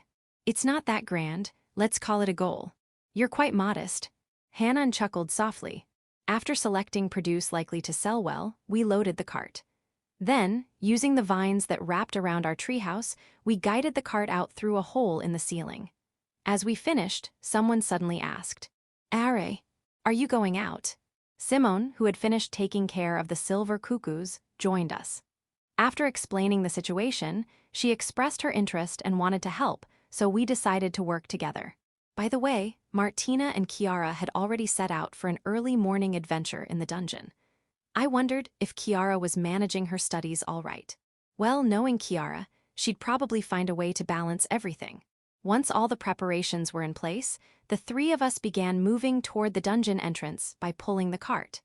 The area around the dungeon entrance was bustling with adventurers, those about to embark on their journey, and those returning from their challenges. Both groups would likely find our vegetables and herbs essential. As we continued setting up our makeshift shop, several adventurers we'd met during Simone's incident approached us. What are you up to this time, Bale? We're starting a mobile shop business. Mobile shop? Whoa. The adventurers' eyes widened as they peered into the cart. From flame tomatoes and thunder paprika grown on our farm to various herbs cultivated using seeds I'd obtained through the Rimal Company, our cart was stocked with essential items for adventurers. This is impressive. For now, I'll give you a special discount. Really? Then give me these and these. Thank you for your purchase. Even though we hadn't officially opened yet, our produce was already selling out. This venture seemed to catch the attention of other adventurers nearby, and they gathered around. Hanan and Simone, our charismatic shopkeepers, also contributed significantly to our sales. The mobile shop was a huge success, and our goods sold out in no time. We even received requests like, "Please do this again." The demand seems even greater than I anticipated. We'll be doing this mobile shop on a regular basis from now on. Chapter 60, Returning Home. Today was a great success. Many people bought from us. Yes, with this level of sales, we can expect more in the future. On our way back from the mobile shop event, our faces were filled with satisfaction as the evening sun illuminated the rugged path. I had initiated this mobile shop venture, and the response exceeded my expectations. Requests for a second event poured in all over the place. While I wouldn't call it a surefire success, I had a premonition that our products could sell well. The reason? Well, I had heard from Gregory-san that local adventurers often carried dried meat as emergency rations when delving into dungeons. Of course, meat is a source of energy, and for adventurers who need strength, it's an essential ingredient. However, relying solely on meat can become monotonous. That's where our vegetables come into play. For returning adventurers, our fresh vegetables were a welcome change, and for those about to embark on dungeon expeditions, they made excellent meal partners. My strategy paid off, and we recorded impressive sales. When we returned to the dungeon, Martina and Kiara were already back, busy preparing dinner. Meanwhile, I headed toward the farm. This area could be expanded a bit more. If possible, I'd like to raise cattle here. It's not a vast highland, but with some headcount restrictions, it's suitable for grazing. Plus, with the power of the dragon tree sword, we can transform part of the hard ground into grassland. Currently, we only have silver cuckoo and goats, but I still want dairy cows. Perhaps I'll consult with Gregory-san about using the money we earned from the mobile shop event to buy some. Dinner is ready. In front of the field, lost in thought, I heard Martina's cheerful voice from behind. Immediately, a delightful aroma wafted into my nose, as expected from someone who trained under her own father, who is an exclusive chef at the mansion of a great noble. Just the scent alone indicated a delicious meal. Returning to the treehouse, Kiara had already arranged the plates, and everything was nearly ready to be served. Today, we have a stew made from fish caught in the underground lake and fresh vegetables. The large platter held an assortment of fish and vegetables. The herbal fragrance made my mouth water. Shall we dig in? Yes. Unable to wait any longer, Hanan and Simone dove into their meals with gusto. Really, you could have waited until we were all together. After moving around so much, my hunger is beyond the usual. Was it really that intense? Maybe. Certainly, it has been busy. But for Hanan and Simone, being surrounded by so many people was an unusual situation, which might have added to their mental fatigue. Good job, Hanan, Simone. Didn't you say that during closing time too? I just feel like I should say it again. Watching the two of them devour their food, I murmured.